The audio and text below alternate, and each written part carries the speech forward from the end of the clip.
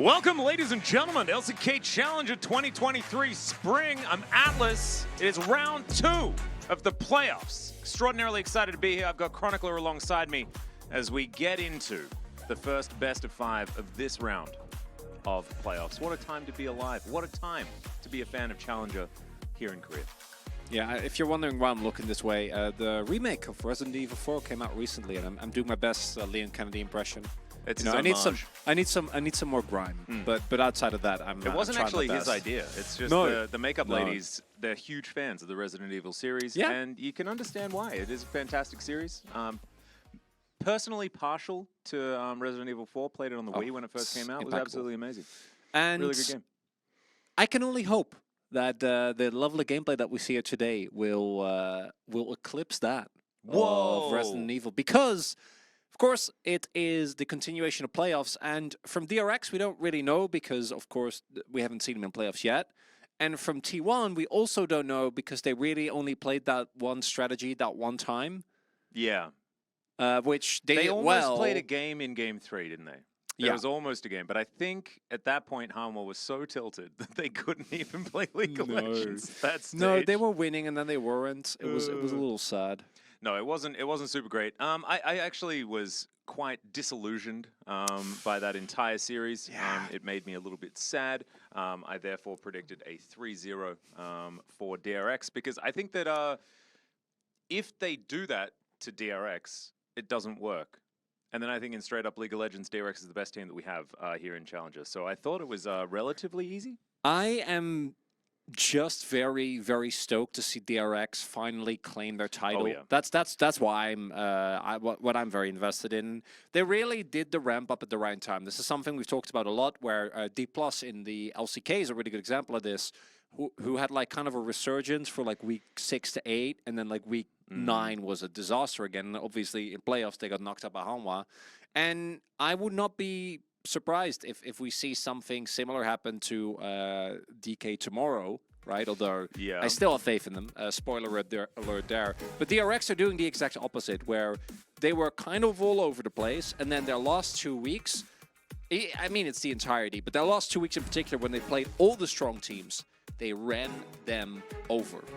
Gatoran has a really good point. Although we only have one series today, it will still somehow to go to 9 games. I love your faith, and we'll see whether it can possibly happen. Nobody had any clue what the E word was. Yeah, I mean, what is the E word? I don't even know what No idea. you're talking about. Zero clue. That is not even a thing. KT is still in the playoffs in both the LCK and Challenger, so we'd like to stay away from that if that's okay. Bro and Brew time with Atlas and Kekla. Well, the bro part not here, although lives on in our hearts. And I hope you guys all absolutely loved the Morgan emote. Yeah, Absolutely we already. incredible. I think most of us already bought it. Yeah. Because you gotta support Morgan. Absolutely. What I'm actually, you mentioned bro, so I want to bring it up. Gamin has been released by the roster. So Into the wild. Yeah, into the wild. Like a polar bear. So Loopy and Feisty are of course still there. They're both playing tomorrow against one another. So the spirit of Breon is still here, and I think it's important to note. But today it will be DRX versus T1. T1. It's a rematch of the World Final 2022. It is. And it's about as relevant as the rematch between T1 and current form DRX in the LCK. Except the other way around. It's kind of beautiful, isn't it? Yeah. Oh, man. I think that... So there are a few arguments here, right? There is the fact that T1 just managed to 3-0 their opponent. If you look past the way that they did it, I think T1 deserves a lot of respect going into this series. And I think that I have struggled a little bit to reconcile that, right?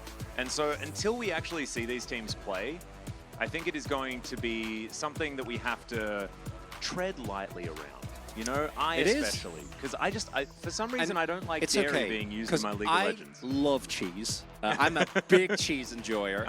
You could call it my heritage, call it my upbringing, but I love it. But I still think that when you play against a team that is as stable and as well-rounded as the current form of the DRX, as well as DRX last year, we're going to make a lot of parallels to that, because it is, for a large part, still a lot of the players are remaining, right? Clear is still there. Plata is still there. We have Setop still there. So even though Jun and Peach are no longer part of this roster, what made them good then is seemingly what makes them good now. So I think that the reason why I was also very confident DRX is going to have a great time today is because I think when they're playing well, which right now they clearly are, they are a very, very resilient team. And I don't think they're going to get thrown off in the way that many challenger teams did. Hanwha Life, most notably, really fumbling in their first best of 5, their first playoffs. So DRX here today, as we can see, look at that. DK 2-0, KT 2-0. Yeah. Those are the matches you look at and you go, I mean, it's an extraordinary run from this team. Like, they're perfect round 2, absolutely incredible stuff. They just sponged everyone. They sponged them in round 1 and used their own power against them in round 2. That's kind of how it worked. You know, they absorbed all of that talent, and now there is none left here in Challenger's career outside of this team that is just all zoomed in on someone's head. Was that Clear's head or is that Pletter's head? I don't know, but they all became one in that moment. And I think that's a beautiful metaphor. It is, because that's what we need. We need team play. Pletter here, obviously, not having amazing games in the LCK, but he did have that one Xayah game that looked real good. Man got a POG. Yep, in the LCK. And then this is a trend that we've seen many a time. A player gets called up to the LCK, does a varying job, doesn't really matter, but then goes back to the challengers and he's like, oh my god, the game is like 20 times easier when I don't have to play against LCK players. I get it now. And they kind of go on a tear. And I think with Plata, we've seen this as well. Now, of course, he used to play in the LCK in 2021, but that was a very different situation. He was a support. He was a support, and also that team was one of the worst teams in the LCK of all time.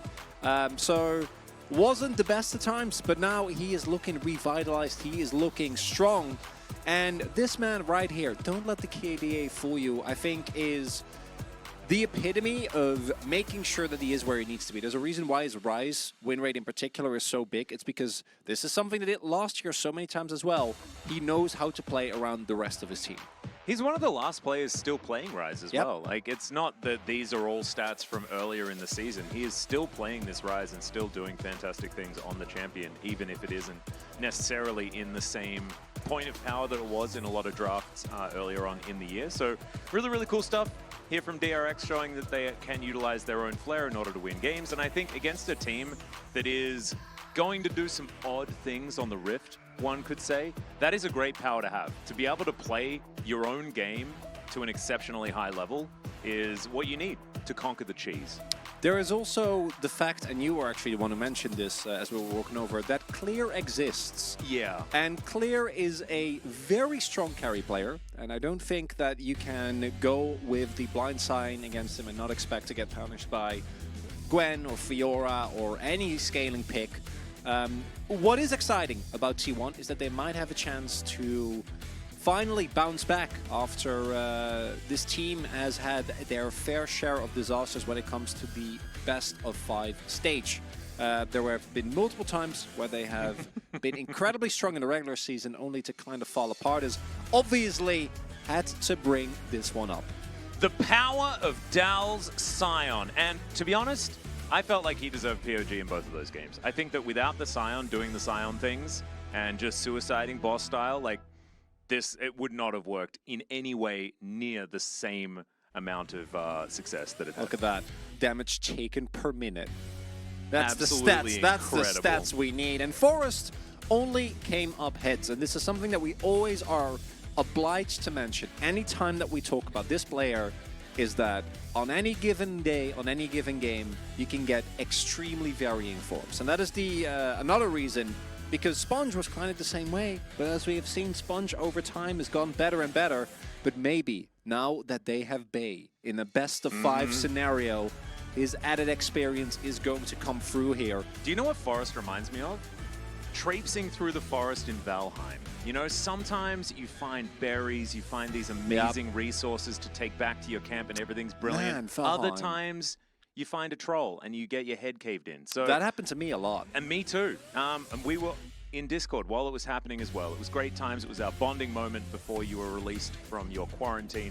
What a time to be alive. Smash here on the bottom side for T1. I think he is the part of T1 that is legitimately just good. He was spoon-fed 3 games in a row, but still, he utilized that lead exceptionally well. I think this is something that Wolf brought up on the cast many times. It's the fact that, yes, he was given a bunch of resources, but he also used them. And there are a lot of teams that give resources to players, and then those players kind of run it down. So Smash, definitely a fantastic carry for this squad. I don't necessarily feel like it's going to be enough against the MVP of the league, but I think he is definitely a strong point. And then PCS champion, MSI representative Bay in that mid lane. Oh no, 13th. This is we of course it's challengers, so we do have a lot of switch ups and a lot of changes, and there are some Galio games in here, you know. So damage share being low, they don't really play for Bay. They play towards the bot side, but still, even taking those things into consideration, you see a cheeky grin from Bay himself as well. Oh, he's giving us a look. There's some sass, some Bay sass. Who are these players? They're the T1 lineup. What are you talking about? Who else would it be? Duet 1998. You've given away your birth year. We know your personality completely now, and you can't say mean stuff like adding a lol to the end of that question and not a question mark. Giving away a lot of things here as we hop into C4 time. It's time to blow it up at the beginning of this series. Chat community corner. The corner's here. And here. Yeah. Double corner. Yeah. So Duet, you're in the corner for now. And you're there to think about what you've done. We'll see how it is going to go. Retired to Chove's Camel Farm in New Zealand. Gatorand, did Chovy change his name when he moved into the camel farming business? And do you need a specific name in order to raise camels effectively? Oh, I don't know. I never given it some thought. I don't think the camels care, but maybe it's good for branding. That's true. Can you explain the doo-doo-doo?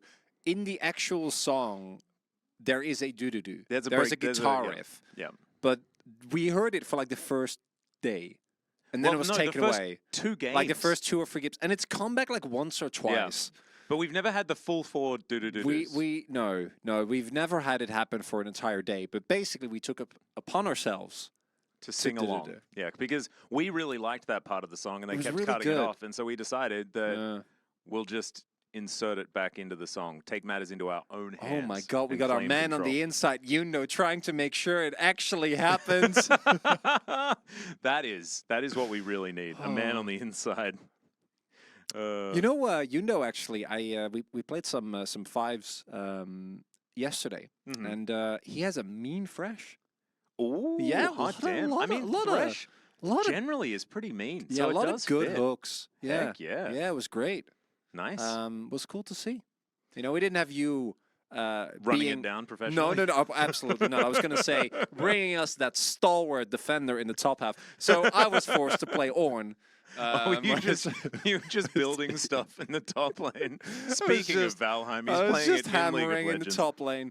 I went I died a bunch of times, but it didn't matter because I was Ornn, you know. So who cares? You just handed out presents when it came to Christmas time. Everything was okay. Oh yeah, it was a very rough game, but we had Ox on Ziggs, so and then on Fresh, like that was that's a meme. They were playing Ziggs Thresh bot lane. Yeah. Oh god. Yeah, they were kind of decimating, and I was Ornn. I wasn't doing too hot, and Valdez was Jarvan, and every single time we were playing into an enemy Jinx, what happened is either me or Valdez would press R, and then the other one would press R, and then Orcs would press R, and then the enemy team was dead. It wasn't. We were like, I don't know, we're like 5 to 10K behind at some point as well. Like, no, we're scaling, we're fine. How did you know that you were 5 to 10K behind? Because I actually find that because we commentate so much, I'm so used to A, having full vision of the map at all times, and B, knowing how far behind a team is. And so when I'm playing solo queue, I feel blind. I feel like I just don't know anything about anything at all, ever. And it's so because, weird. oh man, because how many games have we commentated this year? Like 200 or something?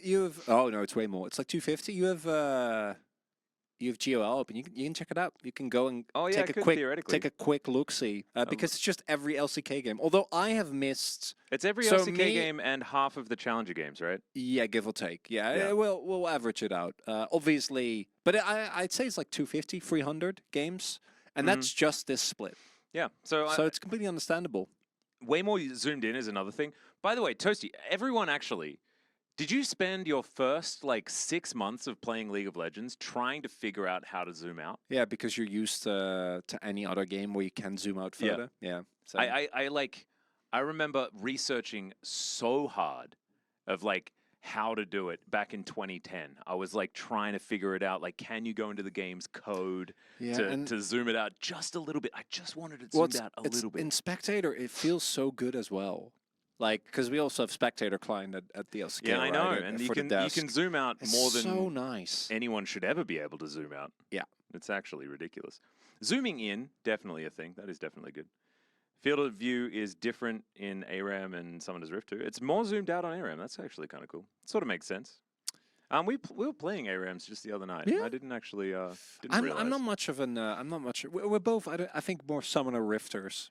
Yeah, although than, I had a really ARAMers. good time, mainly because Orcs gets way more upset when he's playing really ARAM. funny, right? And for some reason, when I'm playing with all of our friends, the more frustrated everyone gets, the more of a good time I'm having. It's mainly me that's frustrated, and that's less fun. But if Orcs is just sitting there saying, "Stop taking my farm, I'm trying to scale as Nasus," like it just gives me life, man. It was just fantastic. Yeah, because I remember the one game where everything looked K, and then Max was forced to play out Vayne versus Garen in one of the one of the most that's like one of those matches where you just can't do anything. Like it's just unplayable. Yeah. And then Veldus also gave him a little present. And then yeah, that was.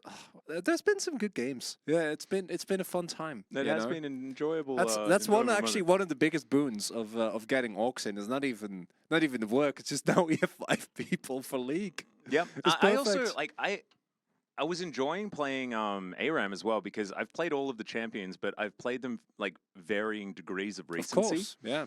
So playing Cassiopeia for the first time in 5 years was like, that was great. You did a pretty good job as well. I was actually impressed. I flashed forward, I yelled at people. Yeah. And most of the time, my triangle wasn't on the majority of the people there, but I had a really good time while we were doing it. Let's have a look at where these teams were going. And it looks like the trajectories are somewhat different. It looks also like someone was trying to draw DNA and failed really bad.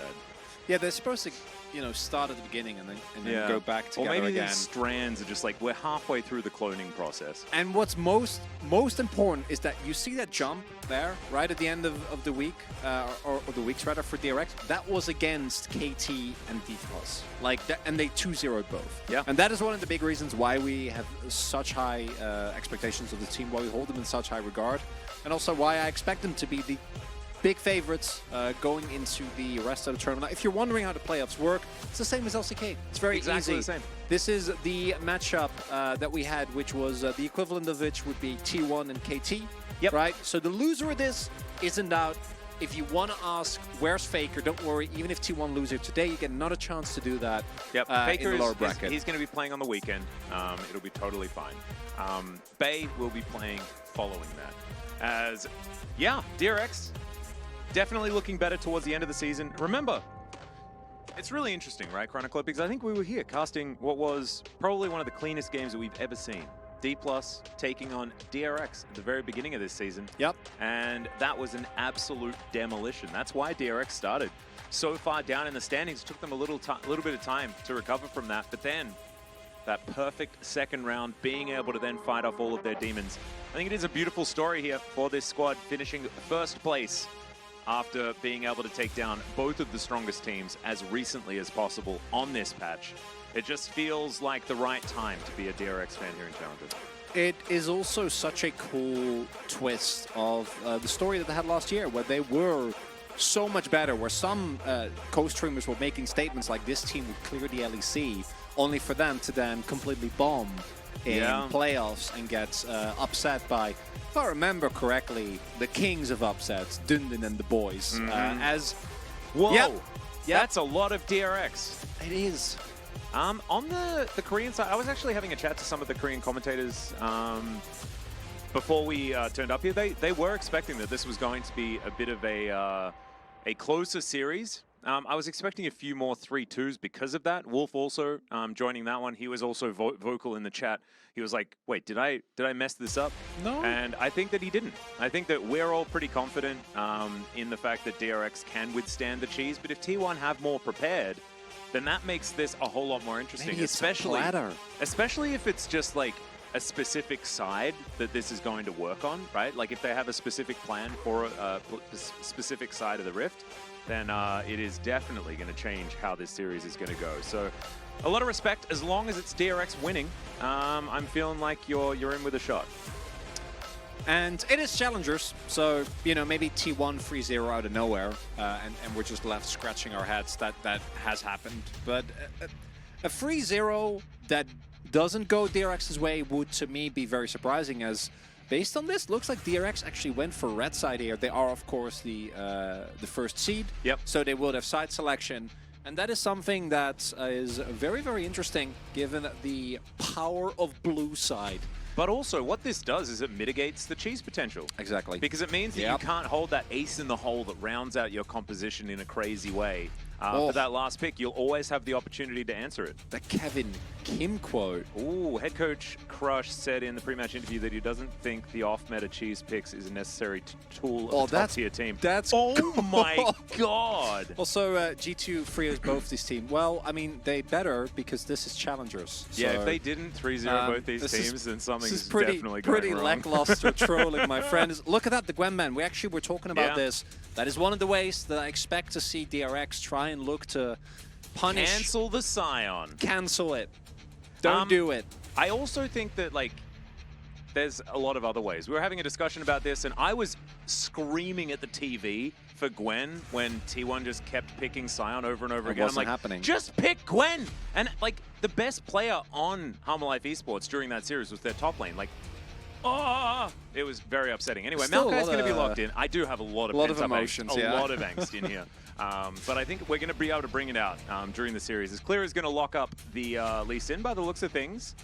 Blind Monk being taken into the Maokai in the jungle. Forest being a Forest, not outside of his wheelhouse, that's for sure.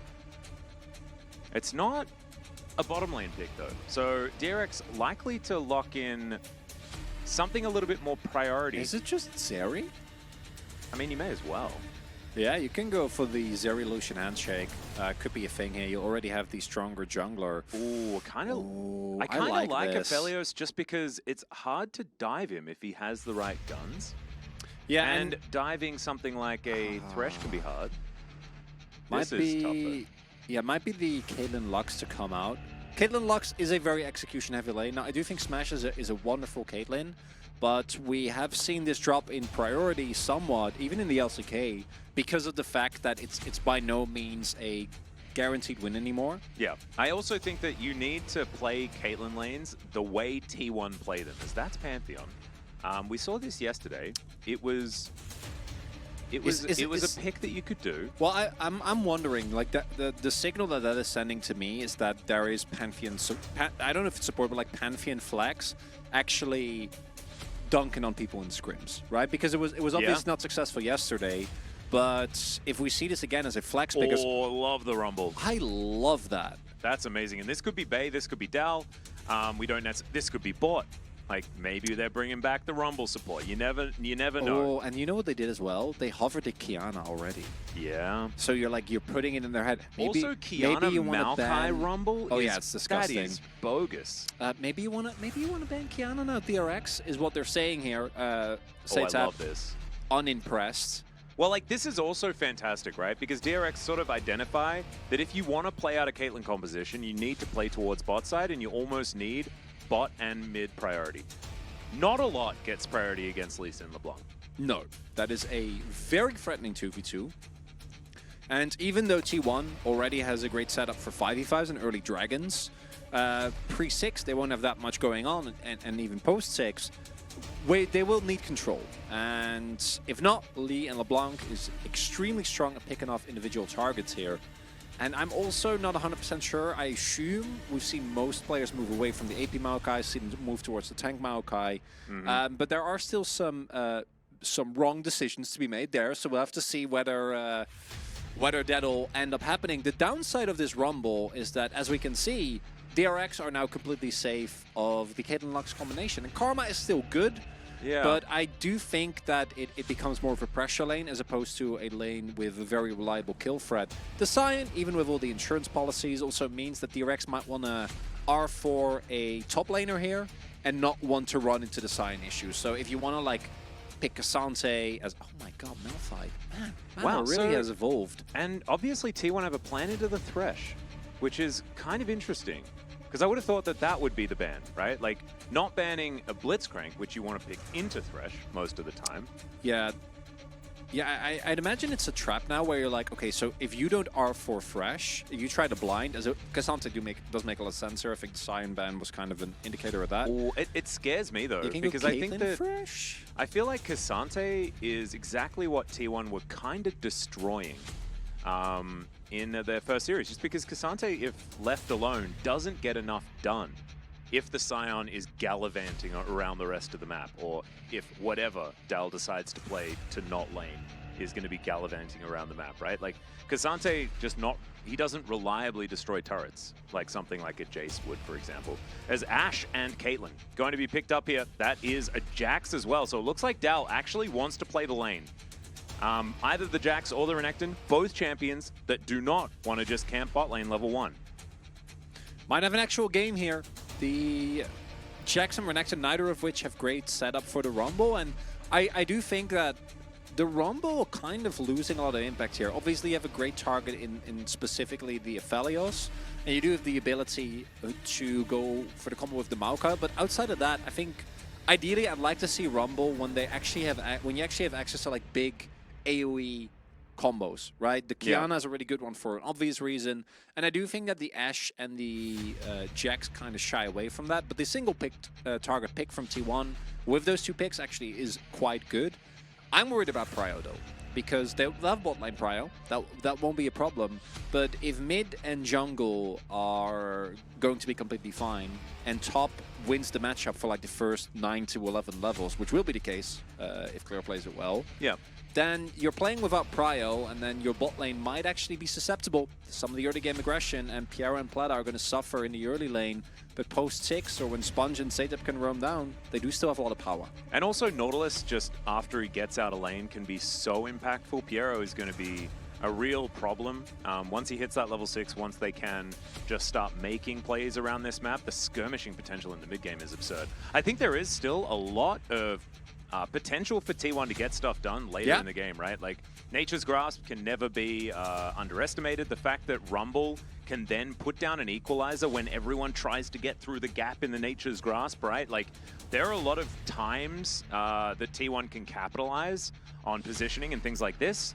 But Ashe, not going to be as much of a champion as the Nautilus as the game goes on. And Sponge and Satap will have so much control, and also that mobility to get around a lot of these positional-based abilities that T1 has. I think we're going to have to see some fantastic Ashe arrows and some really good setup from both Forest and Bay around this map to get stuff done. I do think the T1 composition is the one that on average will be better. I think it's a lot easier to play out. But if DRX play to their peak, which recently they have been doing, I think their composition has so much agency in the early and mid game, barring bot side, but they should be able to cover for that, that T1 might run the risk of falling behind. And if that Rumble gets set behind substantially, I do think the composition kind of falls apart. So we'll see whether DRX is able to, or whether T1 gets an early win here. Yep, let's rock out before we get into game 1.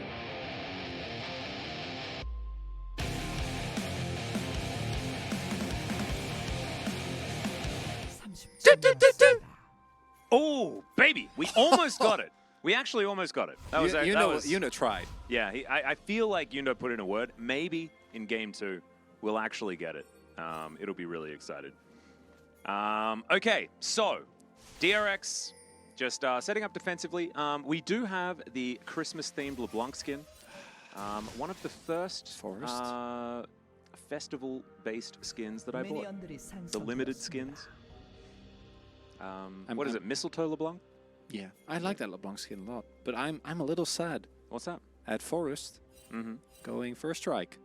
Oh yeah, when you have Rumble, you have a great source of reliable AP damage. Yeah, don't need to do that. Yeah, no, it's not good. No. Especially because we've seen Tank Maokai. Like Peanut did really, really well. It's like permaban. Yeah. Against him. Yeah. Yeah. You're allowed to choose item loadouts from other players. We need to let our teams know this. Piero's taking a whole bunch of damage here. This is going to be a very difficult lane in the straight up 2v2 for T1 to play, for DRX to play out. The Ashe just going to be utilizing that Halo Blades. Peacemaker goes wide though. And we'll see whether DRX can actually get access to this wave before it's wiped out. Not likely to get too many options here. Yeah, you know the moment you lock this in, right, the Aphelios and the Nautilus, that this is going to happen. Yeah. There weren't a lot of picks available that work well with Aphelios and actually provide counter shove and or even any form of suitable level 1 pressure. Heimer, of course, also banned away early on. And unsurprisingly, T1 is getting that bot lane prio. But we knew that was going to happen. It's much more about what can Sponge and Satab do. As we do see, they actually going for the heal here. Something that we have seen on the Rumble, but most often with Conqueror Rumble, because it allows you to get so much healing done. And with Shield, he becomes insanely tanky. As Forrest nice job here on the clearing. As Clear punches Dahl real hard. As He cares very little about the Counter-Strike by the looks of things. The ability to press W seems pretty powerful here, as does he need to do it again? No, he doesn't. So yeah, this is it's a lot of power, and as we mentioned, there should be priority in every lane outside of bot, and we'll see whether that equals the ability for DRX's bot lane to actually get through this, because it could be the case where Forrest actually just has really good counter gank timing or gank timing, as Dal is just trying to deal with these minions as best he can. He should be able to pick up a few of them, and in fact, after this, should be pretty equalized with the Cassante, which is definitely good news. Sponge going to move in, misses his first Q, as Bay is going to get chained, but Satab in a bit of trouble. Good old Flame Spitter doing a bunch of work here for the Rumble. Yeah, this early on, Bay? Okay, he's not going to die, but let's see how Bay is going to do. Remember, he doesn't have teleport, and that is going to be first blood going over to Satab. This is a disaster for T1 already. Sponge, great positioning, and Satab kind of bailed out there in that moment. As I said, you can't fall apart. You can't have Rumble fall behind. Although I guess now with Maokai going AP, they have a secondary AP, so that helps a little bit. Why did he miss? I feel like he had Satab slowed, and it was very difficult for him to not hit the harpoon. We need to see the replay to see why that didn't land. So my take is that the moment that Satab is forced to get out there, you've already won, right? Like now you have prio, you can use this to roam. You can do so much with it. If you have Flash Ignite, I'm okay with you going in here because it guarantees it. But you flipping with this play, yeah, I mean, if he hits the harpoon, he gets it. But regardless, he dies, right? Like even if he hits that harpoon, I'm 99% sure that Sponge still gets the kill. And I don't think that flipping it at that given situation is what's necessary. Like, he played the early game really well. He gets a lead on the LeBlanc. You can leverage that into either map pressure. And if you start falling behind in mid as LeBlanc, and you get perma shoved underneath your wave because Rumble's wave clear is so good, and he can roam bot, you can't play the game if you're DRX. No, I mean, that is an absolute win condition. It was certainly a risk, and the sidestep from Satab, it was so subtle. He wasn't hit by the first, that was actually the first harpoon, so I told a lie there. It just looked like he didn't even move, like Satab didn't even move, but it was a list lazily to the left type maneuver. And it was Bay sort of misidentifying which way he was going to go. So really nicely played there from Satab, but also a bit of a misplay there from Bay. And now Bay is, I mean, it's a catastrophe. It's a catastrophe, and also Satab is the sole AP on his team. So if he gets a lead, especially in a draft with this much agency, right, combined with the Lee. I mean, that's until Piero gets his death cap, right?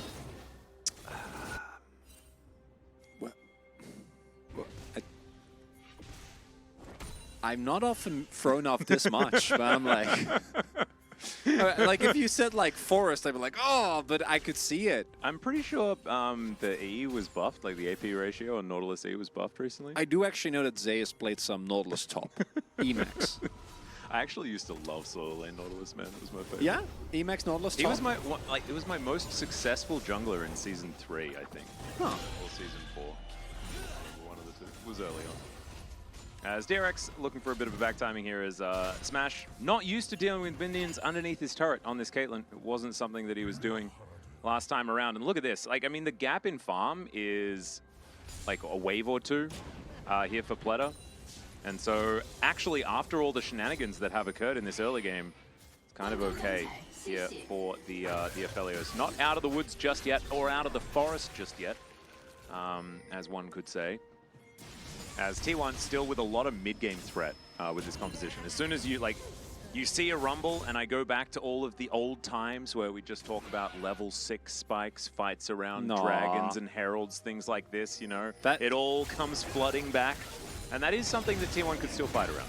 That goes all the way back to like, what, Season 3 when C9 I'm imagining like Koro playing Rumble top on EDG in 2015 and stuff like that. Nice. Man, that's a throwback. Yeah, and by no means are T1 out of this game. But I do think that the mid lane matchup is one that is really important, and falling this far behind this early on is probably going to have a pretty disastrous ripple effect as the first Infernal Drake. Oh my god, I wasn't even reading the Kips' comments, and he'd already mentioned 2015 LPL games. And I just mentioned a 2015 LPL composition. I'm glad that we have some synergy here. As Hook going to connect here on to Smash on the bottom side. Red and white guns set up here for Pleta, but they are able to create some space. And yeah, there's the Moonlight Vigil. Picks the gap gorgeously. In Australia, that's 6 points, as we like to say here on the Challenger broadcast. And not going to get a kill, but 6 points is a good consolation prize. Yeah, and not only do you get 6 points, you also zone away the bottom half, as Forest is on his way. But I think as long as Sponge is here, they can't really step up. And even if DRX don't go in here, which I don't think they should, given that Forest's location is not known, you know, that's a plate. That's a fair amount of damage already being done here. I don't think that close to level 6 just yet. And Chronicler, I want to go back to what you were talking about. We've discussed Caitlyn lanes and what winning in a Caitlyn lane is. I think winning in a Caitlyn lane is at least 3 plates prior to 12 minutes. And you've protected all your plates. Losing plates as a Caitlyn lane is a loss. Even if you haven't died, even if you're ahead in farm, I think it's still a loss. And it's why a lot of teams don't actually like playing these Caitlyn compositions, because it requires you to snowball so hard to be effective. It warps the game, right? And I think that the Caitlyn power trough has become a little bit less pronounced due to the item changes, but it's still there. And what's more notable is that when it comes to team fighting, if there is a bot lane turret, if Pleta is on item parity, then you're still going to be in trouble, right? Aphelios does have a lot of innate power there. Seitab, yeah, just gets to do this now. Well, bot is in the area. He does have Arrow. Piero going to throw down a ward and then steps on a trap. You know exactly what's going on there. Dal going to move down as well. His hockey match is actually going to be played in the mid lane, as we can see. But look at that. That is a Scryer's Bloom. That Scryer's Bloom definitely worth more than a control ward, in my opinion. I would have paid to use that Scryer's Bloom if it was going to get information like that. As Rift Herald trying to come through to this mid lane. That is 1 plate going over to Forest. I think Bay could have almost positioned to try and get that one, but maybe just didn't want to step up to Seitab without information on Sponge's location. And so not going to be able to get the money for the mid laner. And now Seitab a free back. 114 CS here for Seitab. Yeah, he's I kind of wanted to give him my All-Pro first place for mid. Nice. But I didn't. I think I gave it to, it might have been Feisty. Feisty's a good choice. Played fantastically well. I actually loved that, because he was Wolves MVP for the first round, and I didn't even consider him. And then afterwards, we were just watching Feisty pop off. So he was really good, but Seitab this game playing fantastically well. It's clear he's just going to go all out and get all out of the situation entirely. Doesn't have to use flash, and we'll go home. You're trying to go in hard on the Cassante, not quite working out. About taking a lot of damage here, and they know Forest is top half of the map. We're not going to send Sponge down though. There is still a decent amount of vision. Hawkshot also means that they have great awareness of what is going on. So these ultimates for Pleta not having been too effective. But as you pointed out, like just this game state for DRX, I think you're feeling great. It's almost illegal to have this amount of control bot lane as a Nautilus Aphelios against Ashe Caitlyn. I feel like Ashe Caitlyn is about as much priority as you can buy for a bottom lane in the early game. Just not something that they are able to leverage given the state of the rest of the map, right? You have to play respectfully if the Lee Sin is taking control against your Maokai. Yeah, that's the main issue, and that's why I think some of this might be just Smash and Bout not being as adapted to Caitlyn Ashe lane versus Caitlyn Lux, but also like look at the control that's on bottom half for DRX.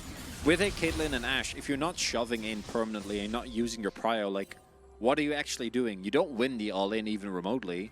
You win by having your opponents be stuck on a turret and poking them down. And because of the control that is coming through mid, like Sponge has just been farming, but he's been meticulously hovering towards bot side, hovering in fog, keeping control of the bottom half of the map. And if Smash and Bout don't have any vision, they can choose to push up. And maybe they don't die, you know, but do you really want to try and flip the game that way? Because if you do die, game's kind of over. Yeah, it's a little bit scary. However, the game isn't over yet, right? Like it's 500 gold. There's nothing really in it as far as money is concerned. And if the skirmish does go T1's way, is Arrow, we're just not going to look at it. No one wanted to see that. Bout just gets a cleanse out of Pleta. Okay, that's what happened. We had this was like a murder mystery, you know. The arrow comes out, and then we're supposed to figure out exactly what happened. Well, we can see the summoner spells. So it hit Pleta, and Pleta said, I have cleanse, and pressed his D key, and everything was K. So that's how that one went. Not a great murder mystery, is it? Not really many twists and turns. I told you, right? I'm playing a great murder mystery at the moment, actually. Oh yeah, the horror game we were talking about with Tamara? Oh yeah, it's incredible. What's it called? Paranormicide. It's a horrible Paranormicide. That is actually it's a really bad title. That sounds like a disease that I could get. But it is, if you're a fan of you know, like the 999 games or Danganronpa or even Ace Attorney, if you can handle a little bit I love Ace Attorney. Little bit of you know, more spooky elements. Really great game. Heck yeah. Has been a lot of twists and turns, unlike this specific play right here. I mean, there has already been a twist and turn in the game, though, hasn't there? True. Because the game was supposed to be about, can DRX come back from a bottom lane deficit and fight for mid-game priority? And they have already been able to do that. They are ahead of the clip as far as that is concerned. 2,000 gold, the lead here for Satab. And he is exactly the champion that they want to be in control. All or nothing here at this stage. You can still, if you win the fight here as T1, I think you are still in a position where the game is very playable. All or nothing over second Herald, baby. That's what we're about here. Oh, it's good to be back in Challenger, isn't it? Satab going to block the ace in the hole. And Smash just taking some combos here. There's the flash forward. It's DRX that is starting the fight. Q going to connect onto the Maokai as they do secure the Herald, but it's a double kill for the Jax. T1 just tearing them up, make it a triple as Dal is going to take down 4 people. That's an ace. Huh? Well, DRX ran head first into a rumble. And yeah, Bay was behind 2k gold. That doesn't mean you can disrespect the Equalizer and the Flame Spitter. Most notably, Pleta dealt 0 damage in that fight. Piero hard engaging on Forest, not quite working out.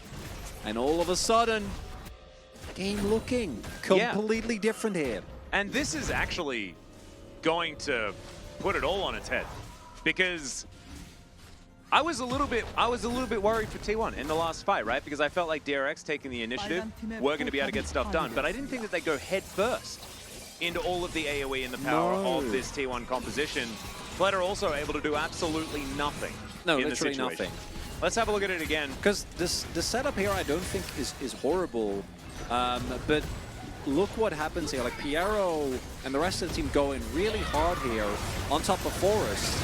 And that just opens them up to getting completely shreked. And Plata can't die there with flash up, right? Like, I mean, he can if he gets hit by like. So he was hit by Nature's Grasp and then immediately counter-struck and equalized. Yeah. And he was just dead.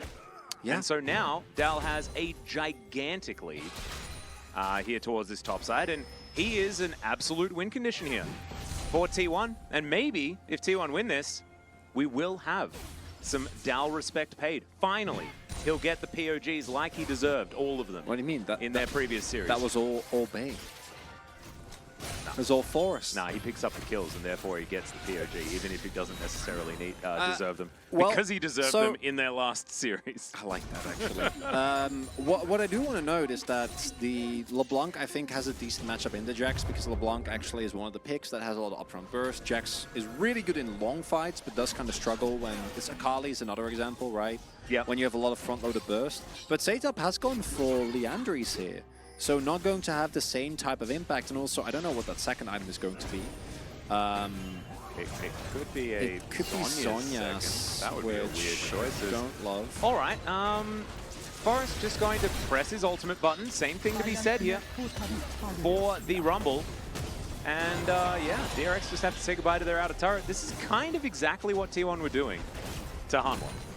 Yeah, and what we mentioned earlier, which you see here as well, is that like Forest and Bay press their ultimates and Plata loses like 40% of his health bar.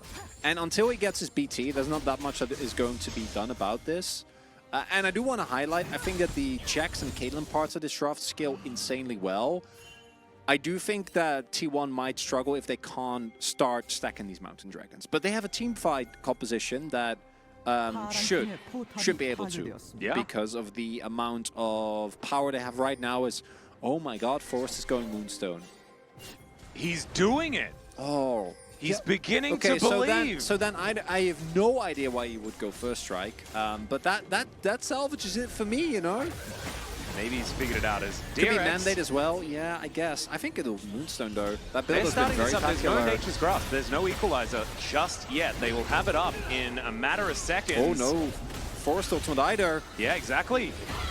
It's a dangerous time as the arrow is going to be avoided. Setab getting around the side, bought in a bit of trouble there. As Dal just ready to play some hockey. Sponge going to be taken away here.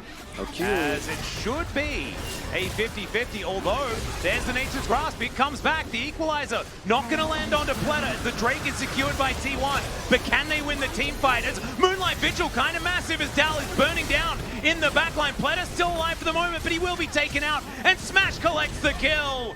Clear. He's going to be able to take down the Jax. That is a big shutdown as Setab not going to be able to fight against this T1 roster right now as he does just pop back to the initial distortion. Executes the Ashe, and it's going to be an even fight, but a Drake going to T1. That is massive. Oh, I love you, Setab. He went Cosmic Drive.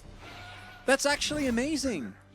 Oh, like so that was much, the choice. That makes me so much happier, because I was really worried about his damage output in these fights. But going for Cosmic Drive, love that. And here we see exactly the power of the T1 composition, but also I think they go a little bit too hard there towards the end and give space for DRX to kind of turn this into a very messy, scrappy fight. Because like these two ultimates, particularly on this Rift, are disgusting, right? Like they are so strong. And we see the power here as the entirety of DRX is forced to just peel back as the ultimate from Forest comes back, and everything's looking great. They don't get that much damage out of the Equalizer, but Base still does more than enough. And then even with the crits, they don't kill Dahl. And this is where you're thinking everything's great, but Clear and Setab, man, do so much heavy lifting in the... Oh, wait. Oh, dear. Okay, there is the kick as Bay definitely dead. It's who's going to kill him is the question. It will be Sponge that locks down that kill. 1, 2, and 7 on this Rumble, who's just trying to get some side lane farm. He's about to get Flame Horizon, guys. It's 80 CS the difference in favor of Setab. And yes, the Rumble has been so good in these team fights, but he's struggling to find anywhere to hit minions. Yeah, and he does kind of need those, because one of the issues that Rumble does have is that his scaling is not amazing. His ultimate obviously is great, but like late game he does run into a lot of issues if he's not ahead of the curve, which... Well, you see the gold that we are looking at right now. Yeah. And it becomes a question, who can carry harder? The upside for T1, I do think, is that Satap is monstrously fed, but Pleda and Sponge and Clear, none of them are like very strong right now. All right. That's a beautiful arrow, and that is a very dead LeBlanc. Nicely played. Great pickoff here from T1. That's huge. And now they've got a lot of time to play with. 21 minutes into the game as Sponge, how the heck did you do that? It's double mandate. I don't like that. Well, I also am not too sure about doing this. Okay. With the enemy jungler still up. But Satap isn't. Well. There is a very large gold difference in favor of T1 here. However, it's still a 50-50. So pretty challenger as the kick is going to come through. As the equalizer comes down, and that is a very dead Jax. The Baron, oh my god, okay. That gave us a heart attack, but it is still going to be the Baron secured, and Smash is just looking for it. Pleta going to be able to escape for now, utilizing that Gale Force. And T1 can now move back and set up some more control, but Satap is still alive as the arrow, once again, going to sail wide. He hit an amazing one before, Satap. Can Satap get in and make this one happen? Teleport TP. going to come forward here as Forest identifies the LeBlanc's location. The teleport from Clear. Let's see what they can make of it, as right now, Satap connects some chains. He wants to try and lock down Smash as Clear gets in, but he's by himself. And he's just going to burn down. And Bay, he hasn't been able to farm, hasn't been able to do anything, but in these team fights, he's doing so much work. And T1 playing it fast and 4 health. On that Nash, but they get it, so, you know, who cares? Calculated. Not a flip, calculated. Not a flip, yeah, not even close. They're playing it fast and loose, but it's working. And in that scenario, you're going to be feeling completely fine.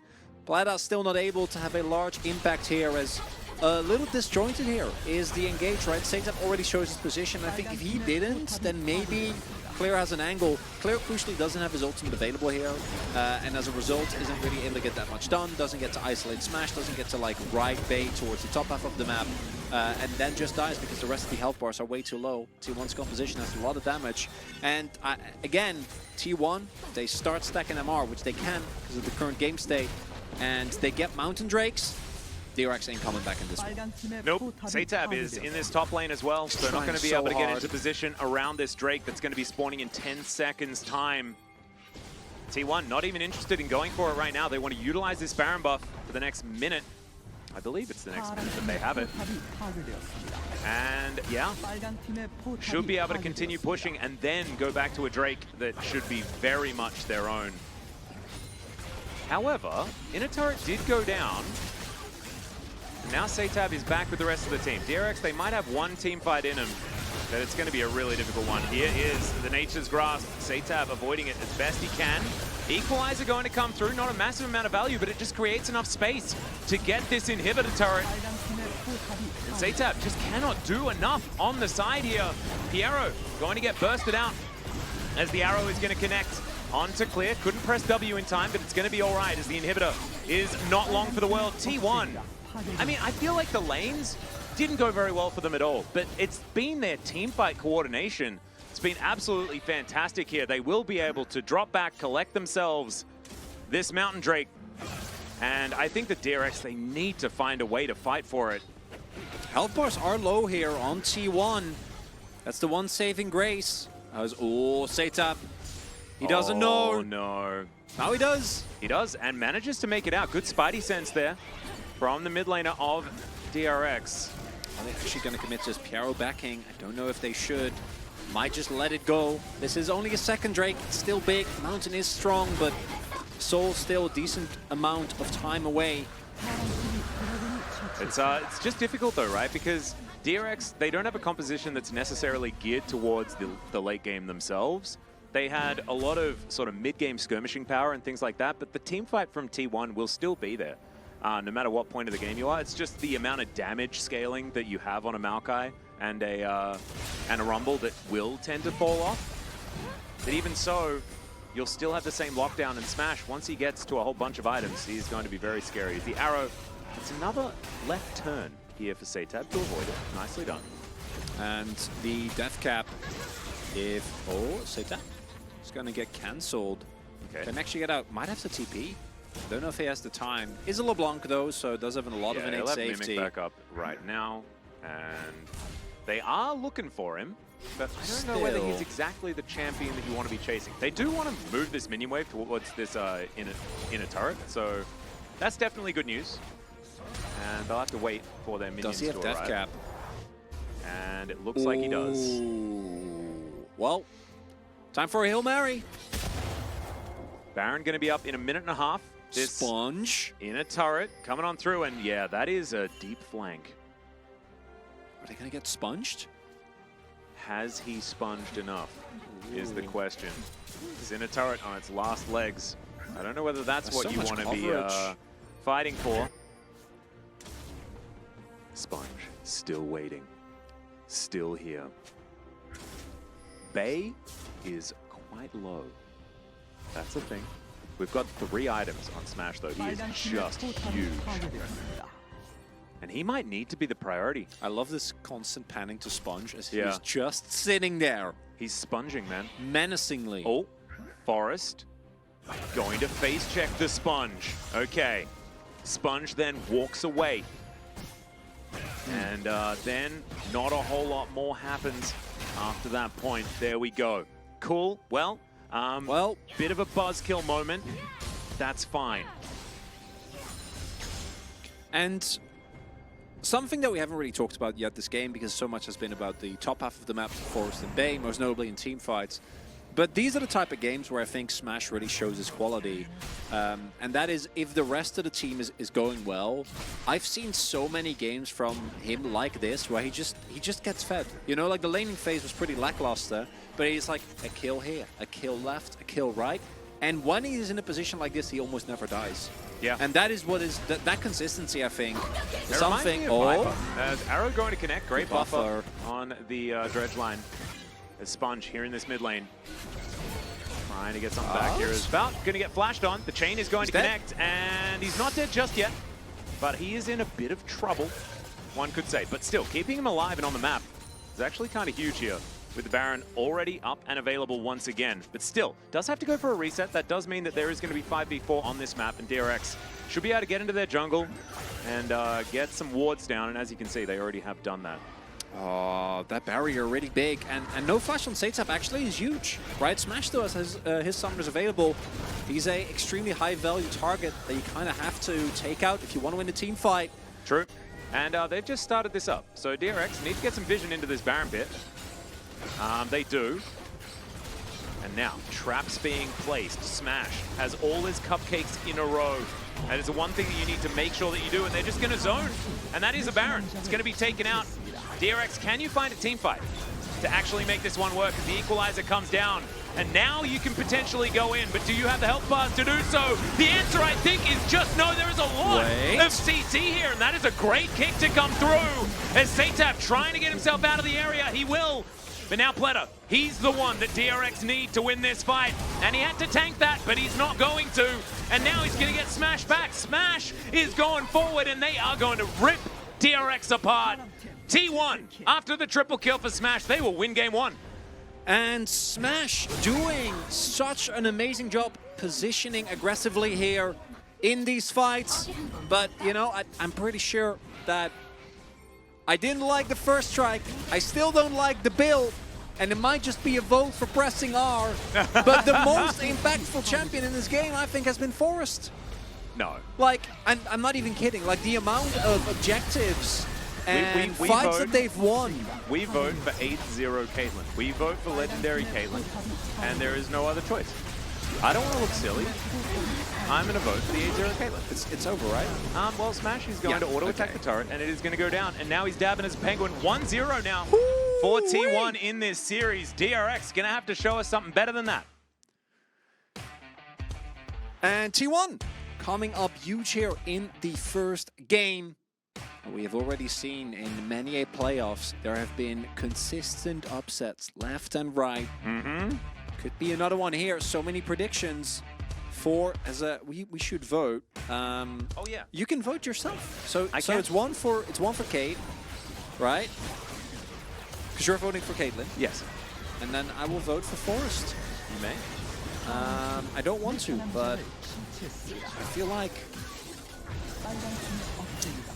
he set them up too well. He did indeed. And this is the end that lost the game for DRX, unfortunately. And I wonder whether now DRX are forced to do something weird, like ban Rumble. Something strange like that. Because Bay got clapped in the lane, but it did not matter at all. Oh, he just really didn't want Piero to die there. Yeah. And I guess it kind of makes sense because he can't ever go either. back in again, right? Because he was such low health, so he was just going to be free money. So, I don't know. Still, like it was a heroic performance from Satab on one side, but look at the damage from Rumble, Caitlyn, and Maokai in this game. Absolutely obscene. I think that if you ban away the Maokai here, which is what I expect to be the DRX pivot, then the game might look a lot better. We'll see. They also picked red side here themselves, and that is losing game number 1 when you have side selection is really rough, right? Because that is the type of situation where you're expected to come away. Also, not the most exciting game for Clear. He's been really good at finding some specific angles. Same can be said for Sponge, but not really coming together here for DRX. And they were in decent control of the game. And then from the point where that one fight happened around the second pit, game was getting completely taken over for T1. It was. And this is kind of very similar to what we saw against Halma Life Esports. DRX, I was expecting them to be able to very comfortably counteract what T1 was doing there, but they pick Cassante, and they do very similar things to a lot of the issues that we did see in that prior series. Looks like T1 just able to play around these team fighting compositions that just find these fights. It's the power of comfort for Bay on his trusty Rumble. Wild. Man, Absolutely crazy. Like, and his early game was very rough, but then it didn't matter at all, which is a lesson for all of you if you're playing solo queue. You know, when your lane doesn't go well, you got to keep going. Yep, and here is the correct POG for this series, as we expected. Smash just playing fantastically well, and after what was a difficult early game, just shooting heads, clicking heads. His positioning in team fights is such a joy to watch, and it's something that doesn't happen often for a player this young, where he's simultaneously able to maximize damage output while also not dying. Yeah, it's very similar to Viper. Yeah. And the way that he kind of plays. Because Viper doesn't smash lanes, but he does play team fights late game extraordinarily well, positions extraordinarily well. And I put Smash in a similar category. And plays behind some crazy people like Forest and like Bay, who, when they get it right, they get it really, really right. And this was an example of that. Hope we get 5 games. Well, I wouldn't be opposed to that, but DRX are going to have to bounce back strong, because this game, as soon as that one team fight happened, kind of was a shellacking. Yeah, no, it was not close at all. I hope that we do see some adaptation in the draft. I want to see Cassante removed entirely from Clear's champion pool. Don't want to ever see it again, because he needs to have more impact in these games. But it is time to go to a short break. A short break. I'm going to remember how to speak English, and we're going to have game number 2. See you there.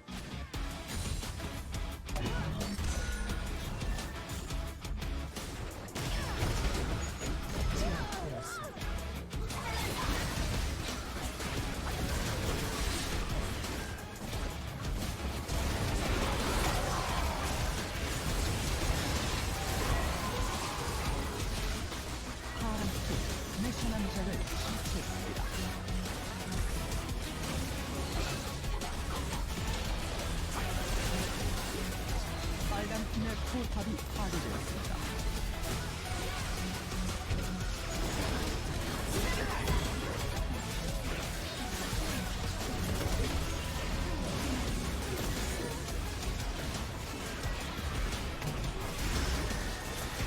파란 팀이 내셔 남작을 실체했습니다. 빨간 팀의 억제기가 곧 조심하겠습니다.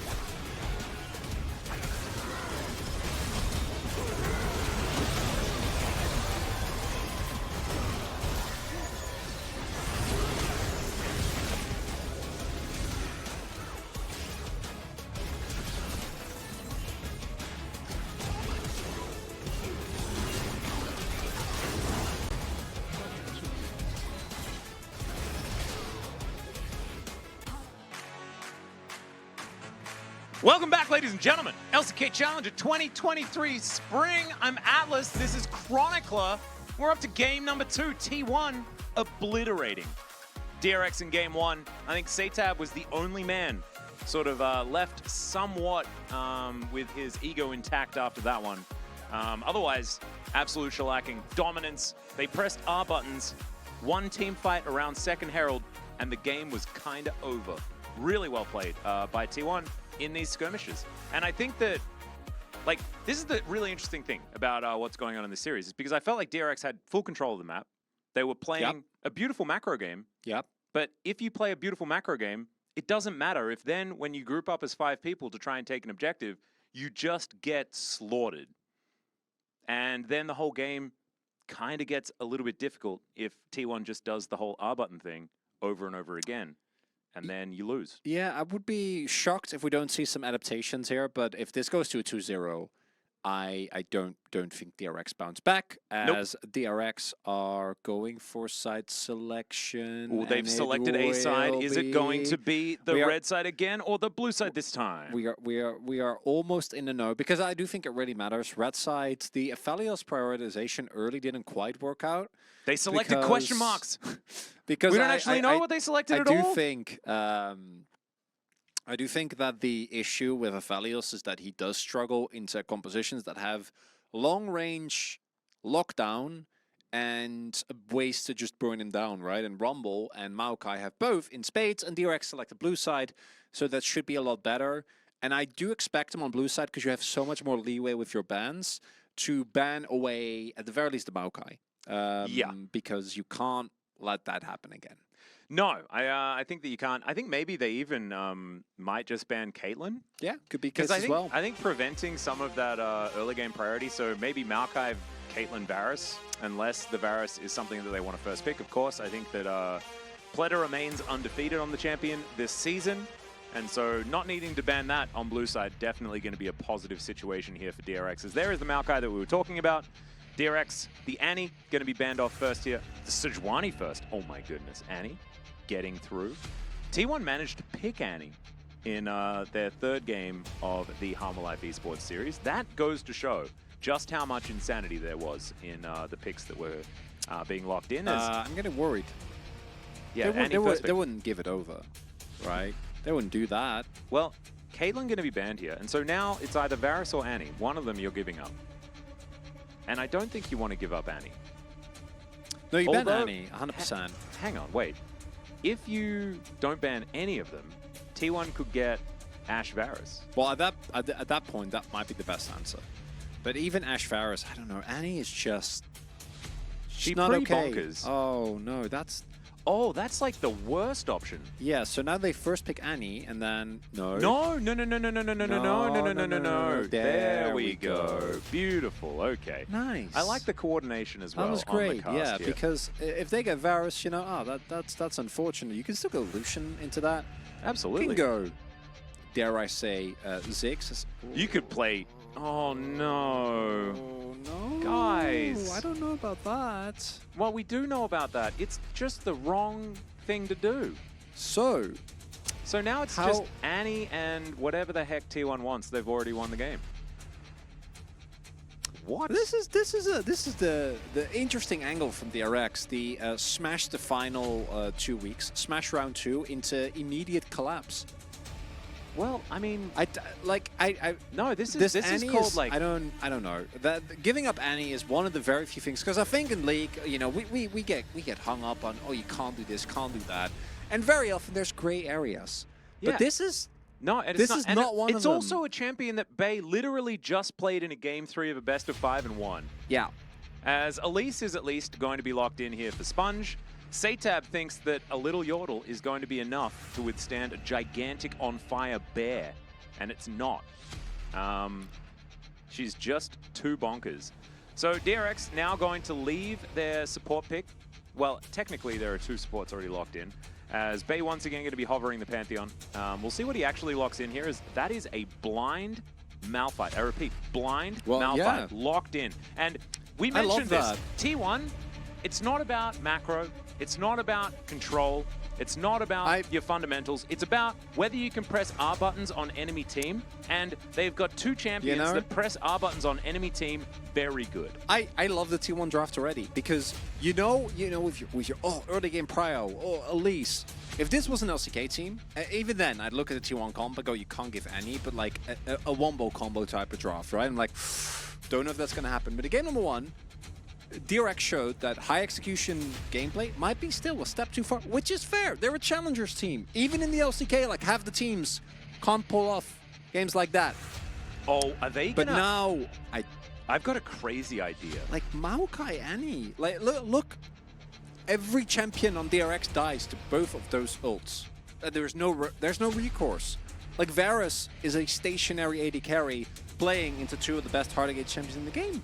Like Veigar as well, like, oh, I have limited AP. Guess who doesn't care? Yeah. Malphite. Malphite definitely doesn't care. So, I mean, there is a really interesting thing that T1 can do here. They can just lock Draven. There it is. They can lock Draven and flex Annie. Yeah. And then, if something comes in that they don't want, they just pick Gwen or something like that. And they flex Annie towards the bottom lane. And you can play whichever matchups you want. This is going to be on-hit Varus, isn't it? Yeah. Very sad. But that's okay, because the fundamental mistake happened at the very top of this draft. Yeah, I do think that on-hit Varus is actually better here, because Lethality Varus actually isn't going to do anything. Like, that's kind of true, yeah. Lethality Varus I don't think is going to have any relevant damage, but I also don't know how much autos you're going to get in versus Annie and Malphite. So jokes on Plata, I guess. I'm loving the T1 drafts. Like, I gotta say, the first one had me like a little bit worried, and I also think the itemization is something that can very easily be improved, but they were great. Aatrox? All right, okay, clear, fine. And now we're gonna do something else. So let's see where they decide. I think Annie mid is absolutely what you want. Hell yeah. Throw that Leona in there. Absolutely. Oh my god. There is a lot of R pressing, isn't there? Oh my god, T1. Okay, this is absurd. This is amazing. I love this. I'm loving this. This is hilarious. How many How many times have like T1 put teams in the bin based on draft? And it's been 5 games now in a row. Yeah, but it's different as well than I think a lot of the Hanwha games, because I do think there they were relying on like one specific strategy. But this is so hard to play into, because what T1 is doing, you can't really ban out. Like, they shouldn't have any, right? But if you add any form of like mage with hard engage in the mid lane here, if you pick a Galio here, I think it's probably still fine. It's still very hard to play. Ooh, Galley fight. That's a fun combo. That is a very fun combo. The gargoyle delivery system on top of a mountain. Like, picking Aatrox makes sense from a perspective of you're good early into tanks, and you need AD damage because you already have Elise and Veigar. You can't really like pick a Gwen. That doesn't quite that's work. why they were banning the Jace and the Renekton. I was seeing those bans and I'm like, oh, but you want to take like Gwen into Malphite, right? But with Elise and Veigar already locked in, you just can't do that. And so it's like DRX checkmated themselves after every part of the draft. Yeah. They outplayed themselves everywhere. So this is like, if DRX win this, like, oh my goodness, this is like the easiest 3-1 of their lives, because this is the hardest game they're going to play in this series. According to the Lost Challengers, DRX are going to stomp them this game. I mean, yeah. And then T1 is just going to like all in every lane, level 3, lose all of them, and the game is just going to be over. Yep. That is the only thing that makes sense at this point to me, Atlas, because it can't be this straightforward. It cannot. It can't be this easy. There always has, like, this is that point in like the anime that you're watching where like the protagonist is losing the battle like so much, everything's stacked up against him so much that you're like, oh, okay, so this is the time. This is where he turns it around. Ah, this is the time. Like, Gohan's lost an arm, so he's definitely gonna do it. Let's rock out.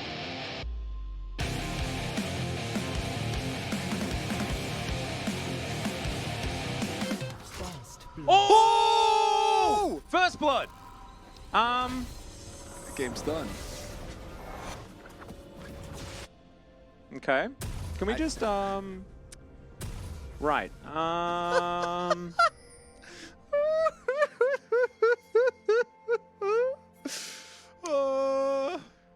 Okay, so we're gonna get a replay of what was happening while we were doing. Oh, man, and Annie. Sponge just wandered on in. He got Annie. Yeah. And he's dead.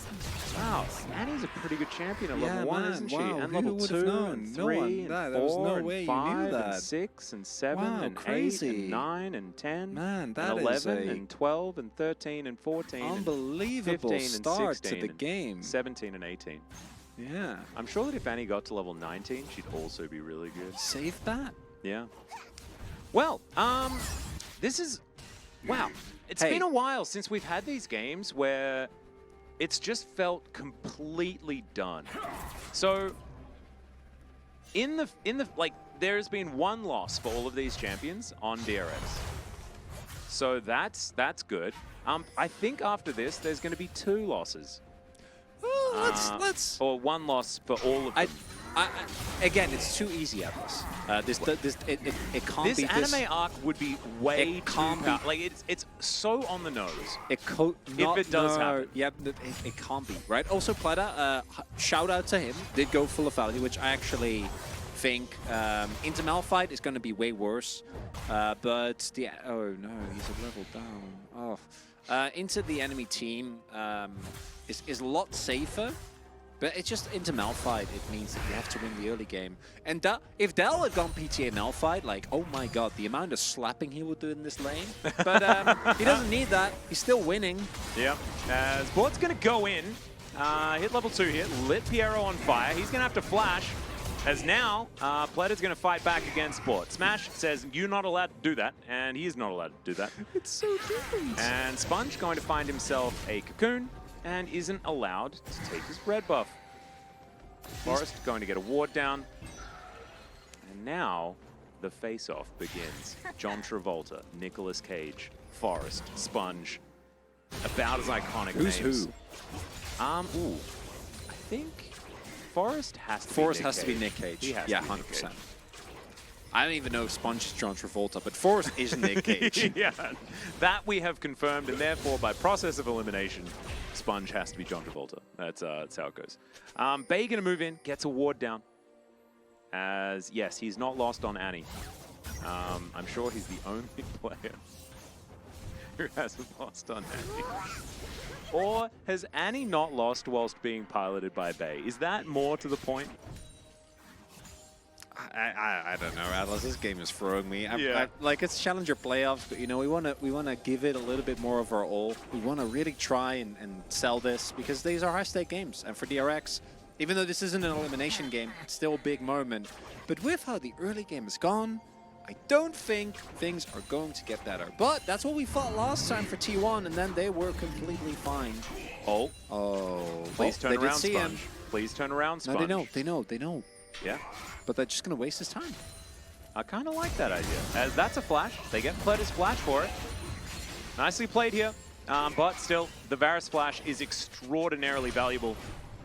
And so therefore, no flashes remain on this bottom side as Piero is just looking to hold onto the wave in a good position. Some arrows are going to come through. And now Sponge move back down once doesn't again. have Oh, they're trying to flash. get this crash.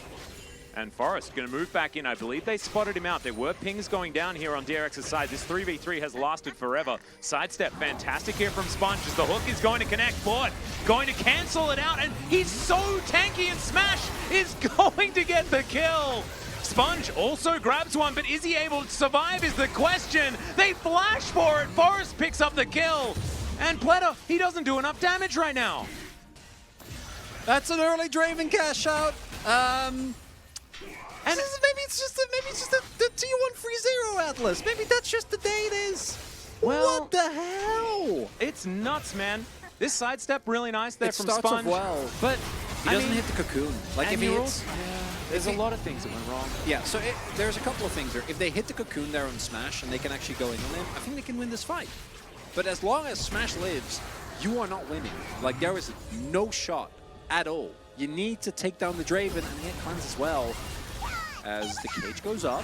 Yeah, Tib is going to get hooked.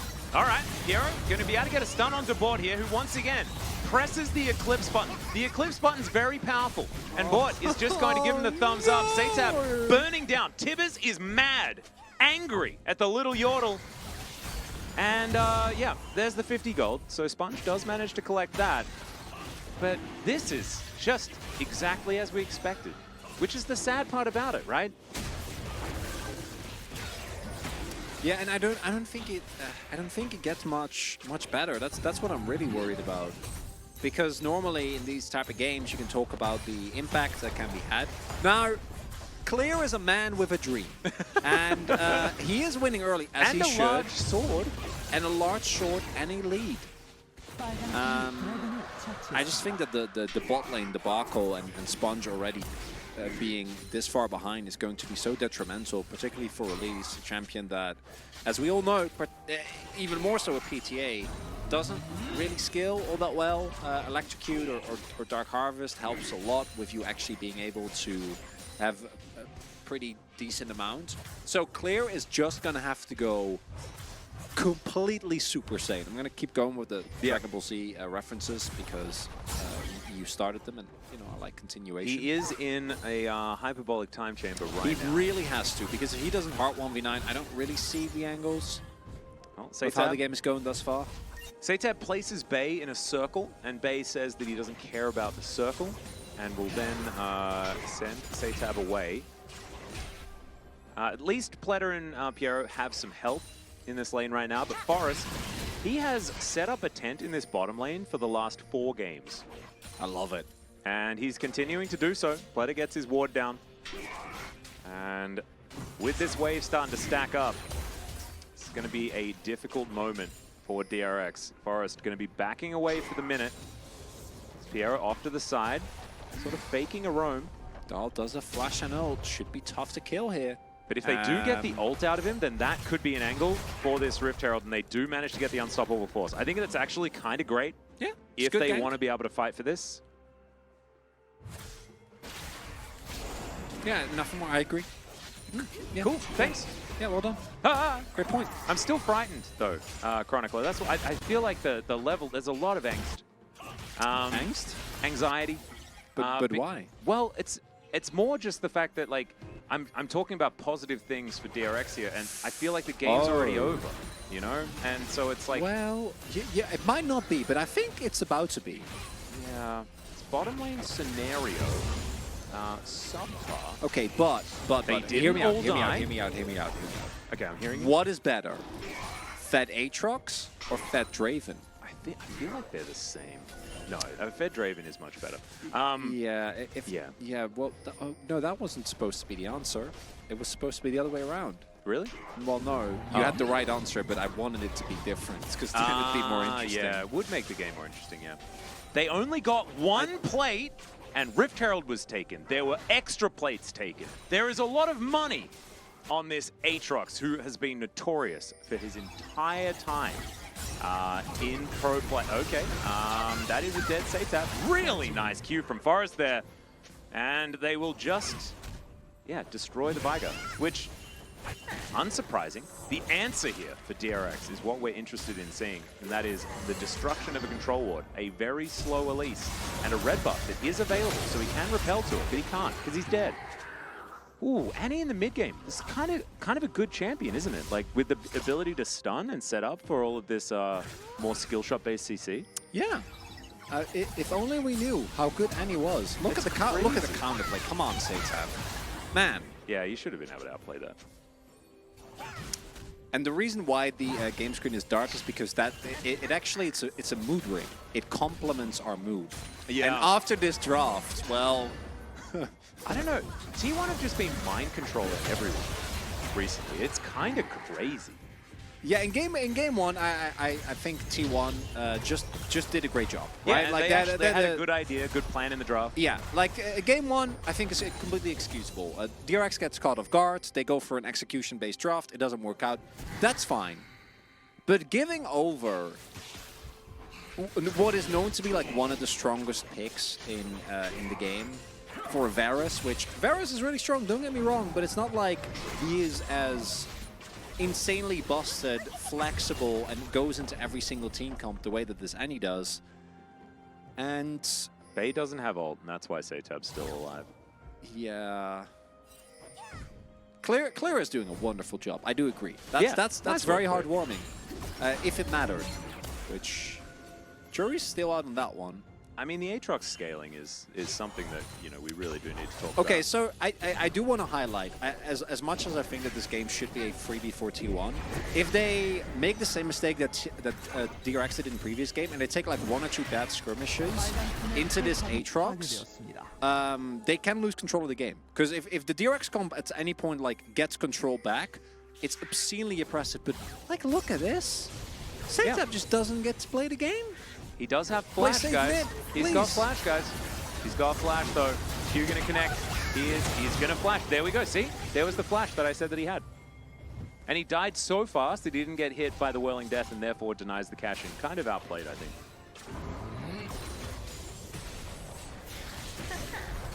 Well, Merc threats are very high. Merc threats rather are very high value for DRX, so that's cool. 2 of them have been purchased so far. That's very good. Yeah. That'll be impactful, you know, because there's so much CC. T1 have Annie on red side, man. He had flash. I mean, Chad, if you think that Veigar ever lives here, no, he doesn't. No. There is no, just no. Death is the best dodge for Whirling Death. I agree. Nice. Very As deep. this is a lone Mount Drake, kind of good. Hex Tech Soul. Oh, man. For a game that is likely to be won by a snowball, this is a dragon that will certainly help you on your way to achieving that. He would have survived the if he had flash plus probe. True. Yeah, he should have actually paid for the DLC, shouldn't he? The illustrious double flash. Yeah, he actually kind of messed that one up. Clear here towards the bottom side. Does have Sponge alongside him. And he does have his Gore Drinker complete. He got solo gold, or at least shared it with Sponge, as the top outer turret went down. And that's a good thing. You know, if Lethality Varus can get Hextech Soul, Or and, the auto and attack. He might be an auto attack champion a little bit. No, it's you know, he gets to fire more Qs. He gets that's true, he gets yeah. more cooldown reduction on his R. It's also great for Veigar. Veigar loves cooldown reduction because of the impacts that he can do, and he can stack faster, which gets him more ability Clear? ace, which you know I mean, gets Clear him. kind of massive. Yeah, no, Clear can 1v2. So I'm not too worried for him. If he, well, now I am. Wow, okay. Clear just going to accept his demise and take an egg. He's going to write Worth, because they got turret plate. He can 1v2, but not under a turret. No. Right? Yes. Bit of a So moment. what did he mean by that? Well, Dal managed to get that last plate there as well. Nicely done. 5K viewers is in your record? It could be. Ooh, yeah. Getting up there. And the Challenger family is growing every day, and you all know, be nice, or you get immediately smashed by the banhammer. Yeah, I'm sorry, I'm here. So if you do say something that's a little bit untoward, a little bit bannable, you're never Get him, speaking in this Satan. chat Oh, he ever doesn't again. he doesn't have ultimate. A Veigar and a Dream. Oh, here we go.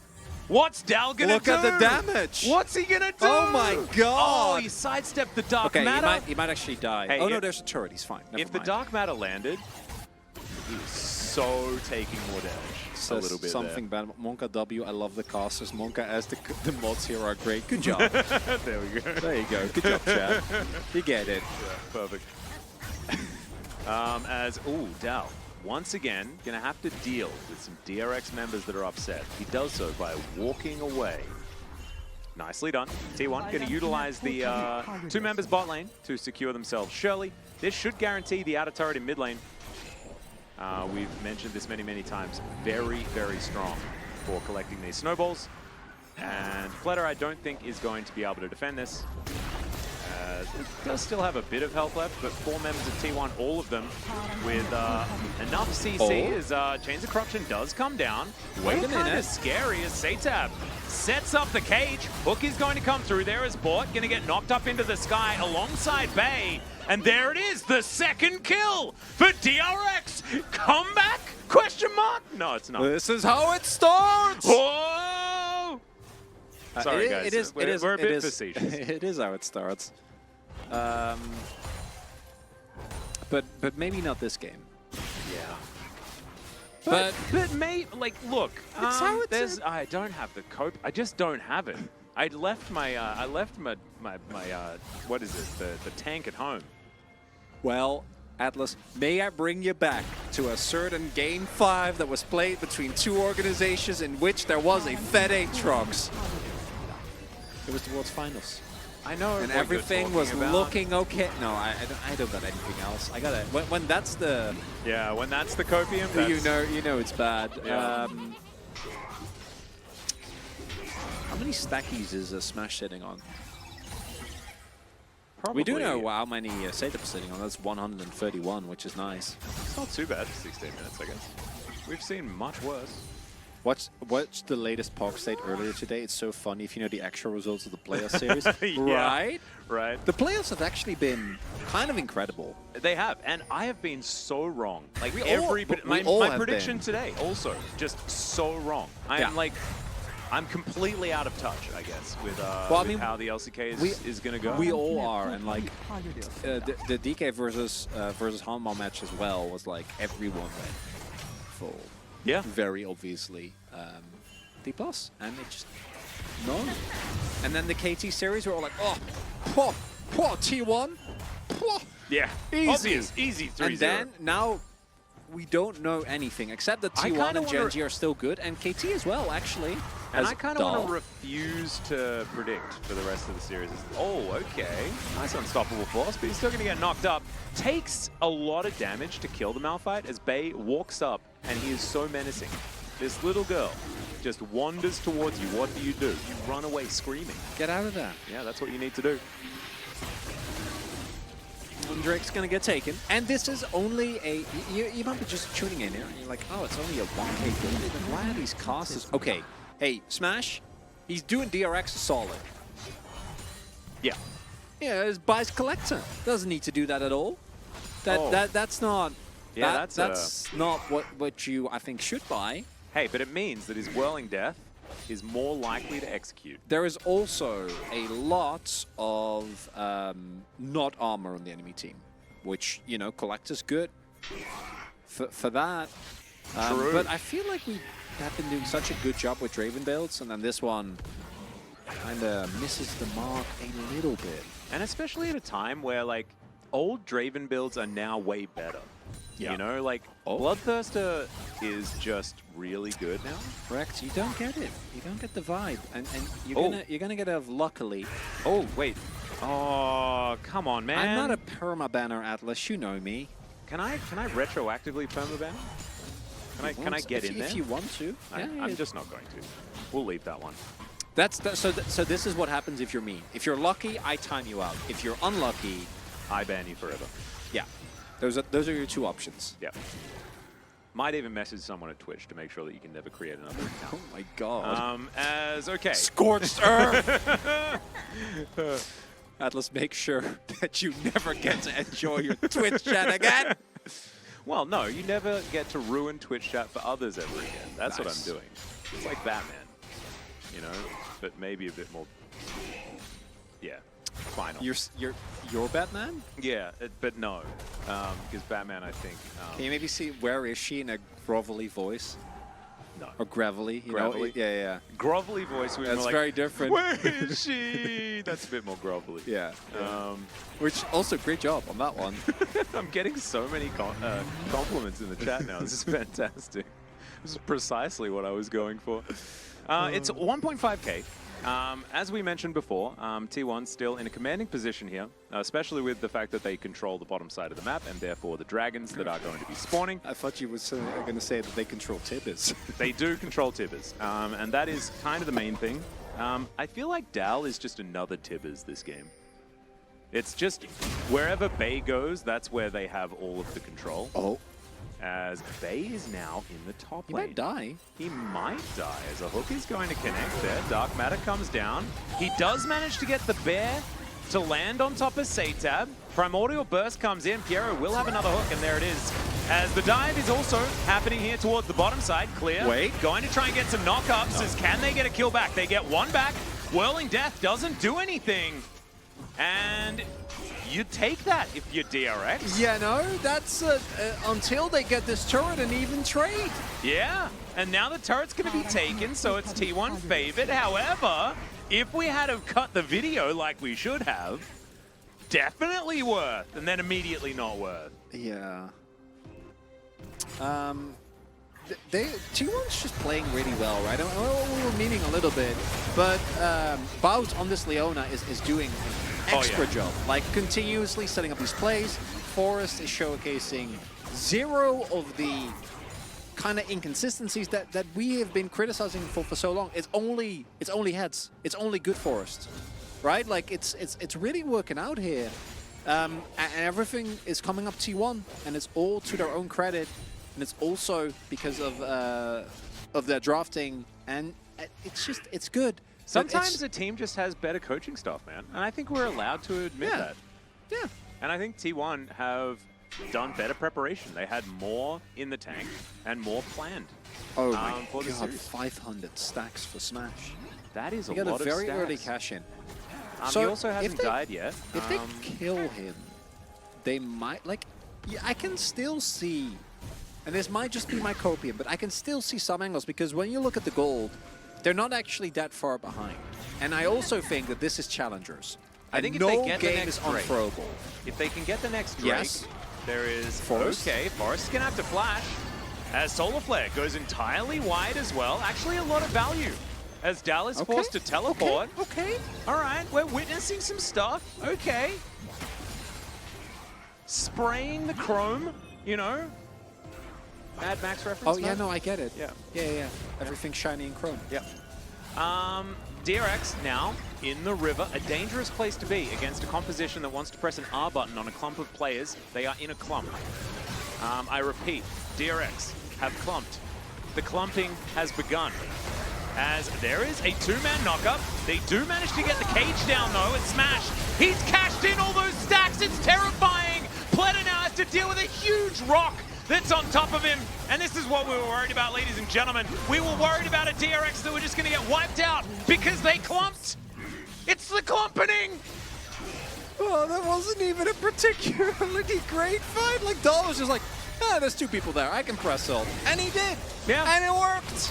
Yeah. And now game's done. Yeah, that was a He got like money, guys. 1400 cash out. And if DRX killed Draven, they didn't win the game, but they had an angle. But now, Draven got a kill.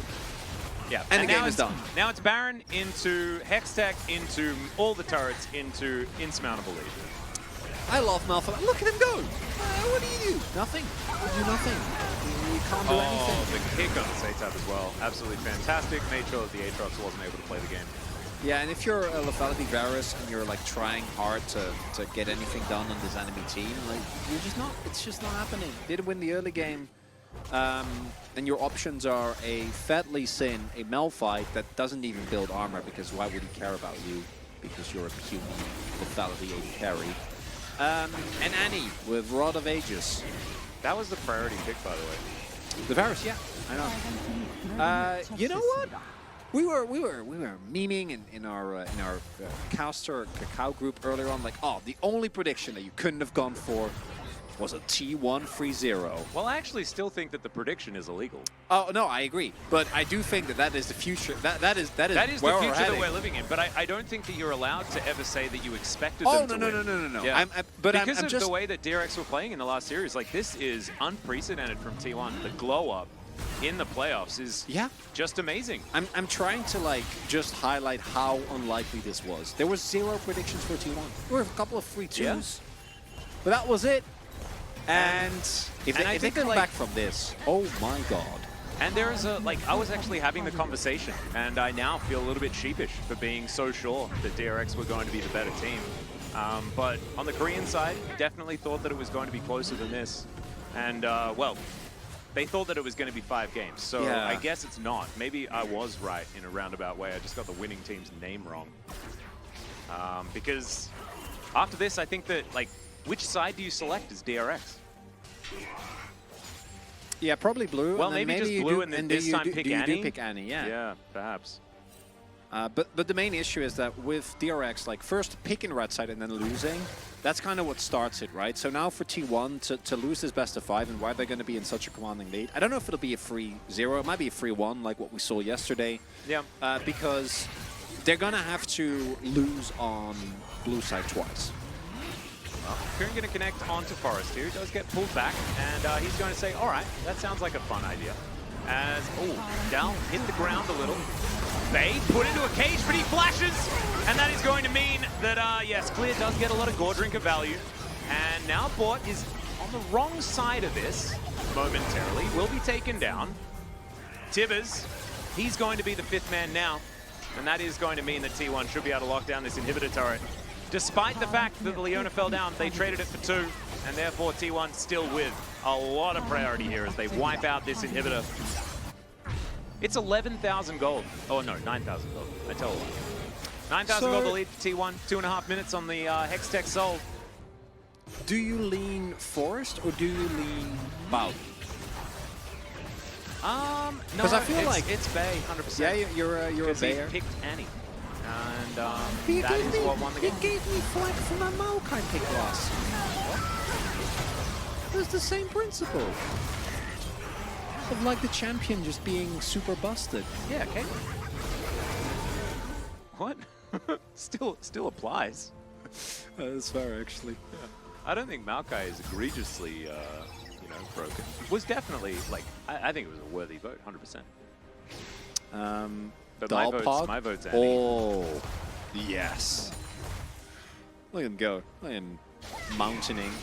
By the way, for everyone that's saying that they think the stream's dark, mine's not. Just having a look on the other monitor. And the other monitor? Yeah, seems fine. Seems fine to me. As T1 rotate down towards the bottom side, yeah. What are you going to bring? Well, probably not Annie. DRX learning in this game that Annie pretty strong. But you know what worries me most is like, yes, the Annie should never be given over. But as I mentioned, if this is not an Annie, I'm still very worried for like DRX. I think their draft prioritization just hasn't really been good. They haven't been able to utilize any of the things that they've been getting. Well, we're going to go for a team fight here as it's a decent knock-up. Satab locking down a kill, but it's already Aatrox real dead. And T1, they can still move forward. Event Horizon is going to stun up Tibbers. That is a priority target, but he will be moved away. As 50 seconds on the Hextech Drake. Top 4 support still in favor of T1. Not able to take the inhibitor. That could be important. Big moment here. We do see the value of the cage come through. Clear going to be able to a little bit of preemptive damage done here, but most importantly is able to get about his Eclipse. And then they all go in here, but this is a very tanky Aatrox, so it takes him a little bit of time for him to actually take him down, and Cage still exists. Hextech Soul about to be picked up here by T1, and Smash is, like the last game, just having a wonderful time. Yeah, he has an absurd amount of items. Just doing some really good things. As T1, they will collect themselves this Hextech Soul. Oh man, that's just a really sad time for DRX, just because everything was coming up then last week. They come into this series and we see a shadow of what we saw in the previous week. Can they pull it back for the reverse sweep? Well, that is the question. So there's two questions. One is, can they reverse sweep? I'm saying no. I think they might win the next game, but reverse sweep is extremely unlikely. Ooh, I think if they win the next game, they reverse sweep. Oh, I like that. I think it's either 3-0 or 3-2. But there is a lower bracket win. Oh, true. As now we've got a bit of a team fight happening. Some decent damage for DRX here. Clear. In goes clear. Face. He's Whoa. actually kind of massive as Piero fighting against Forest has a lot of CC. Q is going to miss. Smash does deal with the Aatrox and then just flashes onto Fletter's head. He is real down. That's a Quadra just straight out of nowhere. Then Dow says, no, we don't have time for a pentakill. We want to go home early. I'm going to deal with this little Yordle and we will just walk it down. And that's going to be the end of it. T1 gonna be able to get a 2-0 lead here over DRX. A team that looked incredible. I might go Forest. You know, he snowballed every single lane early on. Kind of liked it. I don't think you can go wrong with the Smash vote. Kid has been crazy good. He has been a real difference maker for T1. And as mentioned, there is a very easy change-up that you can make if you are DRX. But what worries me more is that in both of these two games, DRX are completely unable to find the early game aggression they're looking for, and yet they keep prioritizing the draft. And this fight isn't even that bad, right? Like, if they're not 10k gold behind, yeah, they might be fine. Like a great cage set to keep out away. Clear still gets into the background, does a ton of damage, but it just doesn't matter. Smash wasn't hit by anything that Clear tried to do. Just nothing. And they just walked at the opponents and killed them all. And my goodness. This is uncannily, as I was saying at the top of the day, oh yeah, DRX last year, they were the best team in the regular split, and then they came into playoffs and they completely bombed. And by the end, even though it wasn't the story of the whole split, they were undefeated in round 2. They were the best team in the regular round. And right now, it's looking like history is repeating itself, because unless we get a reverse sweep, it's going to be a lower bracket run here from DRX, and with the last couple of weeks that they've had, that is shocking. It is. And maybe that was the angle. Maybe that was what we needed to consider moving into this series, and it wouldn't have been as surprising. But still, there is one more game to play, ladies and gentlemen. One more opportunity for DRX to turn it all around. I personally don't think it's going to happen. As T1, they were able to get Annie on red side, and you know the result from there. It was well played on top of that, though. And I think that Smash having 2 phenomenal games in a row, this is a DRX that look like they're floundering, and it looks like they don't really understand why T1 are destroying them. And can you fix that? In a single series, it wouldn't be the first time, but in challengers in particular, we know that emotions are run high, and teams often are unable to adapt on the fly in a way that is necessary if you do want to get these type of reverse sweeps. And not even jokes about the last time that these two teams faced off in like, we can joke about it, but the reality is there was a reason why it was such a good story, is because it doesn't happen very often. No, it doesn't. And reverse sweeps as well. Although we have seen quite a few of them in the past, they aren't that common. No. So DRX can have to dig real deep if they're going to find it. They will have side selection again. They'll be able to have another try as Smash is going to collect his second POG in a row. Man is just real good. Didn't exactly do the most damage on the team. That's because a lot of damage is just being done in general around the map. But he had the big moments in this game, cashed in exactly when he needed to. And the man's Draven and his Caitlyn so far have been ridiculous. And we've seen already a lot of bans towards bot laners, so we know that he's got so much more in the tank.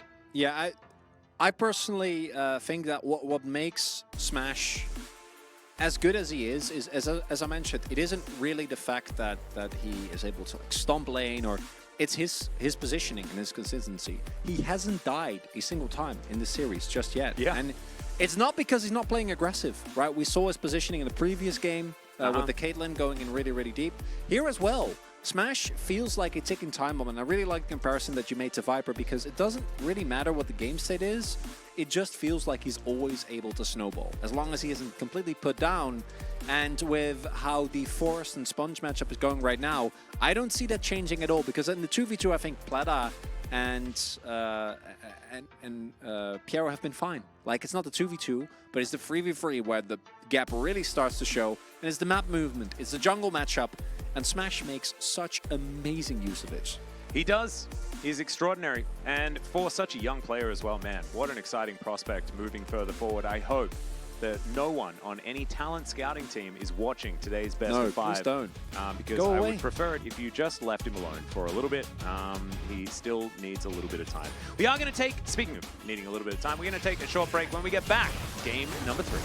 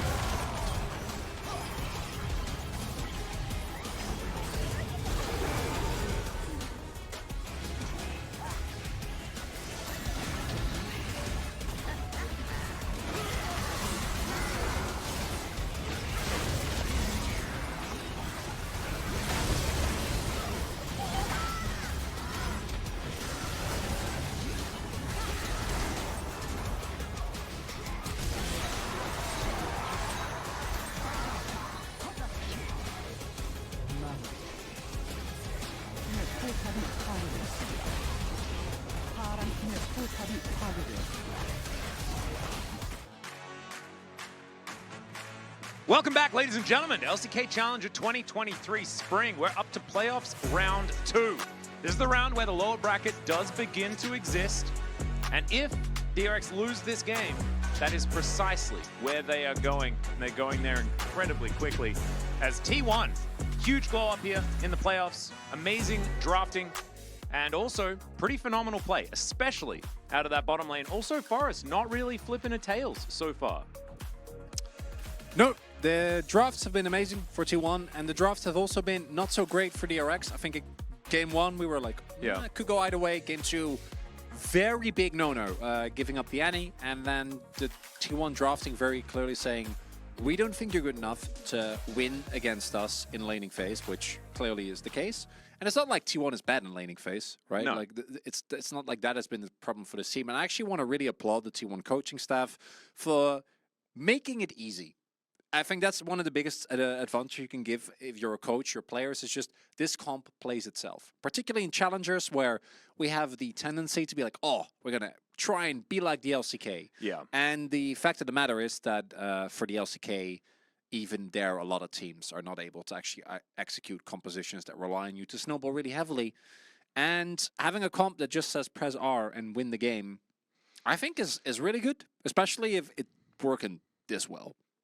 Absolutely. I think that T1 are definitely... There is some ease of execution stuff, but I think we do need to give them a lot of credit for how much better they've been playing. Yeah. It is easier to play better after a win, and so DRX is going to have to dig deep to try and get themselves back into this series. But I think if they do manage to find a game win, it may just be the avalanche. It may just be the reversal in a sweeping manner. But I just don't think they do it. I don't think they manage to win the game. I think that it's pretty done and dusted. It is going to be blue side once again for DRX.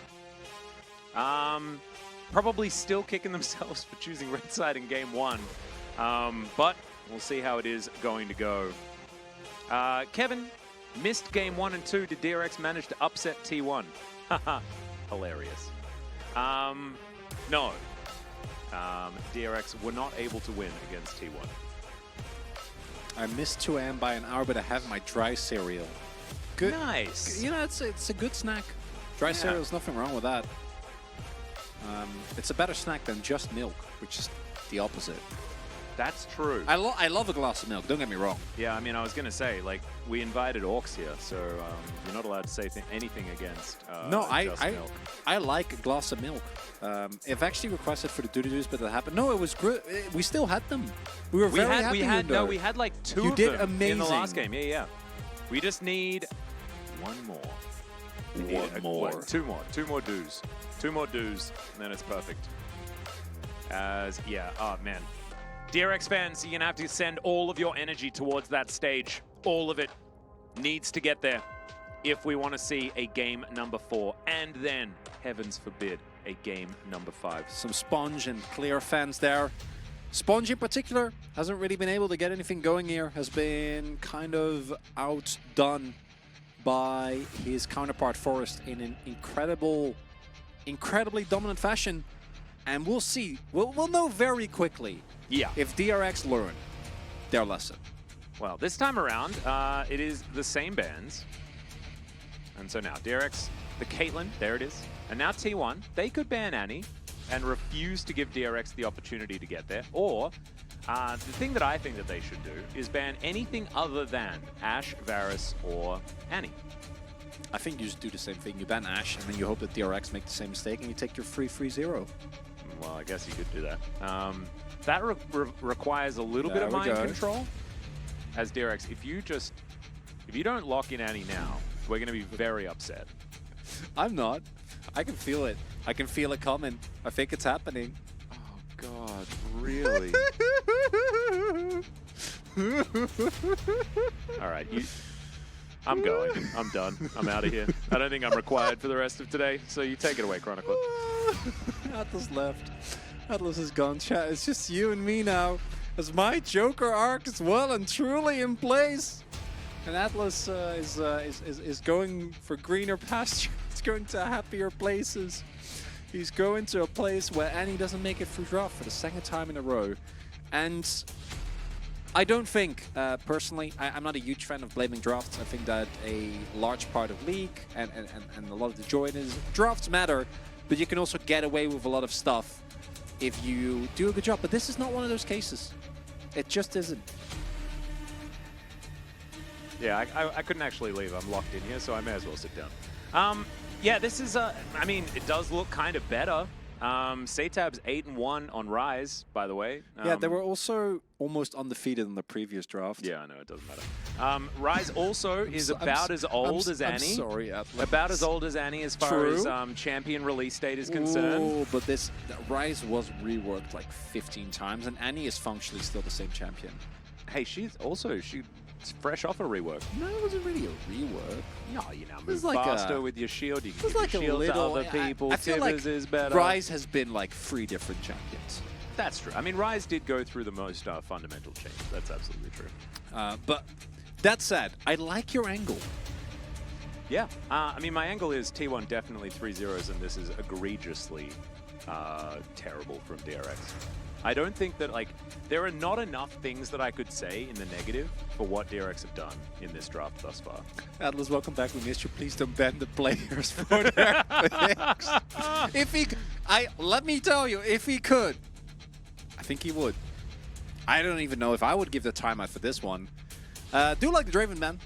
I want to time out myself. Can I ban myself? Is How it okay? difficult is it to get? If you're trying to get playoffs tickets, yeah, that's not how. That's for challengers, you might be okay. For the LCK, that's not happening. That's a difficult one, yeah. That is extremely difficult, even if you are Korean. And I think for foreigners, it is as much or even more so. Is Xayah gonna get locked in here? Xayah feeling great into the Arise and the Vi. Not necessarily great into the Varus, and that is something that I think... Also with Rakan, Yeah, man, true. this is kind of an odd choice for T1. I would have liked something like an Ezreal there towards the bottom lane. Does have a little bit more flexibility. Ooh, as Karma, I would have loved that. Yeah, it could That would have have been been good. great. Yeah, great choice, Atlas. My brain is still somewhat functioning, but not really. As Nautilus Varus once again here for DRX. We have to note that we did have Pleta going for the lethality Varus, even though it was a Nautilus lane. He might switch to something a little bit more on-hit in this particular game, though. I feel like it'd be the same. If you went lethality in the last one, you're definitely going to do it here as well. One of the weaknesses that Xayah does have is that getting outrange is really bad, and I think with lethality Varus, you have a much better shot. Yep. And yeah, why not? I think just Leona, absolutely. Just Leona, yeah. I wouldn't mind Rel. More R buttons to press. Yeah, it is for the wombo. Kind of into that. Just set it up.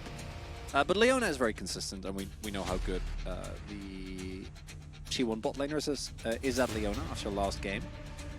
And DRX have a draft which, if there wasn't any on the enemy team, I'd kind of like. You know, you have Great Dive, you have States up on one of his most trustworthy picks, you have a Varus lane, but I can't get over it. I just can't. I cannot. And they also have some R buttons to press. Leona does have Solar Flare that they can put on top of a Tibbers stun. And then Smash can also layer a bunch more. Oh, Sajak just came in. She didn't know. They gave Annie again. Yeah, they gave Annie again. It happened. The old red side Annie. Definitely a thing that we... it was not on my bingo card today. Okay, but hear me out. If DRX win this game, it's a reverse sweep guaranteed. Because you won against Annie. True. There might be a long pause, though, because I think for T1 to lose, yeah, they will all need to disconnect. Oh, I thought you were going to say they would have to... They were still going to win this series, but there would be a long time because it'd be the rematch when we got to the actual finals after a lower bracket run. Oh, yeah, true. I mean, DRX do have the ability to come back and ban Annie in the next series. Yeah. That could be the angle. But if they don't learn the lesson here, then I don't know if they will. Yeah, no. I think that this one is a difficult one for DRX to win, only because Bay, PCS champion and MSI representative, does have the Annie. That he is now 2-0 on in the playoffs, and is looking for that third win. See whether he can get there. Rise, of course, is, like we mentioned before, one of Seitab's greatest champions. Clear has played some really nice Na in the past. Sponge has sponged people on Vi. Just can't get past it either, Chronicler. It's a really difficult game for DRX, and we'll see whether they can hang on in this series as we prepare ourselves for some severe amounts of rocking out. I hope you're ready, chat.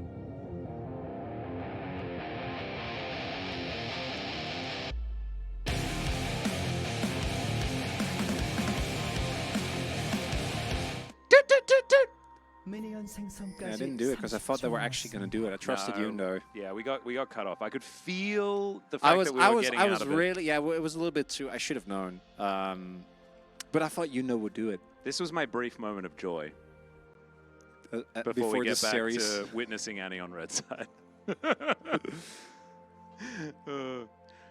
Hey, but you're right. If they do manage to win, then the mental edge for DRX is absolutely extraordinary. And they're also, this is actually a really good point, Gatoran, saying there's no first blood yet. True. Could be worse. Very true. Sorry, you know, you're not to blame. I know you tried your hardest. That's all you can do. Hey, look.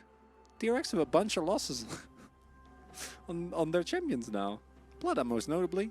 Yeah. Hero as well. Yep. Sad times.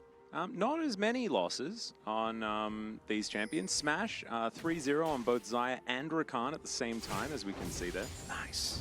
Pretty cool.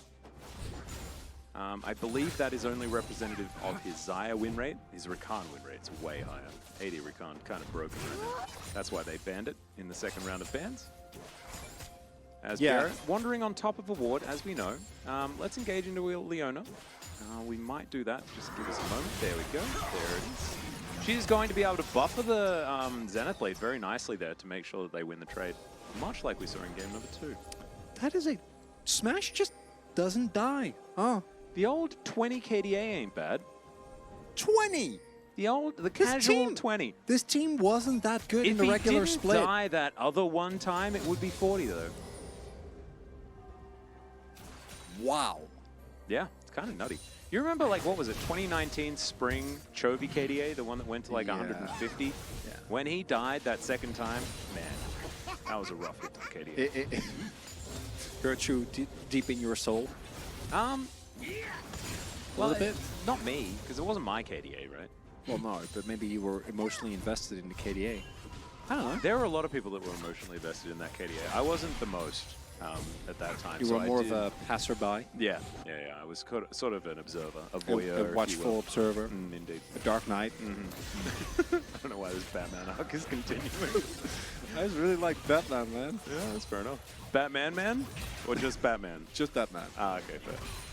All right, Forrest's going to be able to take a Grump. Sponge wandering over a ward. So they have full information of where he is. And now they have full information of where Forrest is, as Vault Break is fantastic. Great use of the passive there as well. Flashes absolutely everywhere as it's a catastrophe. Bort taking a lot of damage as Bay is just walking down. He's got level 6. That is first blood. Going to the Xayah as Sponge locks up the first kill here for DRX as well. And Smash is going to get a second. They do take down the Annie. And now Pleta kind of popping up. That's a lot of value, as he's not going to flash over the wall because he used it already. And theoretically, a win for DRX. I think you'll take it if you're DRX. Why wouldn't we flip the game on a first skirmish? Oh, absolutely. We're challengers. Look at all these flashes, man. No problem. A big win here is that a lot of damage goes into Piero, who this early on, particularly on Relational Augment, is very tanky. So a lot of damage isn't actually going to the people that you need. Also, Annie, this early on, you don't have tippers, so you really are just your rotation and that's it. And we do see Pleta picking up the kill here is quite big. Sponge also getting, or picking up the earlier kill, and then Sponge also getting quite fed. And that's all. Great moments. But I'm still a little worried because of the fact that Smash is 2-0. And Smash doesn't give away leads on Draven and aggressive AD carries, and this right now is a... Oh, I'm trying to set a bait here. Would love that. Yeah. I don't think this gank has a lot of chance of working because I don't know why they would go in here. Whose gank, though? Wait, oh, okay, are we going for Dragon, maybe? Perchance? Ready, Drake or take? A red buff? It is there. There is a red... Adele taking damages. Oh. God, wow. Okay. In he goes once again, and that is more counterplay missing as T1 just obliterate this Rise. Man, Forrest and Pout are just not fair. Yeah, Bout is like... This is like... He's playing this Leona exactly the way he needs to in this series. You know who he looks like? Lehens. Absolutely. And this as well, right? There isn't a lot of vision available here, but I think Satap definitely also could have played more towards the top half of the map, because you do know that Forrest and Bout are somewhere. You don't know where they are, but they're not in lane. And all right, we're going all out as Clear is going to say goodbye. Yeah, I'm not sure about that one. Is Sponge has started up Dragon. Speaking of being unsure about Smash is level 3. Okay, we've got a whole lot being absorbed by Satap. He's just dead. Smash will collect that kill. The Dragon, angry at T1 right now. And DRX will say, aha. So I guess you didn't like our Rise, and they will wander away. Satap is collapsing, man. This is kind of sad. And it's understandable, right? The amount of pressure that's on these players in this given situation is tough. And also, your opponent has Annie and your Rise. that said, walking into 3 people, definitely far from ideal. What happened last fight happens this time around, Bout tanking so much damage, completely happy, has Eclipse, but they got a small lead early on that is now gone. And we're back to what we expected when we saw the draft. Yeah. As alright, Dal is ghosting, and Clear has the flash to get out of the way of the Q. Trade of Summon is there, but the Ghost, of course, going to be coming back off cooldown very, very soon. And the flash not so much, as Forest once again parked here towards the bottom side. Yeah, again, if you're saying mean things about the players, even when they're having a bad game, you're gonna get banned. Won't have any someone saying PayPal. No. I don't worry. I permit them. Okay, good. I did what you would have done. Hey, that's my boy. I know. I'm He's learning. Because these are players that are very young and playing in an extremely high stakes scenario, and we will respect them. And if not, you're in trouble. And you know, you can say things like, "Oh, that was good. a rough play." And honestly, like, you can make fun of them a little bit. Yeah, it's okay. Just know where the line is. Yeah. And, you know, saying stuff like that, especially here in Korea, is something that we are not okay with. No, not happening, bro. As Bay having a great time on this Annie, man. He's just living his best life. Imagine being Bay on red side, and you're like, okay, I'll take the hit, I'll rumble, so we have good team fights. You get Flame Horizon, and then the next 2 games you're on red side, and you just get Annie, you're like, oh, okay.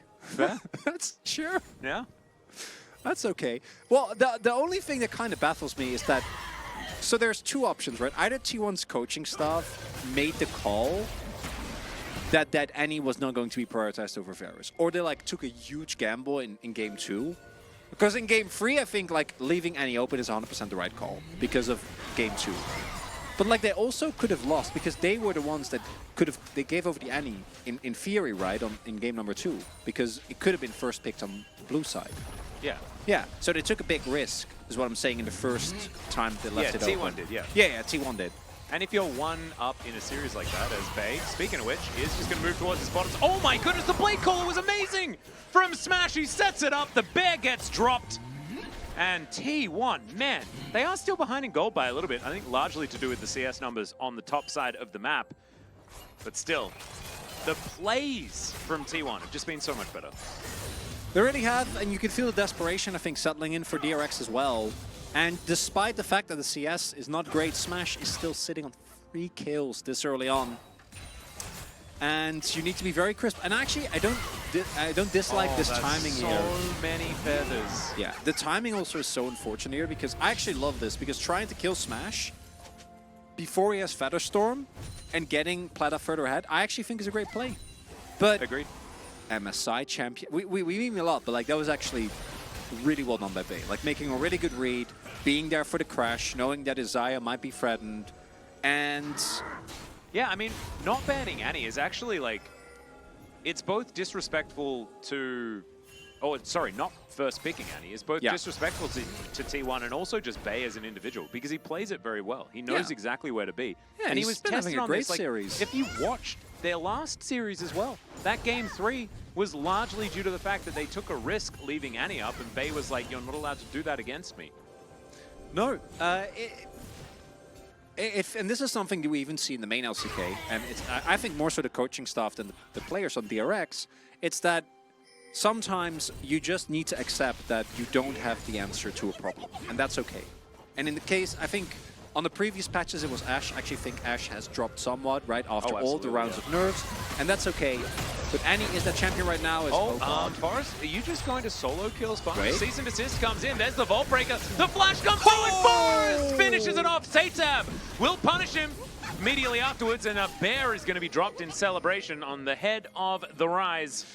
He had to come out, didn't he? We had to... Featherstorm? Okay, yeah. Smash's going to have to use his flash and Featherstorm. Oh my goodness, okay. Fort is going to collect himself depth charge, carried over the wall. Yeah. I'm just glad we got confirmation that this is real Forest. He's still here as he goes for that 1v1. Real Forest doesn't get the kill, though. He doesn't land that Q at the end. You see the angle, and then it just doesn't work, as Satab gets a pretty important 50 gold. Yeah, no. This is still good for us, don't worry. We can still see Forest through the trees.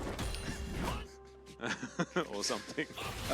Forest, again, very happy to take these 1v1s. Does a great job, but Rise is always going to be earlier to the play.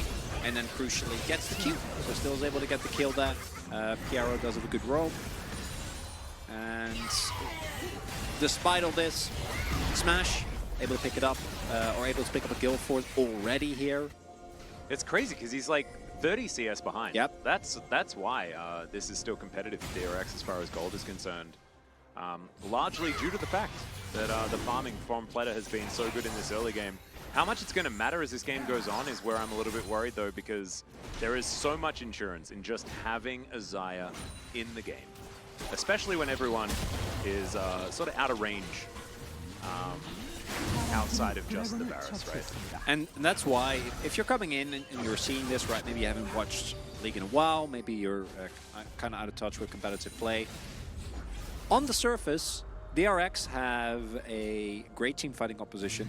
They're barely behind in gold. They just picked themselves up a Drake. Varus has a nice CS lead, right? Like, everything's looking peachy. But given the odd press R and win the game power that T1 has, like, there's one cleanse on the enemy team. That's it. That's all you get.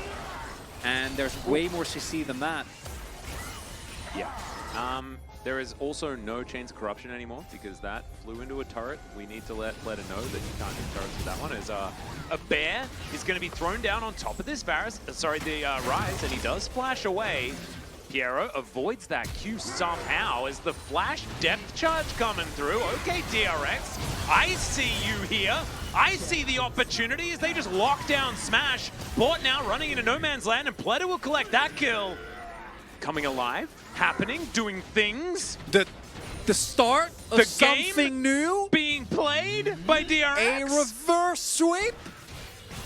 Smash's KDA is destroyed, by the way. Yeah, he had like, what, He had 2 deaths. 3 to 5 seconds. No, 3 to 5 seconds, like, on his Feather Storm. Yeah. And he didn't have it. Now played, basically, as now Dal dealing with Clear as best he can. Clear, of course, pretty happy in this matchup, especially as Clear, right? He's just a good player in himself, as we do have a Chemtech rip as well. And yeah, Forest going in here. This is a little bit more like This is Forest because you can just disengage. Your Annie is zoned away. Your Annie is in this fight. That's okay. Just accept that. And then a small mistake there from Piero, from Smash, that's really well punished by Piero, is that he doesn't look at the Featherstorm timing. It was just about off. Yeah. And if he has that, I think he might still die, but at the very least he'll take someone with him. Do we have a game here, though? Hands check? Should we do a hands check? I don't know. I can't see it. Maybe a little? I can't see it yet. Maybe a smudge? Yeah. There is like... There's whispers. Have you what? Oh, there's whispers on our hands. Yeah, whispers of a game on your hands. I was watching a Korean. Never mind. I'm gonna have to hold my thought for a moment. As T1 moving towards the. Oh no! This is where games go to die. Oh boy. This is the. Boy. Is this the moment? Now they have Manar. They have, look at, Clear's Nava. Okay, well, they're just going to give it good. Oh my goodness! DRX is learning! No, don't tell me! They just give it up? Okay, well, Solar Player is going to go wide. Good chance of corruption. What the? Where did you go? Where was the Eclipse? Board, what's going on? Okay, there is still a bear that falls onto the top of a Vi. As Dal also going to be taken down pretty low. Piero, I'm not sure about that one. I'm a little bit frightened. He goes golden though. As Forest gets the kick onto Pleta and he will be executed. T1, I don't know where you found that from, but that was a beautiful team fight. Well, beautiful is a weird word, but it was a one-team fight that I wasn't expecting. In the end, they're able to somehow salvage it. Spawn showcasing why playing Vi into Xayah is not fun. It's a bad time and you don't want to do it. And it starts off so well for DRX. If this is game one, I don't think they try and go as hard as they did here, because obviously Bout goes in, and this is, look at that. Lethality Varus, W, Q, combined with the bounce of Satap, that's enough. But then this, that's any value right there. And it's also trying to dive into a Feather Storm of Xayah. Can't do that. And then, you know, Piero gets thrown in here, and then the fact that Forest ends up giving his life, but taking down Pleta, that's hella worth. You'll take that any day of the week. Gorgeously played. And I think that by the end of that fight, Bot had already respawned, so perhaps it was more even than I thought. And as we can see, it's about 1,000 gold to lead. But there is still, I believe, a Rift Herald yet to go down, so some map control to be claimed from that one.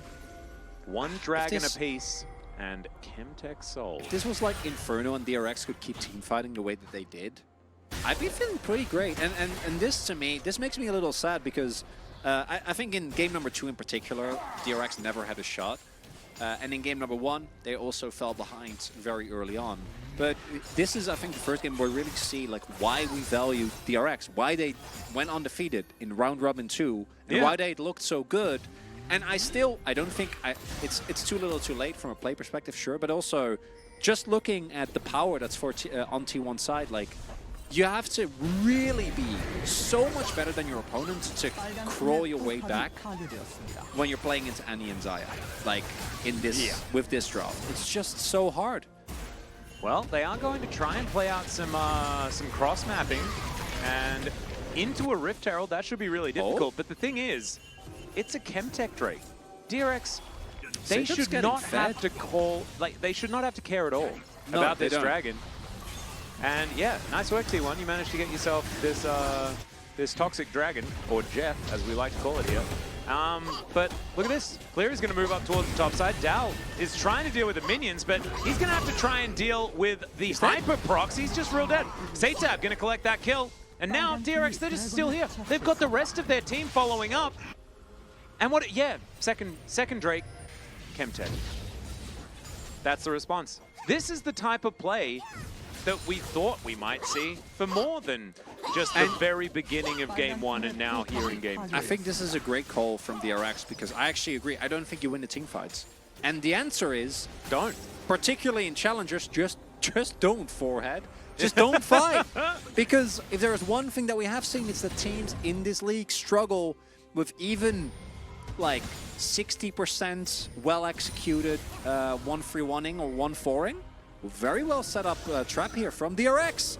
Maybe looking to bring some life back into the series, Atlas. I'm starting to see the manifestation. The whispers are thickening. The whispers are, maybe they're wisps. Maybe it's cloudy wisps of something that says something starting with a G on my hands. But I don't think it's there yet. It hasn't quite been corporealized. We'll just have to see.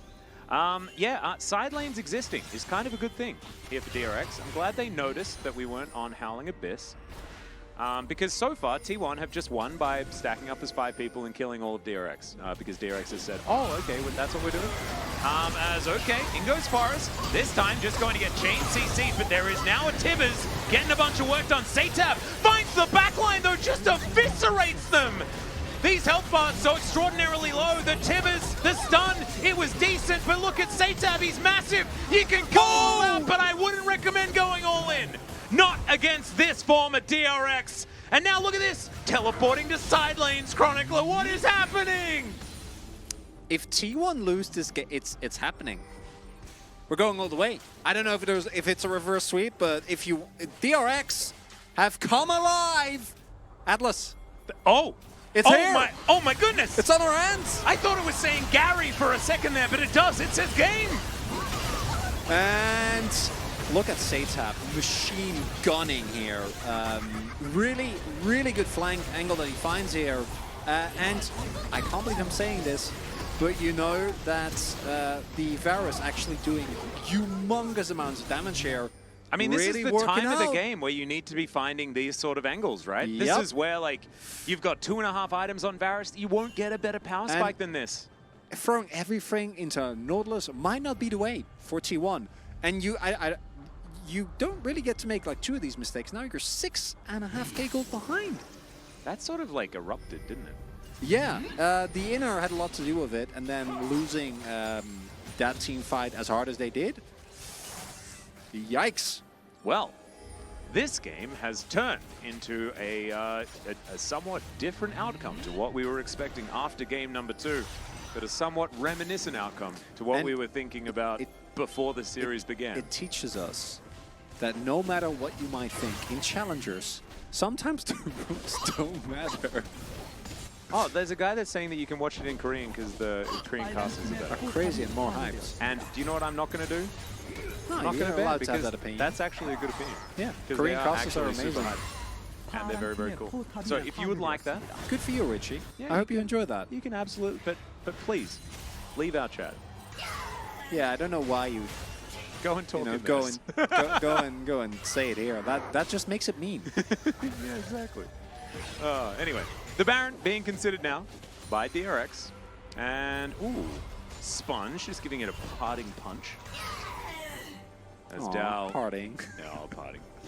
Having a chat about it. Forest. It's fine. Okay. So, Forest finds a ward over. He's just spamming some B button just to see what's going on. And T1. Now, can they come back from behind? They still have so much momentum from throughout the rest of the series. We do have the second item spike coming through. Rod of Ages and Rylai's Crystal Scepter here from Bay. As Satab just going to walk between realms. He is. And he'll be fine. Completely fine. Top 5. Aw, thanks. That's nice. Veldus is definitely in my top 50 of commentators as well. Him specifically. My top 75, yeah, Yeah. absolutely. I really like that comment from Reddit because I think it was just really down to earth. And He's really funny. yeah. 669, the amount of crit damage on that Q. Just thought it was nice. Ain't bad. Yeah. So, DRX, currently with a pretty sizable lead. And if you're this far ahead, like the Lafali Varus actually is going to completely slap. And unless Bay, who almost has flash, gets a good engage onto the platter. Wait. Sponge.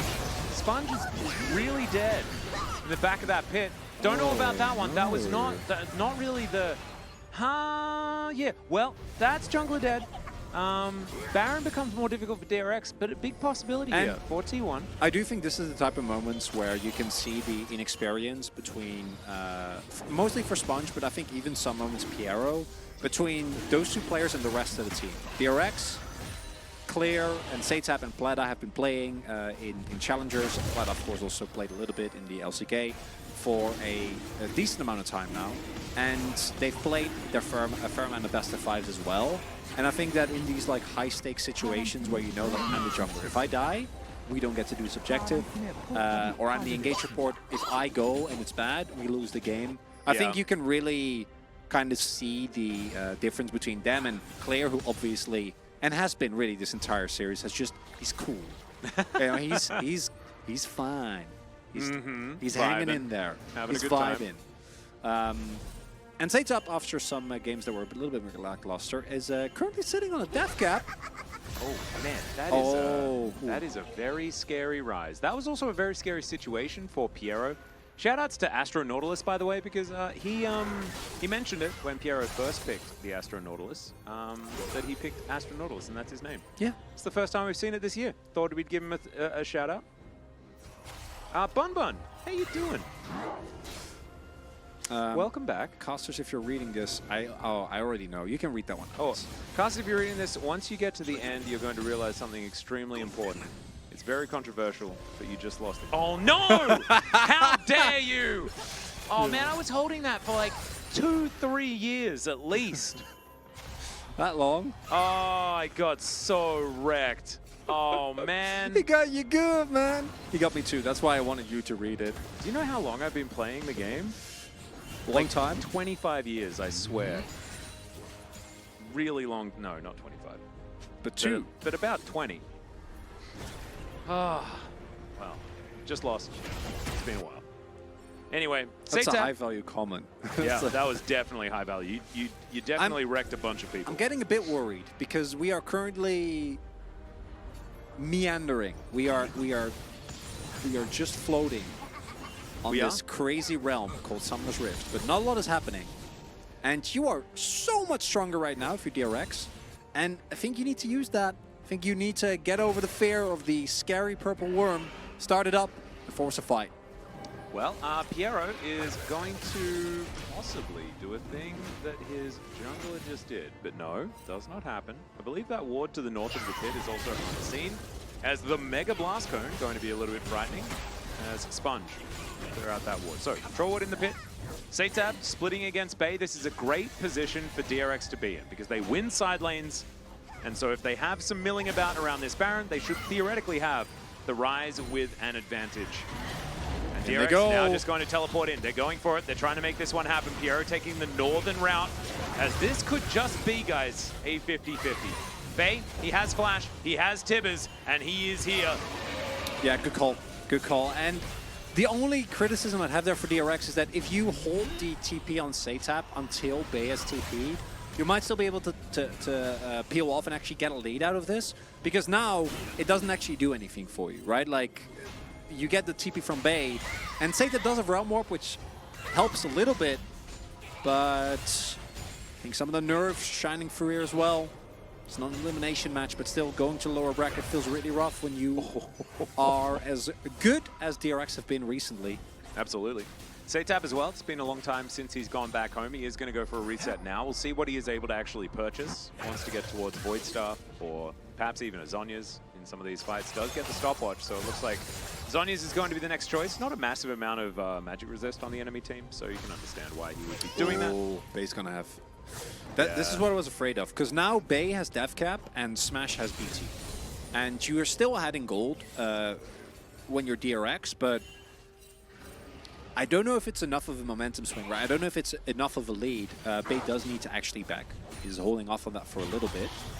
Well, Solar Flare is going to come through here. And that is it. Please continue about your business.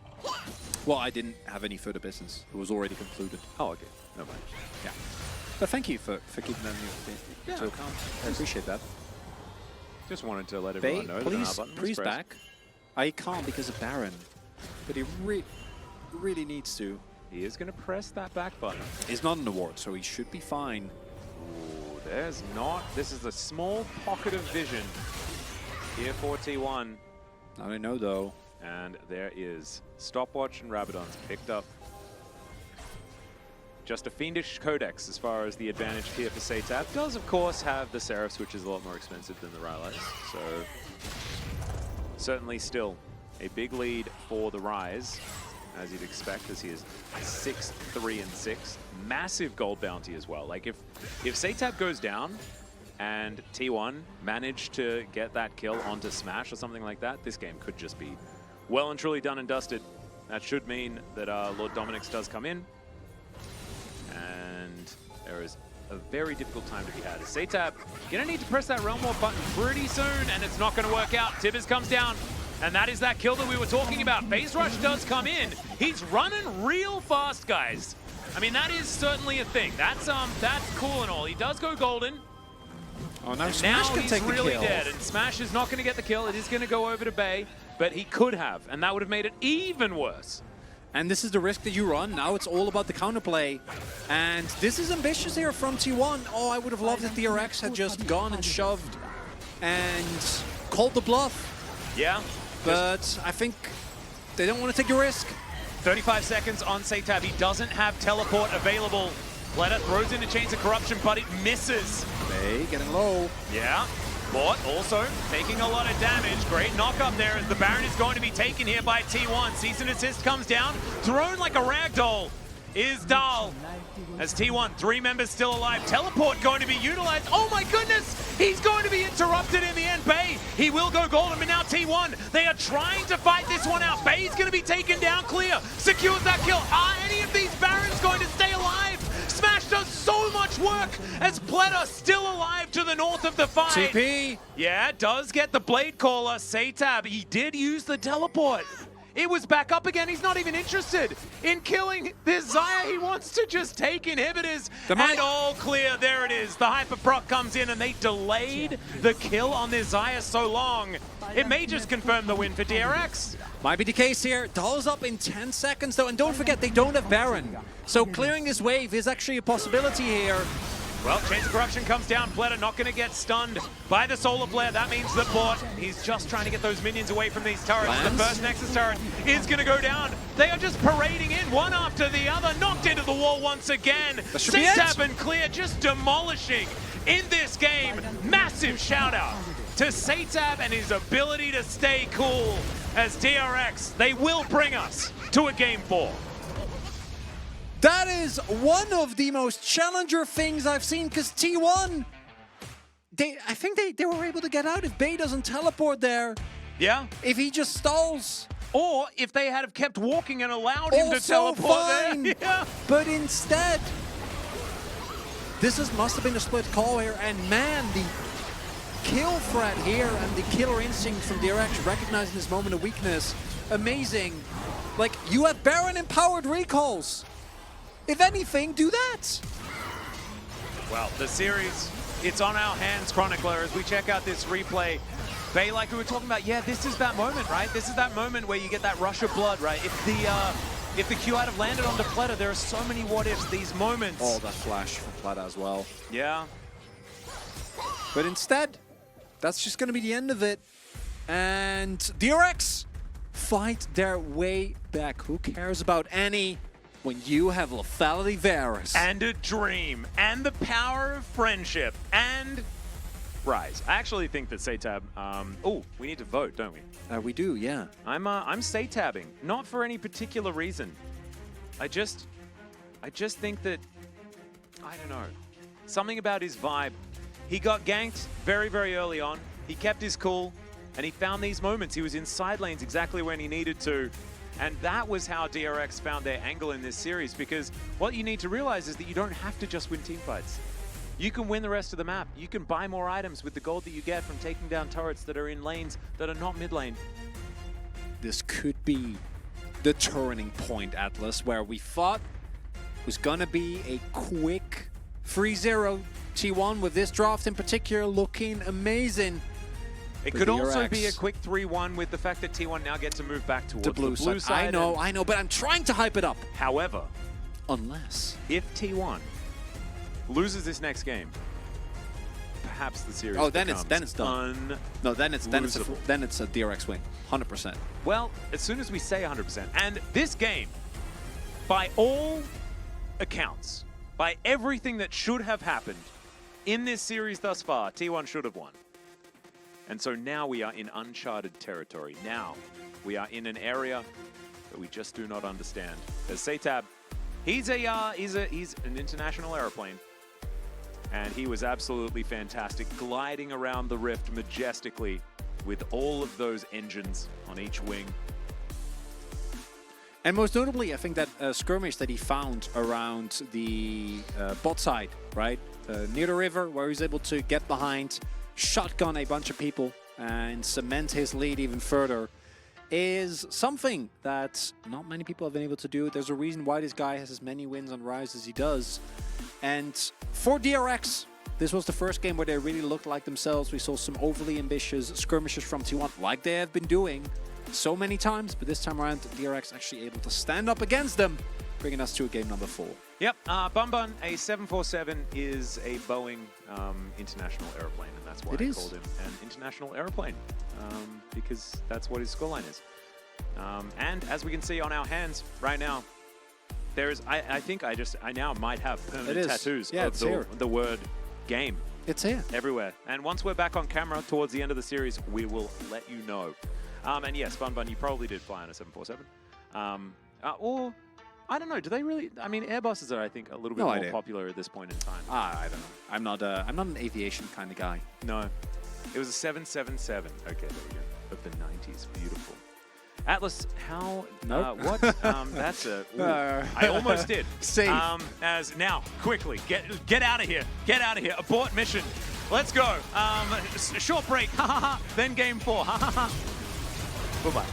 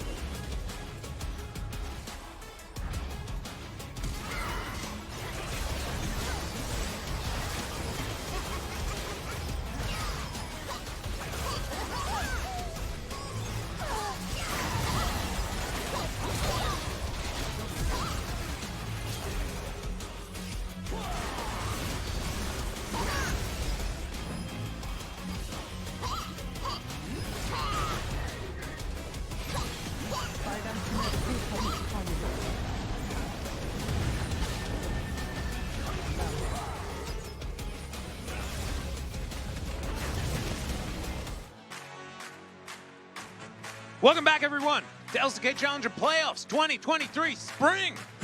It's round 2 time. We're up to game number 4. Yes! DRX managing to win a game Woo! in this series. I want to know. Give it a dip. Yeah, I there we thought go. I was nice. just going to keep doing Yeah, ad-libs. that's what I was. Okay. But you just Yeah, didn't do it, and I was waiting for you. Oh, keep going. Just give you a moment. And now it is time to see whether the reverse sweep Sweep.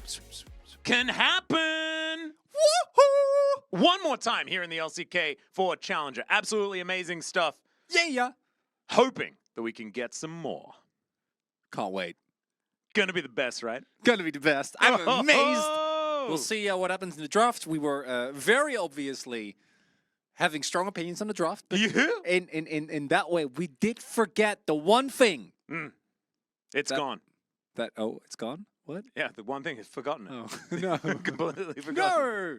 The one thing that always needs to be remembered in challengers, you don't know what's going to happen in the game until you get in the game. Until a Nexus explodes. Until a Nexus explodes. Actually, yeah, even in the game, you don't know what's going on. Sometimes drafts don't matter. Sometimes it's just all about that sweet challenger gameplay, which is why you're all here.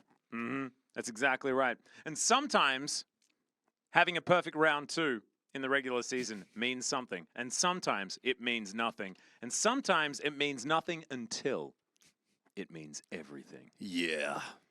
T1 has selected the blue side. It is likely that they can pick up a victory here via the side selection with the extra flexibility they will have in their bans. But there is one curious thing that comes to mind. There is one thing residing in the back of my gray matter. In your waters? Yeah, in those waters. And that is DRX chose red side in their first game. They did. They lost. Like, real bad. But they must have had some sort of plan, some sort of idea, some sort of theory that they could utilize. And we'll see whether careful deliberation and a fresh boost of motivation can deliver them. Because if you not terrible draft. If you win this game as DRX, I think you just win the series. That's just it. Yeah. Like, we'll go to a game 5 and we'll play it out, but the mental fortitude you need to not get reverse swept is... Whew, that is a toughie. That is something that the first few kills are gonna kind of give us a look, because look at these faces. This is, I'm seeing some worry. I'm seeing a little bit of tenseness, and let's not forget I that can see DRX tenseness on everyone except Forrest. Oh, who yeah, looks no, like he doesn't. Just doesn't care. Yeah, at no, all. he doesn't care. That's Straight, Forrest. like, Yeah. just look at him. He's just. I'm playing in another game, I guess. I didn't expect this, but here we go. We are about to find out.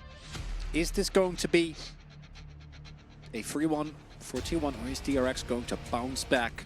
And what is going to happen to Annie? Because Bay lost on it now, so do we just let it go? Well, the Rise will be banned. T1, they will first pick Annie. 100% in the If first you pick let Annie. them. Please. So, perhaps it is time. Please ban man. Don't ban Ash. But, you know, Chronicler, DRX, they, like... They will, I know. They...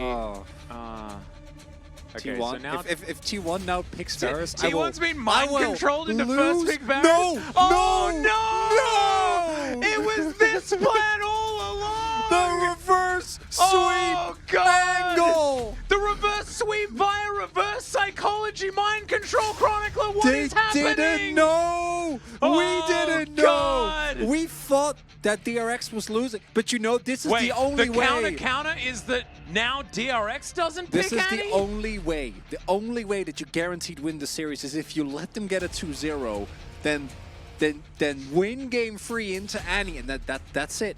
Oh man, this is like that the You pick Marvel Annie here. movie, right? Please, Where they like DRX. Wait, what? I don't know how many layers of mind control we're in. How is the takeaway? Yeah, Annie's fine, actually. Take it away, Chronicler. No, Atlas, don't leave me, not now. Atlas, no. Atlas, no. He's eating a cookie. He's eating a cookie, and I'm here alone. Oh, God. Annie gets picked up on the third pick on blue side. Like, how do they get Varus and Annie? How do you prioritize Vi above... Are you okay, Cronny? Annie. No!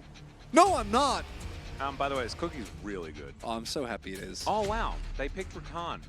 The power of Zeri Rakan into a Varus lane. Definitely something, something existing. Free to DRX? Well, you know, sure. If after last game T1 could win, or rather T1 could lose while playing against Varus with Annie, then surely they can lose having both Varus and Annie. Chronic cookie leader. I did actually give the cookie to Atlas. He did. He gave me a cookie this morning. It was delicious. It's a nice, yeah, it's a cowboy cookie. So Yeah. apparently it has like oats in it. I don't know. It's got some chocolate in it, and there's Chewy definitely goodness. a lot of sugar. I'm And having a butter, great time. yeah. Yeah.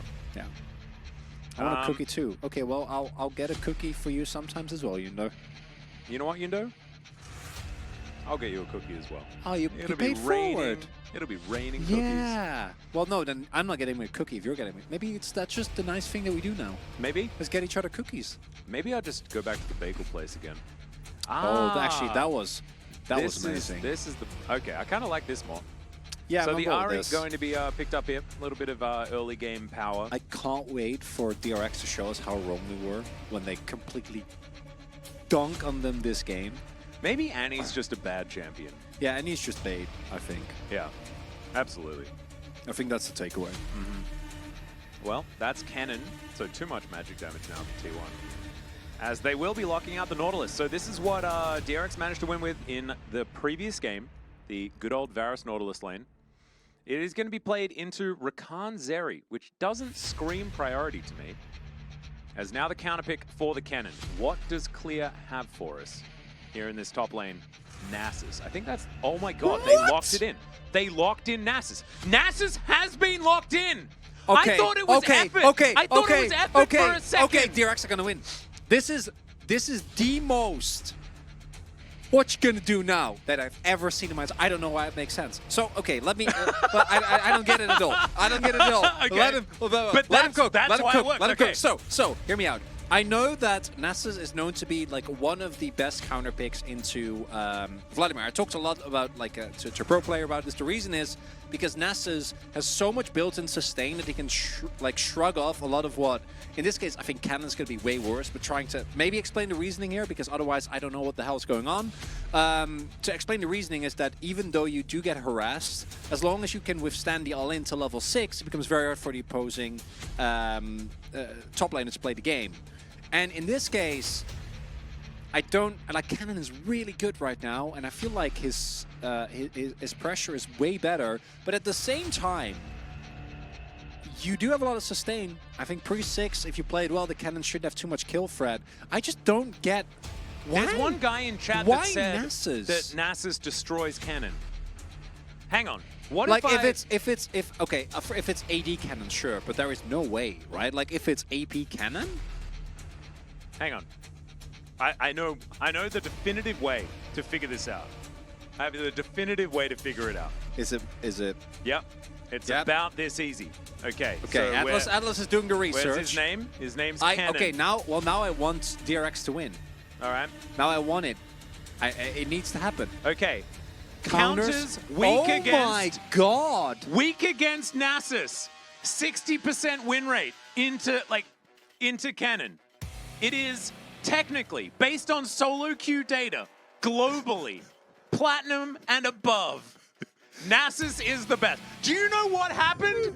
DRX went to OPGG and just locked in the #1 choice. Let's get into it.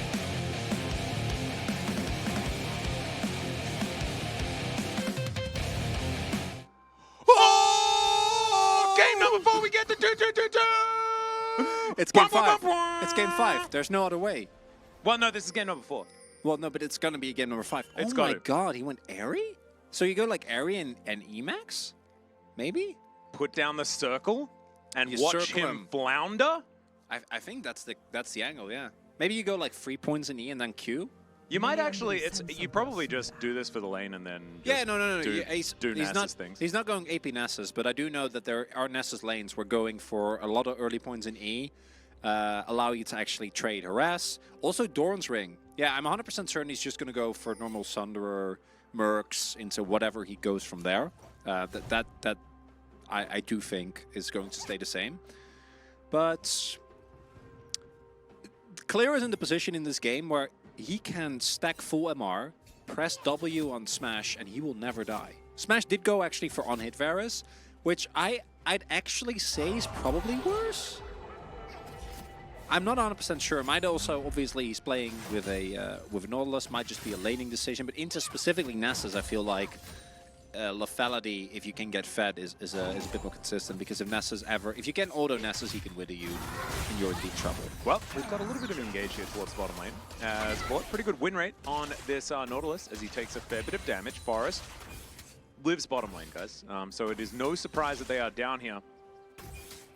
As, okay, the level 2 gank. Oh my god. What a beast. They hit that level 2. Wait. Now Bort could be in trouble, actually, as he's flashing. Pleta, he can just dance over the wall if he wants to. Piero, he can't. He will get hit by the Q, and he will die. That is first blood going over to Forest. Very nicely done, and T1 already set up here in this bottom lane. Wave State also absolute disaster here. Is pushing away from the DRX bot laner. At least he doesn't go down. That's something. But that by itself should not be enough. Sponge can do two things. Either he can invade here, but we do see Forrest is already on his way, or he can try and look for a play towards Dahl. And looks like he is on the fence, staying here outside of vision in case there is a ward in this river brush, which there is not. Ooh, the Wither came through, but he still rushed lightning-y away. Oh, no counterplay available now for Sponge. Unfortunately, not going to be the case here. Yep. Forest on vision. And will be able to take his blue buff. Red buff going to be consumed here by Sponge. And Clear just trying to live his best doggo life up here towards the top lane. Watch him. He will press Q and then hit minion, and then press Q and then hit minion. Yeah, many times. It's what I said earlier, right? I do think Cannon's early game is stronger, but he still, in a large part, relies upon his harass, because his all-in isn't strong up until the point where he's actually either has his ult or has been able to kind of get you down. Now, the one thing that I'm wondering, because Dahl did go for Fleet and he has a Doran's Blade, is he now going for AD? And maybe this is something that Dahl always did, because that can't be the right call if you're playing into Nessus. Well, harass is good. Yeah, certainly working out thus far. As Dahl. Also quite low. Forest going to see the Sponge, and now look for a Q onto the Nasus. And he's not going to be able to find it because Sponge stood in the way. Really nicely Good played. job, Sponge. Good cover. Absolutely. Now the teleport will bring him back in to the lane. Clear with his null magic mantle and some shoes. Feeling happy. Piero in position. Okay, he's got level 3. Satab taking so much damage here, and he's actually standing out of range of these charms. Absolutely beautifully done. Piero now gonna have to grand exit, and Satab on a merry jaunt through the enemy jungle. I think he executes, so it's not the end of the world. Yeah, He executes has or TP. can actually... Oh, okay, he will be spotted, and so therefore he does have to execute, but he should be able to do that. Can also just go for a back, I guess. Yeah, I think this is a safer way, given that the death times aren't that long, and if you back and they do get you, it's way worse. Yeah, it's actually, and you can spend all of this time. You don't have to do the super quick shopping as well. Like, you can spend some time in the shop. I kind of like that, you know, gives you a bit of a breather. As the hook is going to come through here from Bort. Piero able to get away, but not before taking way too much damage, and that piercing arrow, definitely very scary. Smash, a fantastic Varus player in his own right. As, okay, Q is going to come through here. And I just can't believe that we're in a game with Susan in the top lane, but also Annie and Varus on the same team. This is very silly. Maybe the Nessus was the answer to Annie all along. Maybe that's what we're learning in the depths of challenges. We'll be Dahl going for the Hextech Alternator, so we'll just do the normal cannon, which I don't think is very surprising. I think the build with early Cosmic Drive is very, very strong. and Yep, fleet for the sustain. Yeah, I mean for sustain, for the movement, and being able to just Doran's as well, like cannon autos a lot early on, so it makes complete sense there. But the reason why I was thrown out is because we have actually seen a lot of AD cannons come up as well, particularly in solo queue. First Drake gonna go here to T1, who are still in a decent position, but I just want to have our camera on top. I want to see what Clear is doing, because the downside of this, obviously, we haven't seen his skills in a bit. There we go. So he did go already 3 points at E, and he also doesn't get to buy an early Kindle gem, right? So he doesn't actually have the ability ace to really aggressively stack his Q, and that does mean that it's going to take a lot longer for him to really be that I Q you and you die type of pick. But if this game just keeps slogging along, he is still Nasus. He will just kind of one-shot everyone. He will, yeah. Which is kind of fun. I think the big thing as well is that Nasus, like many of like the infinitely scaling champions, there's some exceptions. I think that Senna is a really good example, but a lot of them actually kind of peak in mid game. Nasus is another example of this, where he has stacked enough that he can like free hit everyone, but the opponent's AD carries or like AP carries haven't hit like critical mass yet. Yeah. But in this game, he has Vi and Rakan, and that actually solves so much of the issues for Nasus, because his biggest problem is he gets kited. But no one on T1 really kills him, because it's 2 AP carries that don't have great tank damage, and then Smash, who's going to get withered, and has no cleanse, but has Ghost instead, which it's a great combat summoner, but obviously not going to help against Nasus. Yeah, Wither is pretty powerful. Yeah. Yeah, it really, really is. And I assume Smash, because he's playing into Vi and Ahri, also is going to be feeling the need to go for a on-hit build, which makes it even harder for him to take down Claire. So actually, I love the Nasus angle here. I'm just kind of baffled because, well, it's Nasus. Yeah. Yeah. And it's normally just a troll hover that Effort does in bro games. Which is why we both thought it was never, ever going to get picked. Yeah. So, Clear here, just continuing to be fine. I'm very interested in how the build is going to look. I assume it's just going to be like one relatively damagey mythic, and then a Do you still go Trinity Force on? No, I'd say you go Sunderer because of the extra sustain it gives. It's just really, really good in the longer drawn-out fights. Yep. So you probably just go Sunderer, Force of Nature, I'd guess. And then I don't know if I'll end up going... Frozen Heart is really good on Nasus, but into the enemy team it's kind of meh, so I don't expect that is an angle that he's going to go for here. It does seem to be a core item from people that have been building it. Yeah. No, it's exceptional because it gives him both the ability to... He has a really big effective health pool because of his sustain and his ultimate, and he also uses the cooldown reduction like insanely because he's Nasus and wants to stack use as fast as he can. He is indeed very Nasus. As we haven't seen the fury of the Sands just yet. No, we've only seen Dominus, which is, you know, really the same ability on the much more popular of these two.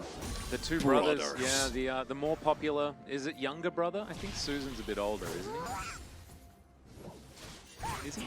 I don't know who the older one is. I feel like Renekton, personality-wise, seems like a younger brother more than Susan, but I might be wrong. Sure, yeah, based on could be lore. the case. Nasus is the older brother. Yeah, that makes sense. Yeah, Nasus is the older brother.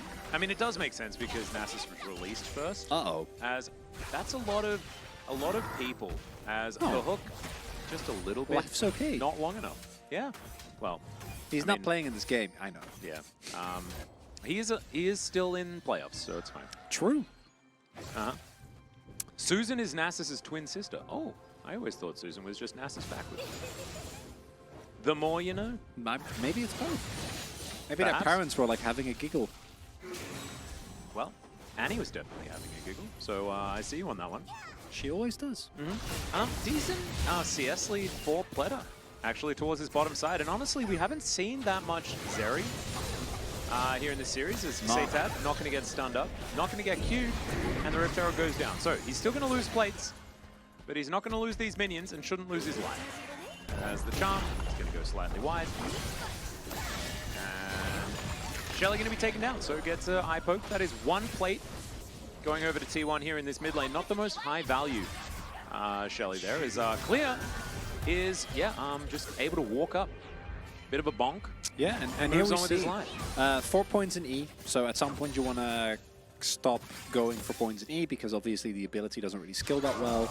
And start stacking those Qs, and that has started to happen now. Clear is going to become a menace. Great wave control as well. And this is, I think, one of the examples where Clear really stands ahead of the pack in many a way compared to many other challenger top laners. It's that he just has great fundamentals, right? He's just able to play it safe, know where he needs to be at any given time. And in a longer lane with Ghost up, if Doll oversteps, Clear can force out a flash at the very least. I'm just excited to see what happens when Nasus hits lots and lots of stacks and can just walk around. I know, right? I do love it. It actually makes complete Seitat sense. is going to cleanse and use his ult, and that means that Tibbers doesn't have to get a kill. It's such an Atlas champion as well. You love numbers going up. I do love numbers Yeah. going up. I think maybe I should be a Susan main. I should just channel Smash Lee Kang. That is a really dead Smash. Pleta is going to eventually be able to get that burst fire to land, and it does hit onto Smash and gives him a kill.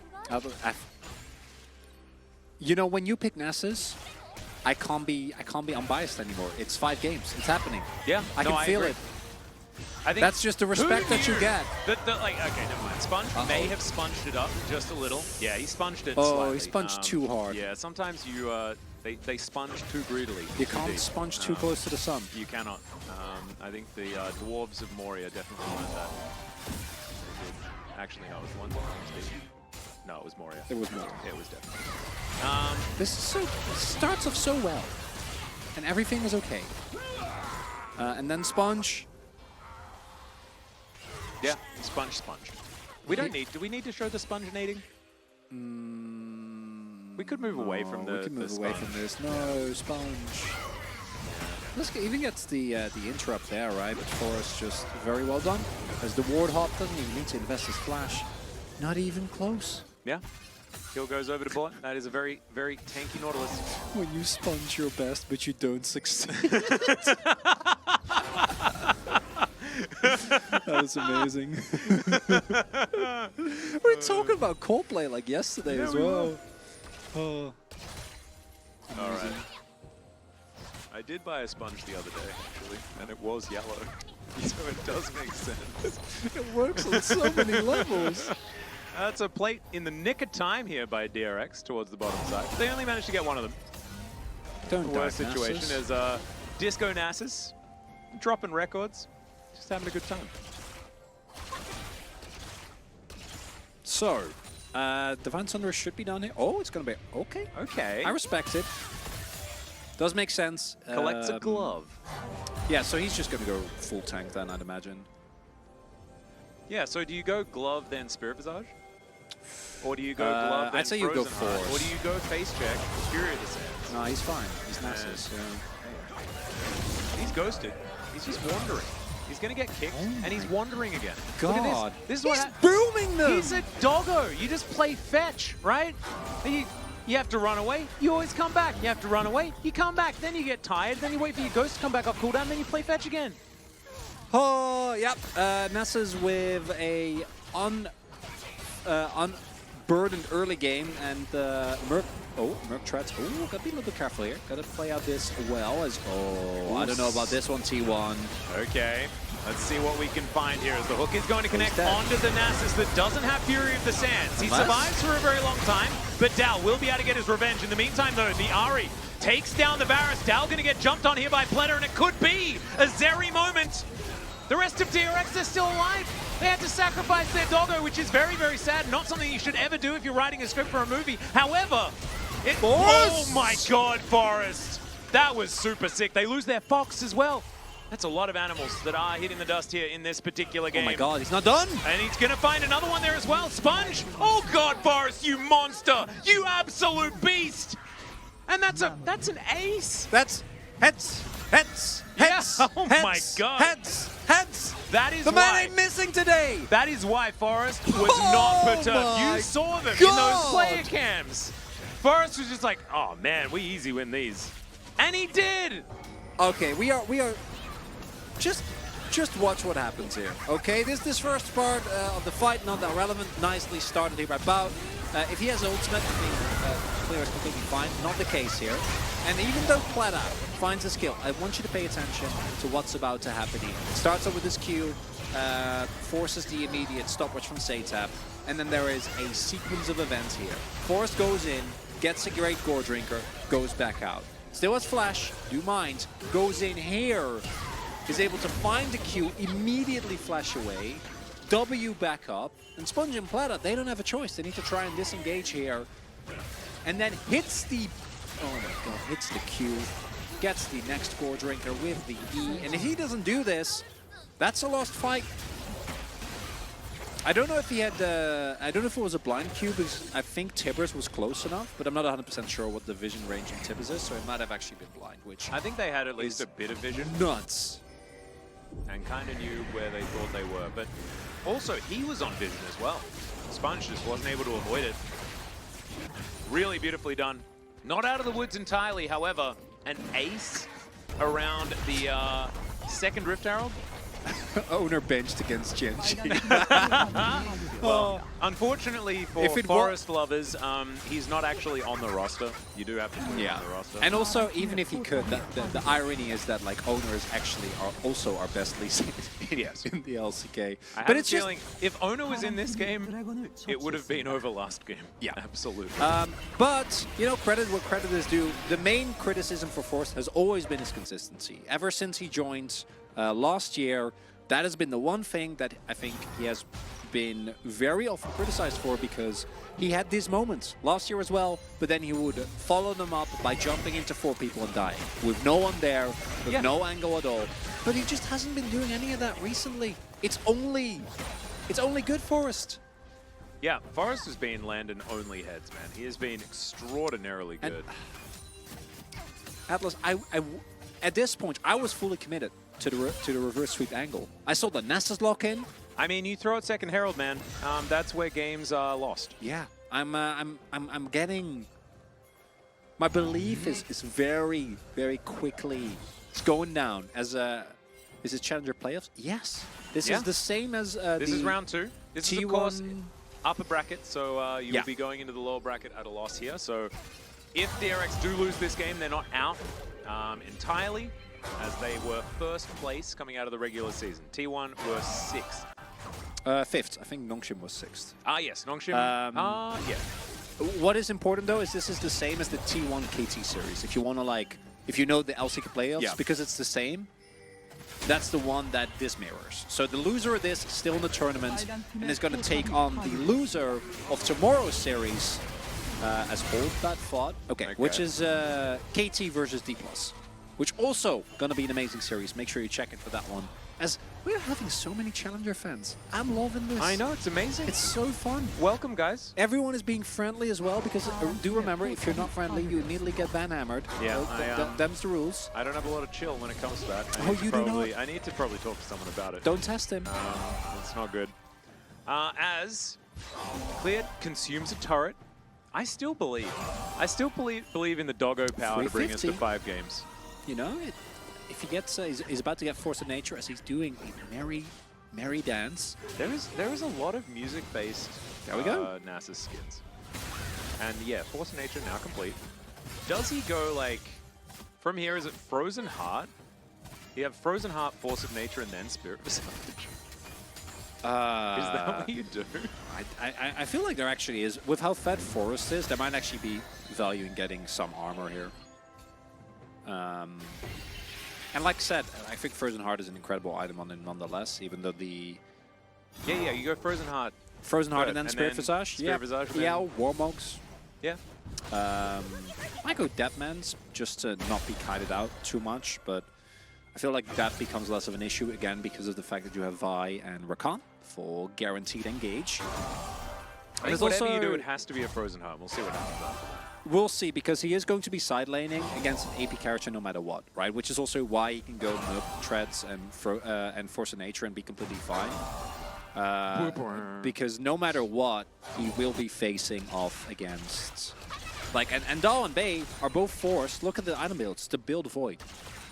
Like, they don't have a choice because there's Bansheesville, 3 Merc Treads, and Force of Nature Yeah, they're playing double on the AP. enemy team. It is one of the things with cannon compositions is that it often is easier for your opponents to itemize just a little bit. There is now 2 items on Smash though. He does have that Rage Blade completed.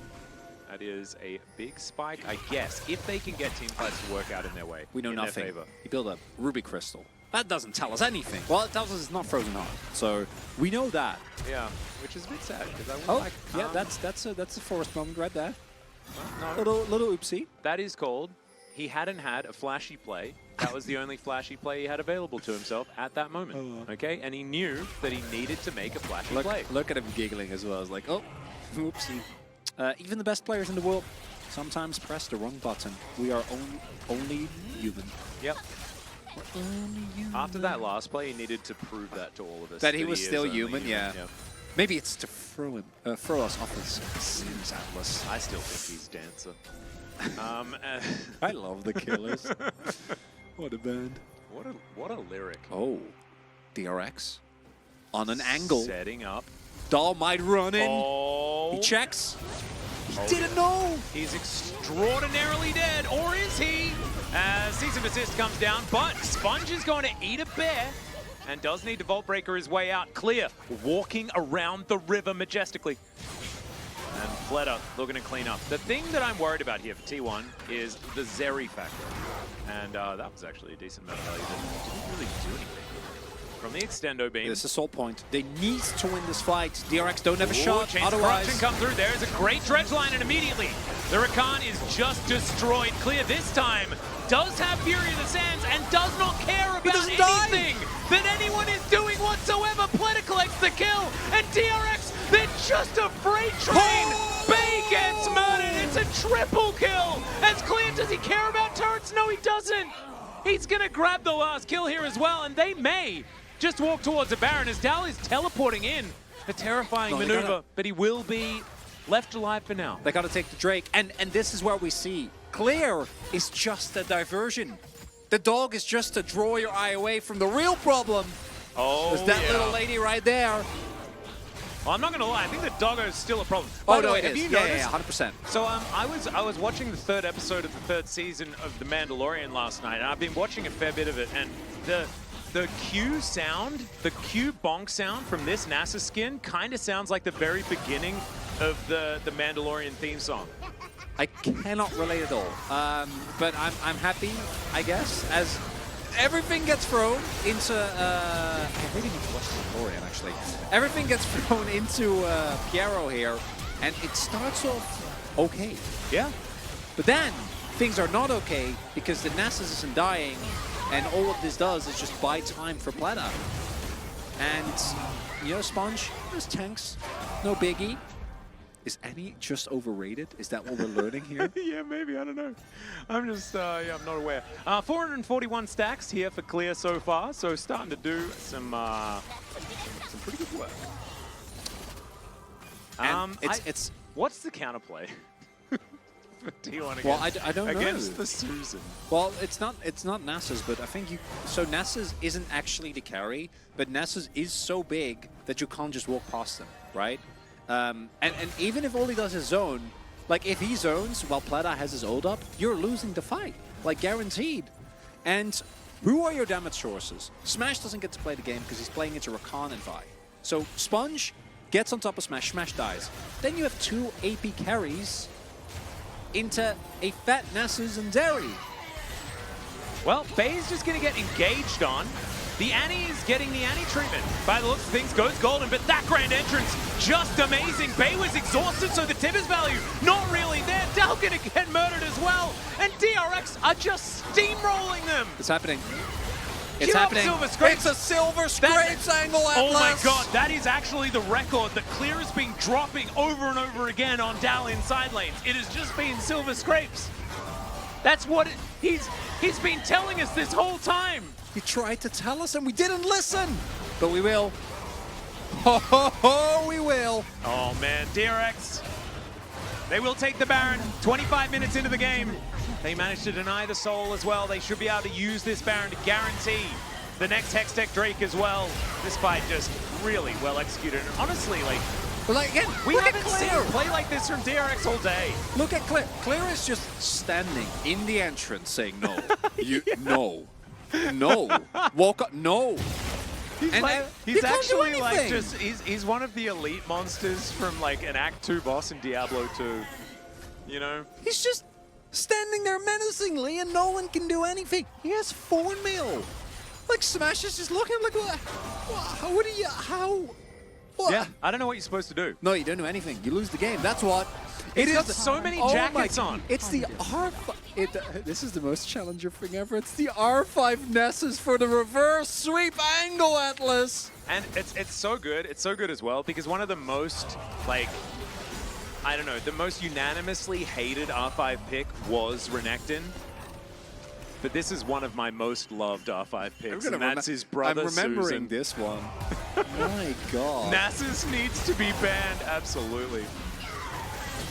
And Forrest, he like played so well in that last fight. He's now going for a little bit of a battle here. The blast cone, kind of in an odd position, and Clear just doesn't care about anything that's happening. Yeah, one thing that we do need to note is that one Drake and T1 has Hextech Soul, and they are still only 3.5k gold behind. Yeah. I just don't know if it's going to matter. Smash does finish his Runans, but like, if he's not, he's going to do negative damage against Clear as well. Here we go. Here's the flanking teleport. Tim is already in amongst it. Oh, the value of the quickness is just amazing. The kick, but Pletter takes no damage except for now. Dell comes in. He gets a double kill on the bottom lane. And do you know what the doggo says? The doggo says bonk, and everyone dies. That's going to be it. Service Grapes, they're teleporting to the mid lane. Oh my goodness, DRX. If there was a way to win this series, this is the way that was mostly not on my bingo card, okay? This game is silly. It's out of control. DRX knew Annie is a trap. They knew all along. Ferris, I guess, also a trap. And there's one thing. You know, drafts, sometimes they don't matter, but sometimes you just get Nasus. Sometimes the Susan effect is too much. Cue up the silver scrapes. We're going to game 5, ladies and gentlemen. This DRX team have finally woken up and they said, you guys, you thought you defined cooking here in the Challenger playoffs? Have a Susan. And with this, DRX, the red side, finding the R5 counter pick that I can only imagine that they wanted to bring this out earlier. And there are some circumstances, right? You need there to be a decent amount of AP. You need it to be an 80 carry that can't actually shred through you. I think like a Zeri, for example, would be a lot harder to deal with. But yeah. Varus? Ho, ho. They had the anti-Varus tech just waiting. Just waiting. Full tank. Oh my God. Did you vote? No, but it's Well. Susan. Yeah, well, I figured you'd want to go Yeah, that did we direction. have to? I think you know, it probably could be assumed. Yeah. There you go. I got your back. Yeah. It is definitely doggo time. He almost did the most damage in the game as Susan. Full tank Susan. Most damage in the game, by the way. DRX is going to win the series, aren't they? Like, it's happening now.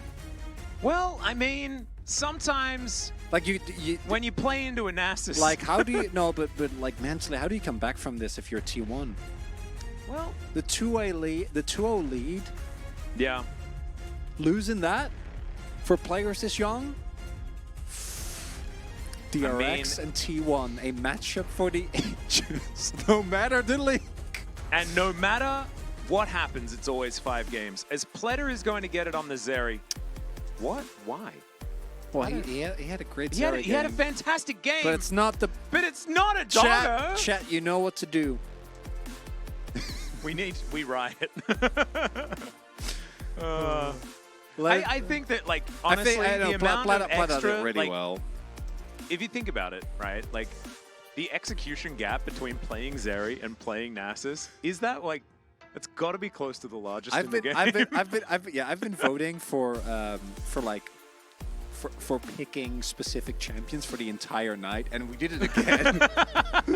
And actually, you did a much better job of voting for like the skill expression, and we learned again that what Plata did was mechanically a lot more skill intensive than what our good friend Clear did. But don't let it be don't be mistaken. Like he's our MVP. Yeah, no, 100%. And we definitely ×2 voted for him as well. But in my heart, I think that Clear gets it. I also think, did we vote for Clear as All-Pro first place? I did. I think I might have. Oh, actually, maybe I did Phantos. I think it was. I ended up with Clear, but I'm not sure. Anyway, it is time for us to take a break. When we get back, I don't think we have Silver Scrapes, but just imagine it. Maybe like put it up on a second monitor, play it for a while, and we'll see you after.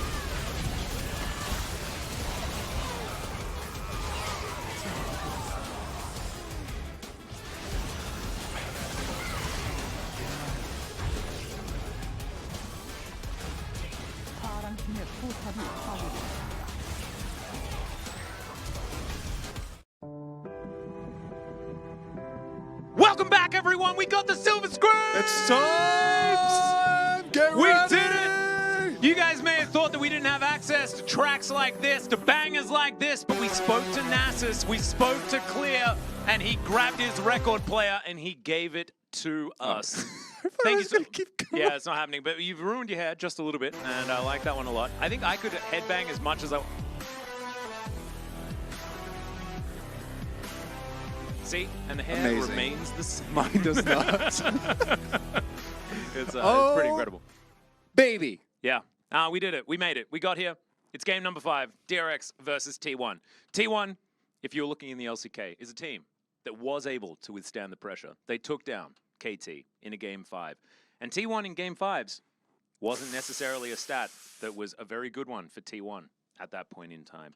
There were some excruciating game 5 appearances for the squad over the years. Yeah. That's a different T1. This is Forest's T1.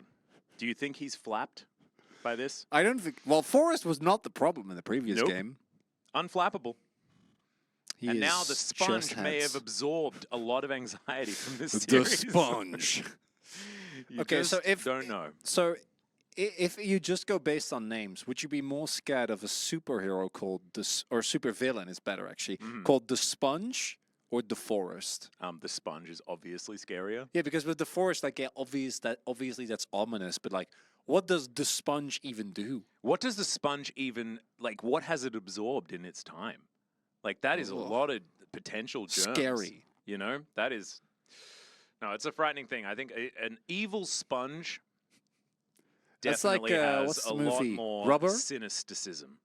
The horror movie about the tire that goes on a rampage. Rubber? Oh, yeah, I think it's that. Yeah, I didn't Yeah. watch that one. No, I haven't watched it, but I know it exists. Doesn't sound like a very good one. No, it's As not. T1 have selected the blue side once again, and we'll just have to see what champions they will pick. Which champions they will ban. So there is no way they don't ban Nessus, right?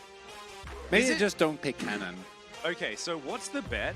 We get to a position where neither of these teams want to pick Annie, and somehow DRX R5 Annie. I could see it. I think that has to be how this series has gone, right? He's being called Rosemary Guy now. Yeah. How many people are present in the Challengers Arena? I don't know, but it's getting more and more packed as we get deeper and deeper into the playoffs, which I think is really cool.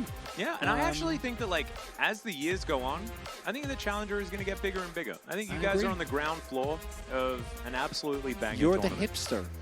100%. You're the early adopter.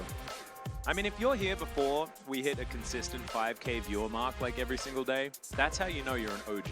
And you guys, absolutely, OGs, all of you. You're all fantastic. Sarah Pet, absolutely amazing. The LCS viewer base, you are absolutely there. And not even necessarily in brackets in spirit. By the way, I also love your name.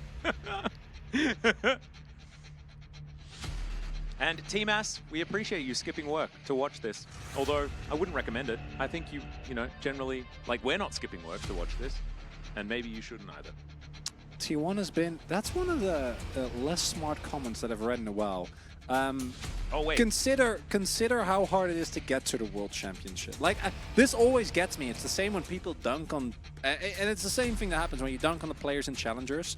To get the Challengers... Boom, baby! You have to be insanely good, okay? Eliminated like everyone forever. you see here, it doesn't matter how you might kick W at them, how bad you might think they are, they're not. These are all insane players, and if you say anything to the contrary, You get permanently banned. Yeah, well, I mean, I would argue with you, but we can also just ban you, which Yeah. is a lot more efficient. And Yeah. Atlas is not afraid. I am afraid a little bit sometimes, but less and less. Yeah, and we've had some bans come through. The Vi, priority banned here by T1. An interesting maneuver that you can go for. Varus first pick, Annie first pick. I think the Annie first pick makes a bit of sense here. We're gonna keep going, and I think that's okay. DRX, I think the Zeri angle is one you're very happy to take at this point in time. Yeah, it's Lee Zeri, Oh, maybe. sponge. Lee Zeri? I can't believe we're asking for Zeri when Varus is open, but that's just how the series has gone. Because I also think That's that, like, the meta. like if Sure. if T1 picks Varus, you best believe R3 is a Nexus. It's happening. There's no way they blind Nessus. You can't do that. It's not blind. Because the Varus has been selected. Oh, Satap. All right, back on his rise once again. And this actually dealt with Yanni, not in lane at all, but was able to side lane extraordinarily well. It does give Forest his lease in. Yeah, they're going to get Lee Varus. And we've reached a point in Challengers that I have reached many a time, even last year during the Challengers co-stream, where you're like, yeah, you know, nothing we know actually matters. What matters is what is true in the Ooh, I like context this. of this series. And in that context, this is a wonderful pickup. As is the that. Insta-lock of the Aphelios here for Pleta. And this means that you don't get Varus. Aphelios did have a very rough time into the Varus. We saw last time that during the bans, DRX didn't suffer any Thresh bans at all. There You got was it now. the Blitzcrank and what else was banned? Blitzcrank and Ashe, I believe. You gotta ban. You gotta ban I love Thresh. the Leona ban. Yeah, same. I think Bot was too good on this champion. Yeah, there's also no Rumble this time around. And as good as Annie is, I do think that Annie is, weirdly enough, better to play into if you're Aphelios, if you have Cleanse, than Rumble. I feel like Rumble is so much worse because of how stationary you are and like the distance with which you can... There we go, Fresh ban, very good. Good. So you go probably Lulu or Rakan. Those are your two Nautilus. options. Yeah, Nautilus is fine as well. I feel like they will ban Nautilus though. That's true. I imagine, like, I'd like yeah, okay, so DRX don't have to ban the Lulu. They can just pick it themselves and pick it away from the Zeri lane. I like that idea. Yeah, exactly. And Aphelios Lulu is great. Aphelios or Lulu and Wukong is great. Right, get the triple knock-up possibility. So there's no spam. So it was T1 in the LCK that played the Zeri Ashe lane the most recently. I'm fine with Rakan as well. I think the Lulu is a lot stronger because you take it away from the Zeri. But I do think that Rakan Wukong is a way better combination, right? Like that is the amount of team fighting power that combo has is nuts. And look at this, Clear with a counter pick. Ooh, you love to see it. Might just go Malphite. I mean, frankly, sounds pretty cool to me. Yeah, Cassante, you can pick a lot of stuff into that. Maybe it's Clear's Gwen. Maybe it's. No, it's not Nessus again. No, it's not. It's actually, I think it's Gwen. I'm feeling the Gwen. I think Gwen. This is kind of fun. This is a full short range comp from T1. Yeah. Clear is one of our best Gwens. It's actually, I think he's the best. They banned it in game 1. They banned it already. He's the best Gwen. It's a counter pick into Cassante. And T1 can't really avoid it, right? I think the two bans that they have gone for make complete sense. Especially if this is a Blitzcrank. As, okay, it won't be. I love Renata into Rakan, always have. I really hope he does it. Because this could be actually I'm 90% the game-winning pick. Malphite's good as well. I would love the Gwen more, but the Malphite is... If we go back to that website that tells us win rates of champions, Malphite, I think, is #1 at the moment. Sure he is. Yeah. He's certainly been rocketing as far as play rate and win rate. Rocketing? Yeah. Okay. I don't know whether... Is there an Astro Malphite skin? I don't think so. It's a bit of a shame. We should talk to Astro Nautilus about that because he'd know about an Astro Malphite if there was such a thing. Who kills Malphite here? I do think Zeri has a better time, but still going LDL third is not going to feel amazing. And yeah, neither Dahl nor Bay will do a great job of that. Ojimar Atlas was stone-faced to that pun. He was. Wasn't stone-faced to that one though. That was too good. Stone face, stone mask. Oh, you haven't watched JoJo, have you? So No. stone mask doesn't mean anything to you. Yes, it does because I've played Vampire Survivors. Stone Mask gives you extra No. money. Yeah, no, it's fine. It's fine. We can talk about JoJo some other time. You should watch it though. It's great. Yeah, no, I should. It's very funny. Truly a top tier pick. So we're at game 5. We are. I think DRX are going to do it. You know, they have the rock. What else do you need? Let's press R with like 3 of your champions and you win the game. And what was the lesson that T1 taught us in the games that they won? Just press R. Yeah, press R is good. Press R generally the way to go. And now they have a composition that can also press R, but I think they need to be a little bit more finessed with their R pressing. I think that this composition could definitely get it done. They still have an Annie, but perhaps DRX this time will have the answers. They have a rock. I mean, they're like a Vin Diesel and a Paul Walker away from a Fast and Furious movie. They are having such a good time on the Rift in the last couple of games.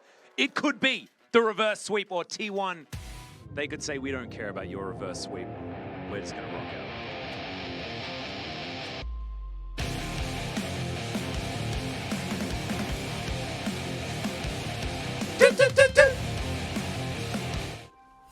Oh, that was We even amazing. got the rest of it part as well! Oh my god, this is dope! Double do-do-do-do! I can't wait for the next season of Challenger where we get this every single day! Could you imagine Mondays? The amount of do-do-do-doos we'll have? Oh my god, 9 games? Uh-oh. Uh-oh. I've seen this before, as Sponge is going to walk towards the rock. And look at that, he was menacing. That is a very scary skin. We had a conversation about that when Keen played it. Yeah, very scary skin. So they see it and they say, we must leave. No. Okay, so if you had to put your money where your mouth is right now, Chronicler. DRX. DRX? DRX. Oh wow. Yeah. He did not pause to think. No, I'm a firm believer in momentum, and I think that the better team fighting comp has more often than not won. If it was Gwen, I would feel like more certain. Clear's Gwen, just it's on another level. Well, Clear is also laning into no one. which is, I think, going to be beneficial for him. Oh, wait, no, now he has an opponent, so it's now going to become more difficult. Yeah, was picked up. The Renata, though, is a big problem because of the amount of short range that is in the DRX composition. And even though Malphite can obviously ignore it by just pressing R, the rest of the team, not so much. And I think a lot of heavy lifting is going to have to be done again by Setap here on this rise. The saving grace for me is that as much as we meme around it, we actually have not seen T1 be able to really utilize the Annie very well, right? They've been getting caught off guard because they're not the ones starting up fights. Except in game 2, where they actually played expertly around it. Yeah, but that's what I'm saying. I think that with how the momentum of the series have shifted, DRX is the one making the proactive plays, and that is what worries me for T1. Forest, again, early on the map, as he always is. Sponge knows. Ooh, there's the flash forward, and Sponge, he's flashing immediately. He picks up the Q from Forest, I believe. No, it hit Setap. Oh, as now they're trying to turn it. Oh, man, he is just gonna save Setap. He is. And Setap holds flash. It's nuts. Such a good read there from Sponge. Does have to invest his flash, but it's flash for flash. Bay also flashing, and level 6 now all of a sudden. Possibility here for DRX. That is a really big moment, because if you can get to 6 without T1 getting ahead with this lead, you're going to be feeling a lot better about your chances. Absolutely. Would you say that Sponge has potentially like absorbed some of the playstyles of T1? He did. Throughout the series? He's cleaning them up. Oh, man. Oh, Dora too crazy? We on the same page. We on the same page. Oh, man. I actually don't know. I honestly don't know who's going to win out of these two. I do believe that DRX has a certain ease of execution advantage with their composition, right? Like, Clear just decides when to go in, and then Sponge's follow-up. Setap being able to do so much AoE damage while everyone's CC'd in Cyclone and the Unstoppable Force. You can build as many Merc Treads as you want. You are still just going to die. Like, Smash doesn't have cleanse, and that's a good idea, because everything is a knock-up. Yeah, that's actually something I do want to highlight. Like, you can't itemize that well against DRX, their engage. And this is something we saw in the previous game as well, where the value of the Merc Treads was extremely high, and tenacity in general was really good. Not really going to be the case here in Setap. He still has flash. He does. Forest, though, might be able to claim it here. The Q is going to connect, and Setap, the old walk away slowly strategy, going to work out very well. Sponge has two options here. Can either go for mid or for bot. You know what, the wave state is bot. Looks like it is pushing into the T1 bot lane, so yeah, I don't think he should. Forest still trying to get things done with the position of Clear here and the fact that he is Malphite. Don't think there's a lot of angle there.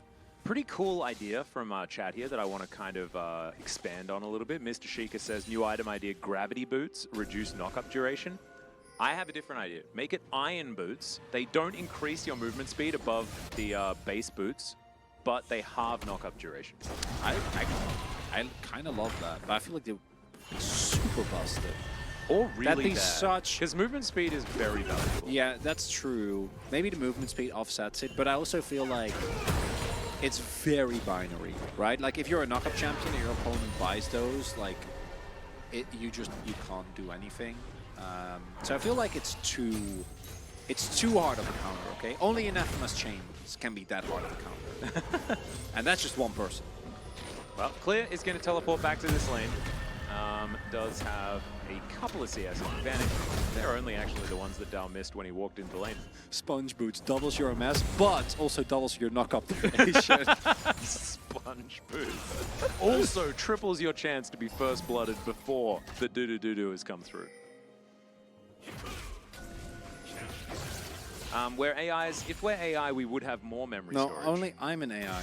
I think Atlas has already shared with the group that he is not. Yeah, but an AI would tell you that. And he's also designed me, I think. Yeah. I'm your dad. So, don't say that on the internet. If I design you, yeah, no, I get it. You're my AI. Creator, I think, is a better choice of words. Okay. I did actually used to call my dad Creator. So it does that's a badass nickname. Good morning, Creator. I hope you have a good day at work today. It's very weird. I can see you do it. I believe it. No, I actually call him Randall because Randall's just such a good name. I just didn't. I did call him Dad until I was like 17, until I realized that Randall's actually the best name in the universe. Okay, Clear just going to. I like that he uses his ult for damage instead of for getting away. Yeah, right. He's like, Kinda yeah, I have a love that. blast cone. I don't care about you. As Tipper's already gone. All right. Satab also might be able to claim the 50 gold. He does. So already it's a one fight. This bot not going to quite find the loyalty Bay? program there. Is he okay? Letter has got a lot of CC as Bay just flashes forward. Don't know about that one because he doesn't do a lot of damage. Does get bailed out, but Forrest, oh, he's going to fall. The bailout doesn't work. The Drake is going to be claimed, and Elise Smash does manage to get a kill. Pletter's got red and white guns. He's going to walk back to this lane, and there's a flash forward. It gets the flash out of Pletter. Action all over the place, but I think DRX came out on top. Big win there with that flash-for-flash trade. That's nicely done by Bot, but I agree. Outside of that, it was a tough play there. T1 trading unfavorably. Crucially, Plata has cleanse. So when Bay goes forward for the stun W, the most important target, the Aphelios doesn't actually care. And as we can see here, like the cleanse, it's fine. The rest of the team doesn't follow up, right? And that's the key thing here. You need to be on point. You can't just go for that play if your team doesn't know you're looking for it. And Smash getting a kill was really the saving grace here, because if he doesn't, this is just a full-on disaster. Man, Pletter is coming alive at the end of this season, Oh, yeah. this series, man. And this is what we were kind of banking on, right? When we expected DRX to win this. It was the fact that Pletter would be able to stand up to Smash. And that is not to take away from Smash. That is actually giving him a whole lot of props. Remember, Pletter played well in the LCK. He got POG. Yeah. Man was really, really good. I mean, he's not quite call me, but he's still really, really good. Not many people can hold up to that standard. That is very, very true. Look at Clear. He's Malphiteing up, living his best life. Isn't it great that like Clear actually just went back to 2010 and started playing League of Legends at the end of this series? He's like Susan and Malphite, like, where are we? Oh no. Oh no, don't walk in. Oh god. Okay, but they're have actually to. just gonna hold it. Yeah, they don't have to throw here, or don't have to like throw everything at them. They and already risk a got throw. Yeah, the it's a return. win. Yeah, you've already won the play. And T1 rotated multiple people. T1 didn't get a cross map here. They weren't able to use their Zeri for plates like we have seen countless times. Yeah, this is just a straight up win. They take a free Herald and then just win. Like that's, we don't see that all the time. And not in this series either. It's okay. T1 just trying to hold on, but I feel like the momentum has just left. Like the wind is just gone. Like the sail's empty. Yeah, and DRX, you know what? They're a fish. They don't need sails. They don't need they're wind. swimming. Well, maybe that's what happened. The wind died down, but the currents. The currents are always there. The currents are always there. And they are Oh my. drifting slowly up the river away from T1. Oh my god. Maybe DRX is the sandstorm because they play Nasus. But they're, Yeah, I don't know. How we are have they lived the river sandbox. then? How do they Yeah, use- I don't know, Atlas. I'm trying too many metaphors at the same time, and it's getting clunky. Yeah, that's fair enough. It's fine. But it's game number 5, so we're allowed to lose our minds just a little bit, especially here. We've in done Challenger. almost double the... Another day, That's- another isn't fishing that- metaphor. Oh, Graxius, he's onto us. Oh, He knows. God, no. Man, these LCK casters are such frauds. All they do is find fishing metaphors and try to ham-fist them into our broadcast. I thought you were quoting someone. I was like, who do I have to ban? We're it's not. just me. The fishing metaphors. They're new every time, I swear. This is playoffs. This is the winner bracket finals of a game played in 2025. It's Yeah. a rebroadcast. It is indeed. This is round 2. Loser of this does go to the lower bracket. The winner heads towards the winner's You can final. ham-fish them into any cast. YouTube chat. What a banger. Delicious. Absolutely fantastic. Oh, Clear starting to win out on these trades. Almost has Orcs' favorite item in the Sunfire Cape as item number 1. The item that does actually reasonable amounts of damage. Just very reasonable. Just fine. Ask him on his thoughts on Nocturne next time he's on broadcast. He's not a fan? No, he's just... oh yeah, I remember that. We yeah. played into a Nocturne. He didn't have a very good time. No. I was playing Mordekaiser that game, and he's like, just ult Nocturne every time. I'm like, you know he's got a spell shield. It's like really difficult to ult him. He's like, just ult him! You can't see him half the time. Because, you know, he's... Unless you're standing right on top, it's a toughie. It is. It's a difficult time. All right, DRX with run of the map at this moment. 1,000 gold. Sponge with the old River Shell. I can't believe we're getting a reverse sweep from DRX. This is like the epitome of destiny. A reverse sweep or reverse Shelly? Reverse sweep. Reverse Shelly. Reverse sweep. Ah. Yeah. Well, I mean, we're not getting a reverse sweep just yet, but we did get a River Shelly. Bottom side River Shelly, the rarest one. Bottom side. Oh, yeah. No, I agree. Yeah, pretty cool. I don't know top why I one. really wanted to talk about that. So we might have to talk about a team fight, as there is a flash Tibbets. Forrest gets the kick, but Satap's still alive, and oh my god, the engage! The Malphite presses his R button, and it all goes to hell in handbasket. 2 double kill already, as Bledder is just mowing them down. He takes another one, it's a triple, and it's just Smash left standing. I think you might be right with the old reverse sweep. Sometimes, no matter how good you are, you just get Malphite ulted. What you gonna do? I don't know, but I need to talk to Wolf about how to predict games. Because if this is a reverse sweep, he knew from the very beginning. The rest of us were all 3-0. Look at Claire. Look at and Claire. Wolf knew. Look at him go. Yeah. Bye, everyone. And Look then at the follow-up with the quickness as well. Oh my god. Just Rakan and Wukong alone have some of the best team fighting that's available, right, in current meta compositions in League of Legends. And then you add a Malphite to that. That's not fair. I cannot. It's counterplay not found. Counterplay not found. Don't know. I'm voting Clear again. I don't care what anyone else is doing. That man deserves a POG this series, Atlas. Come on! I agree, but I'm voting Sponge. Why?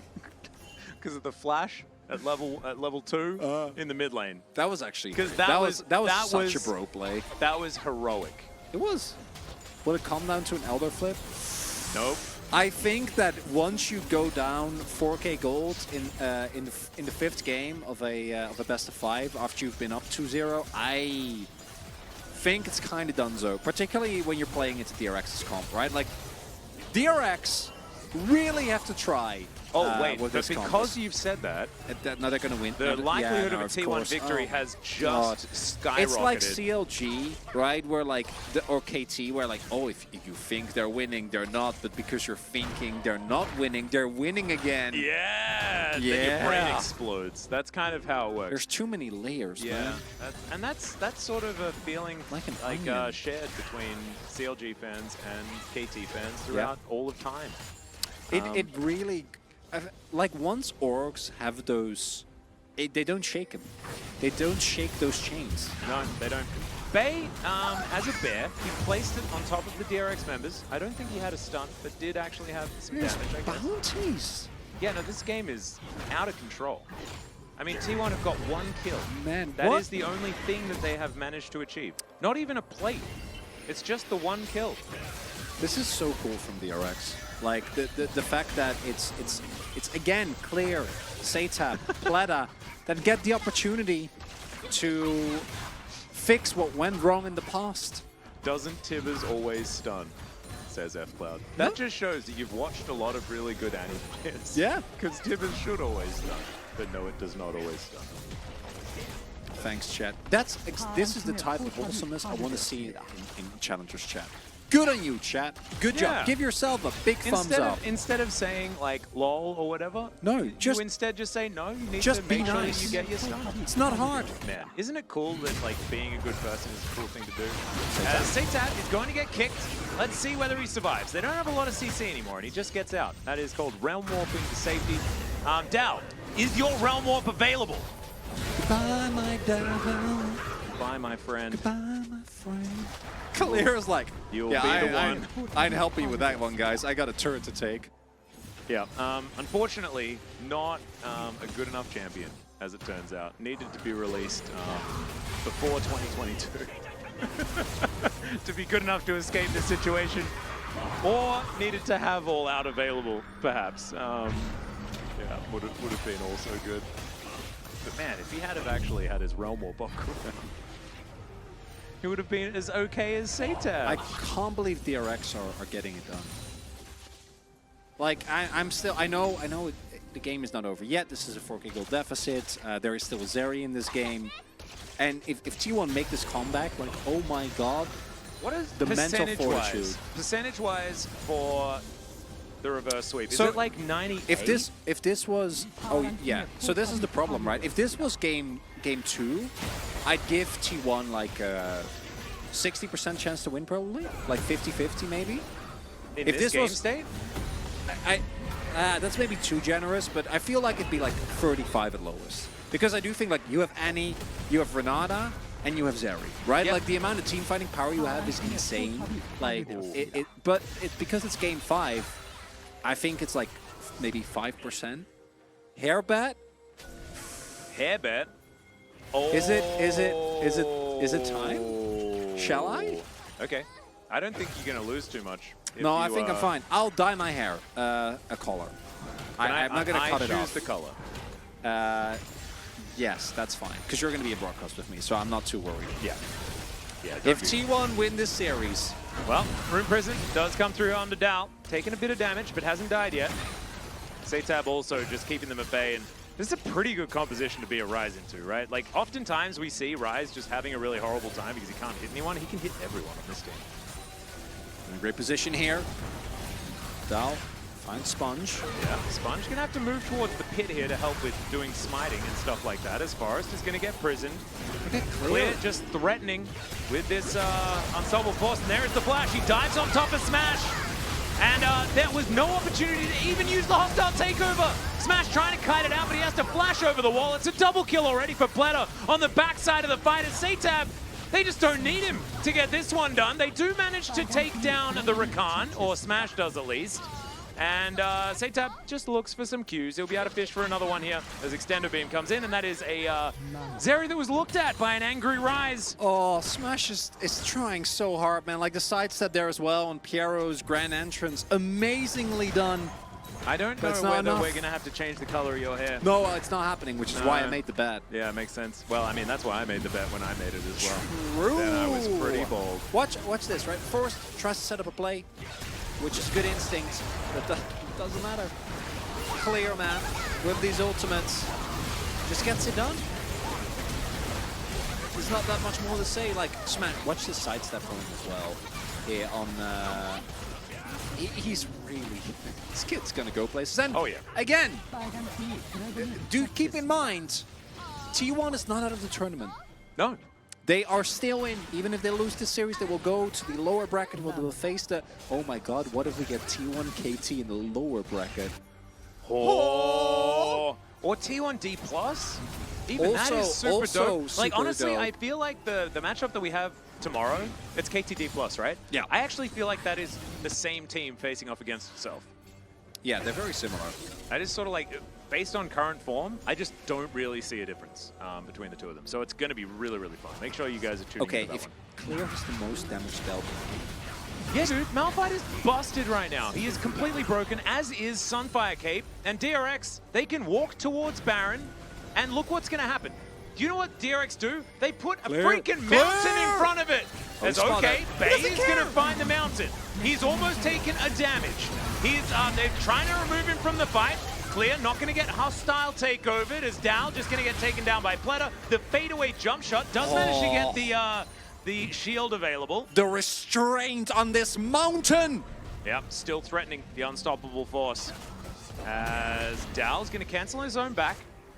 Just, Piero, I don't think a full health Rakan beats a 100 health K'Sante. He does have help on the way. Yeah, I think the Wukong might be able to do it. There we go. Having an item that does A damage is generally a good thing to have when trying to take down an opposition, and they do manage to get one of those. that's gonna be it. Oh my God, T1 is getting reverse swept in the upper bracket final. Oh, and Actually, no, I it's not, found 'cause somebody it's- to ban as well. Nice. This is cool. There we go. Blah, Oh, blah. that guy. Oh yeah, they're actually bad. No, Oh. no, stop That- disrespecting you our players. actually Get out of there. Making the wrong decision Yeah. to make that comment. Not your best one-liner, Yeah, Atlas. it wasn't a great one. But your decision. Ooh. Rip Bozo. Yeah. Look, spam it, chat. Is Rip Bozo like just a regular thing, or is it actually like a Quinn 69 thing? Because like I don't hear know. it I from know it's Quinn all the time. No, it's specifically an NBA meme, if I'm not mistaken. Is it really? Yeah. Okay. If I'm not I'm 99% sure. He's like Quinn 69 just says it Or it's all American stream American long. football, maybe. I'm sure chat knows, but I'm pretty sure it's NBA. All right, cool. There we go. There's so many NBA memes actually in League I of like Legends. to think that everything is from a streamer in YouTube. Wait. As, okay, we're going to go all out. Satan is still alive, by the way. As what the hell was the AoE damage? What the hell was that, Chronicler? DRX is just absurdly far ahead. It's 12,000 gold. Oh my So God. That is, do you know what that was? It was the AoE weight of Dave. 5 wallets full of gold bars landing on the noggins of T1. It's happening. They're now bearing down on Nexus turrets, the Clear. unstoppable force! And unfortunately, it's not an immovable object, although Smash comes pretty close. The man has played extraordinarily well, but just, it's not enough in this particular game. That clone really copped it, though, as now Pleta is going to be able to deal with these Nexus turrets. It is a Game 5 victory, 3-2 for DRX, but T1 made him work for it, especially in those first 2 games. 23 minutes. 2 and what was it? 17? Utter destruction. And do you know what happened? Oh my God, Clear DRX. just went further and further back when it came to release dates of champions. And when he made it to the very beginning, the very dawn of League of Legends, They started winning. that is when they started winning. Oh, what an incredible moment here for the DRX roster. A team that had so much dominance in last spring, and then everything fell apart during playoffs. They couldn't handle the best of 5 stress. And then you come back and you win off of the back of Malphite and Nessus. And you know what? Malphite's back. Look at It a is little very bit of large. 200 years there. It's like, Oh ooh, yeah, my blue God. crid. Yeah. Oh, you this need to vote, this by the way. particular fight was very, very I'll type over. for you. Yeah, give me a Malphite. Wait, no, no, Pleta. Pleta me, Pleta. Yeah, Pleta you. I think that he was extremely good this game. He was. I think that, honestly, DRX just as a team, being able to overcome, that was some some 2022 DRX stuff right there. And I honestly thought that after game 2, Oh, it was I'll done. admit to everyone, I was sad. Yeah. I was feeling like 100%. our team that went undefeated in round 2 is just going to get bopped. 12k damage. He was a full tank. Man, I should have voted. I should have voted for clear. What was I It's okay. thinking? It's I'm an okay. idiot. It's okay. I want to again highlight, chat, that as impressive as it is, it's even more so because these are very young players, right? And there's some exceptions. Some are relatively old, which in the context of challengers is like they're 19 instead of 17, or 16, or 15, because that's how young some of the players are.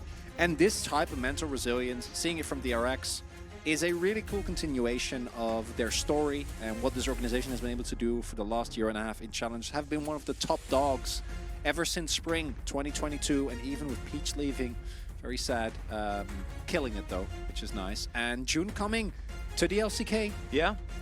Peach also leaving isn't as sad. Because he's dunking on people.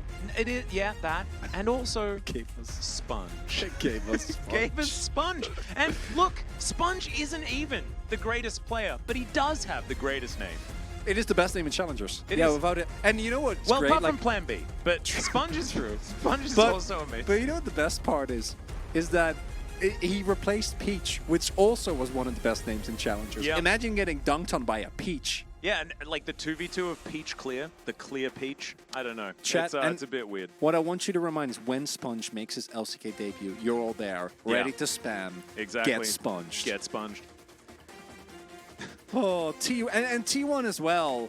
like the exaltation of like the first two matches where they dunk on DRX with two really good teamfight comps, and then that game 3. And I still kind of really dislike how DRX just gave Annie every game. Yep. They gave Varus in game 4 as well. Okay. And then they had the But- genius Yes. Yeah. to just So- Susan it. Like, I don't know, man. Like, I was during all the way up until just before that All the final way pick up. in game 4. The final pick in game 4, I was like, DRX, they just don't know what they're doing. No, the draft is just bad. what? It's not good. And Clear is going to get it. There we go. Okay. I need to apologize to everyone for making it so that it almost wasn't this with my idiot vote. It's fine. It had to be Hey. The Rock. You have been right all day. That's true. That's been true. right all It was day. my turn to be wrong, and It happens. I still think that It's I okay. should have been there. This is as much a Malphite POG as it is a Clear. Maybe just play old champions. What's next? Warwick? Yeah. Is he gonna bring it up? Barrier Ignite Warwick? Oh my God! It's like Reapid from back in the day, the top Warwick man. What, just incredible. What can't this man do? And Clear, a player Mundo. that has been around for quite a while now on Challenge. Mundo, yeah. Garen. Why not? Oh, it has to be Garen. Garen. Garen has to be the next one. Bring out the Moose Hater fans in the chat. Who's been dunking on the champion? I don't know if he still has, actually. I haven't really watched a lot of Academy. Oh, DRX, the reverse sweep comes through, showing again that in Challengers, everything is possible. You can be a 1-7 Jax and win a Finals MVP. You can be a Rock and win the game. But also, you can be the team that manages to go undefeated in round 2 and still be good. It's just a getting bit of warm-up, dunked Atlas. in a couple of games. A bit of warm-up. Yeah, I'm actually, pretty impressed by DRX. But I also feel like we probably should have got this earlier in the series than starting at backs against the wall. I also want to reiterate that what I'm still worried about when we get to the upper bracket finals, because this, of course, is And like... he probably should be banned? Yeah, well, that was what I was getting at. Yeah, the drafts, so there's really good parts, which is let Clear do his thing. That's great. And the R5 counter picks, I actually think they're looking right now like the best team at using them, which is super cool. Love that. The flip side, you got away with it this time, but I still think that there are some risks in draft that don't have to be taken, and that also really backfired in some of the games. Yeah, the first 2 games did not look close at all. No. But I guess results-based analysis says that the way that DRX drafted won them a series. That's all that matters. That's how it goes. It wasn't how they were drafting, though, during the last week of Challenger. I think the last week it was much cleaner as far as what they were doing. So maybe it was just a read based on what T1 did to Hanwha Life Esports. And I imagine, like, after that, after witnessing the eclectic playstyle, one could say, of what T1 did to Hanwha, you do need to make some changes in the default draft. So I think going into the next one, DRX will probably have a different approach because it won't be T1 that they'll be up against. It will be one of D+ or KT in the winner's side. So we get a rematch of that from the last week. And that is, I mean, it's kind of hype, but it's also kind of scary. T1 being super challenged and coming off 5 games, I think actually almost gives you more momentum. Yeah, and this is also... Especially after a reverse actually, sweep. you know what? Coming into today's series, right? We were talking about the predictions for tomorrow as well. I'm the only one on the side of the English team that predicted D+. I flipped a coin to get to KT, by the way. Oh, yeah, no. I do think it's very close. But after seeing this series as well, I actually think that particularly in Challengers, having already played a best of 5 actually really helps because of how much less experience the players have. And even though D+ were really tested, I'm looking at that series of today and I'm like, I'm pretty sure that DRX in the next series are going to be a lot better. And I think the same case might be happening. Also, I think most of us are predicting 3-2s for tomorrow. Yeah. So without a shadow of a doubt, it'll be a 3-0. Yep. Yeah. Tomorrow is not going to be long. Veldis and Wolf won't have fun. It'll be swift. I don't know which team it'll be, but it'll be merciless. It'll be a slaughter.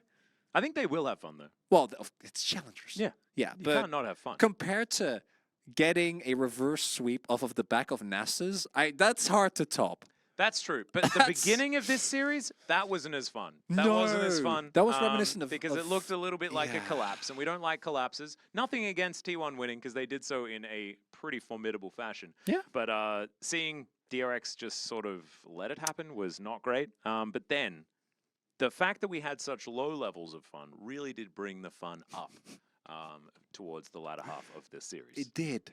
It was actually if the first games were competitive, then we might not have enjoyed the rest of it. That's Because true. on the whole, this series was great. It was absurd. It was.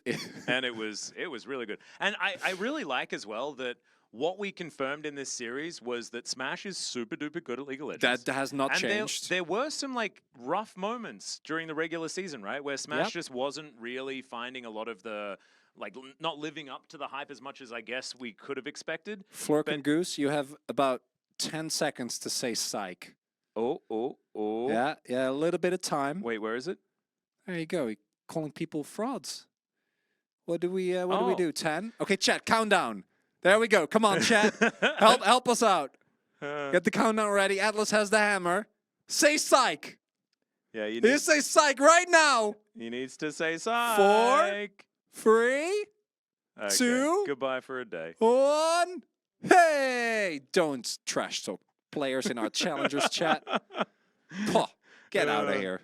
At least Waffle Poros said psych, so at least someone did.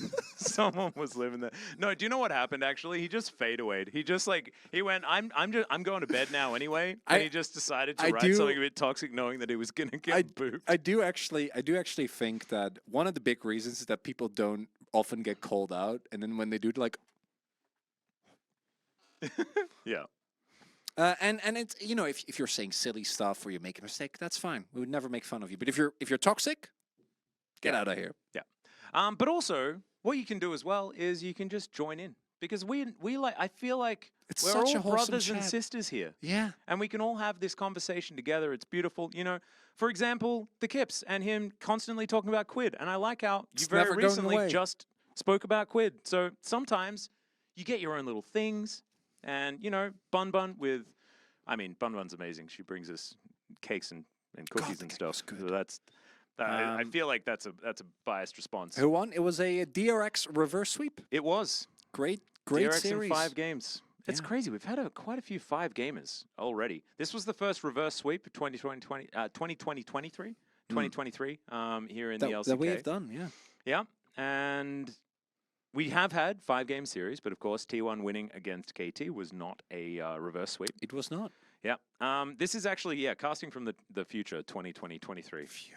So we have moved up quite a few years, 18,000 was a little bit more than I was expecting, but there we go. It's just one of those things. Wait, actually, it's 20,000, isn't it? Because it's just exactly. Must be nice to everyone except you can make fun of Crony. That is actually true. Yeah, that's how it works. Yes. Hey, look, DRX. Wow, that's a cool DRX emote. Oh, that's super cool. Nice. Heck yeah. Love that. Where did? That's amazing. Oh, that's actually from his own. From their channel. That's dope. Awesome. Man, I kind of want to. Kind of want to get. Yeah, all right. Subscribe, but later. Oh no. Maybe I'll do that. No, you can't compliment me. That's actually the Yeah, one thing no. you can do. Yeah, to be honest, Chronicler responds very well to negativity. Yeah. Cannot handle any sort of positive feedback whatsoever. So if you say nice things, Chronicler's head, it starts crushing himself. It's not a great thing to do. You just got to make sure that if you do say something nice about Chronicler, you immediately follow it up with something a bit negative. In a jokey fashion. Which is why Atlas and I get along so well. Yeah. So you say something like, "Oh, wow, I really like how your hair looks today. Thank you. Is your nose always that crooked?" There we go. That's the sweet spot right That's there. perfect. And the worst part is that he'll think that that's actually an insult, and I know that his nose is perfectly straight, and so it doesn't even feel. Doesn't I have don't to be even feel true. guilty. No. I don't even feel guilty afterwards because I know that it's a fully facetious comment, and he still feels better. It's a win-win. Yeah, it took us about like 2 years to figure it out, but we got there in the end. I feel like you figured it out very quickly. AI is malfunctioning. We gotta get Your hair is so nice. There we go. That's a great comment. Your hair is so nice. Did your mom dress you? Perfect. You're a great caster for being Dutch. Nice. You get it, chat. Oh, amazing. Yeah, or you can just say psych like the other guy did. You can also just say psych. Yeah, that's also fine. That's also fine. Absolutely fine. Atlas has amazing hair. Betting on it anytime soon this season. It's roasting time, chat. Get in here. No. It's not happening. What? It's absolutely not happening. Oh, No he's never more doing bets. that again. No more bets. Because I'm getting married in September. Like, if I cut my hair, I will not be getting married in September. That's just how that's going to go.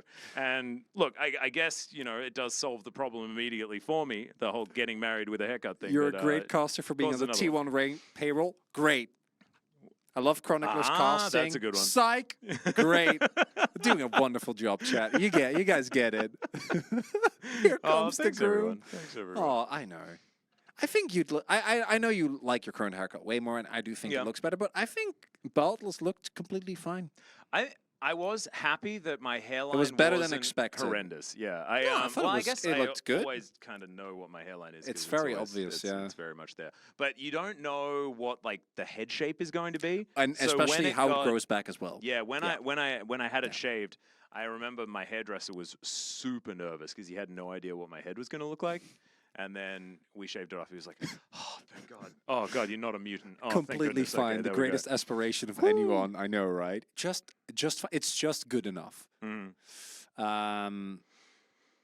When am I gonna get married? Like next year? Mine is still a fair amount off. I'm not anytime soon. You're gonna spend a bit of engagement time. Yeah. We need time to plan everything. It's in a different country, so that's a little hard.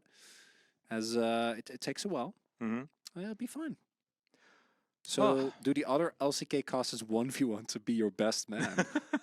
I don't know whether, I haven't really thought about it because it's not really a thing here in Korea, doing the best man thing. No, it's not in... and I could do it no either, I think. I mean, everyone's going to be invited, and so technically sort of everyone is there, and I think I can have people make speeches, but I got some friends coming from Australia that'll probably do the speeches for the ultra love that ability to gonna embarrass. Hear more Atlas stories from back in Australia. Back in the day. Atlas promised not to wear brown to the wedding. I mean, that's definitely not happening. Nothing against these suits and this tie in particular. Yeah, no, these suits are great, but not for a wedding. Yeah, and don't you worry, the suit has been sorted. Brown shoes are great, I think, for weddings. Yeah, I think brown shoes, like a nice light brown. I got a really nice navy 3-piece that is... I can't wait to see it, man. I'm excited. It's pretty nice. Anyway, let's have a look at this bracket here, as we do have the reverse sweep coming through. That means that on Monday, we will have DRX taking on the winner of KT in a week, which is tomorrow. Which is us. Yeah. We're casting DRX again. We're just following DRX, and we'll see whether it is going to be KT or DK. I think that it is a bit of a coin flip, outside of the fact that, I don't know. Maybe, because I assumed that a lot of people would predict that D+ would win, and I was like, I want this to be represented as basically a 50-50, and so I was like, which is the least popular choice? And then it just so happened that Valdez and Wolf also thought that KT were going to win. And... I think that either pick there makes a ton of sense between the two. As mentioned, these two have been duking it out for the second and third place spot for quite a while now. Even fought for first before DRX came in and swooped in one fell swoop in the final 2 weeks to take it all away. And that's going to be Valdez and Wolf. So he can talk about Mayo Nuggies and I think Wolf his cats as well. That was another thing. But I forgot. There's plenty of things. There's mainly Mayo Nuggies, I think. Yeah. And I personally think that the more mayo on stuff, the better. Mayo's fine. I shared... made a great egg salad recently. Oh, really? With homemade mayo. Yeah, it was amazing. Very nice. I'm in the same boat as Shocks. I think mayo she is Belgian. Thing yeah, Belgian mayo is incredible. So I respect it. Yeah, I think it makes sense. So yeah, that is going to be tomorrow. KT taking on DK. We'll see what side KT are going to select. I think that probably going to be blue side selected all around. Unless, oh man, it's a difficult one into DK. It really is. That's a tough choice. It's getting harder. Yeah, nutty stuff. But man, What an incredible series. We really did get our money's so worth. fun. I think it was Gatorand at the very beginning of the day said that somehow it was going to be a 9-gamer. Well, at least you got maximum games. We did. So that's not bad. I don't quite know how long it was. I closed my laptop, so I can't actually see. It was like 450, I think, like maybe 5 hours at this point. Decent amount of time. It's only half of what we've hit to get our Atlas. That one time that we'll always remember. All right. So current time is about 5 hours. So there we go. Maybe we could just hang around for another 7 minutes just to get up to we the 5. could do that. Oh my God. That's an option. Wow. What if I walk down the aisle to Silver Scrapes? I'm pretty sure your fiance would murder you. Yeah, I don't before think you I get there the I too. do. I don't. Well, I don't think you can say the I do because I think before you've made your way down the aisle, it's but done. she might come and stand in front of me just to make sure that she says no and then leaves. That might happen. It would be awesome. Maybe I'll get a boombox. Maybe I could do it in the rehearsal. Yeah, or maybe the after party. Hey, there we go. Yeah, you know, because there'll be all these esports people. They get the joke. It'll be funny. Oh my God! What if? How about this? This is the long con. What if we actually just have 5 weddings, and in the 5th wedding, I walk down to Silver Scrapes? Atlas. I don't think you should have as a goal to have 5 Hang on, wait. weddings. So, Wolf's already married. Valdez is already married. Okay. Seth's already married. Achilles is already married. I will then be married. I am not walking down the aisle to Silver Scrapes. I'm not walking down the aisle to Silver Scrapes. It's not happening, Atlas. Well, you know what? We're going to have to stop commenting, but you guys make sure that you send as many direct messages to Chronicler telling him that he has to walk down the aisle to Silver Scrapes. Good night.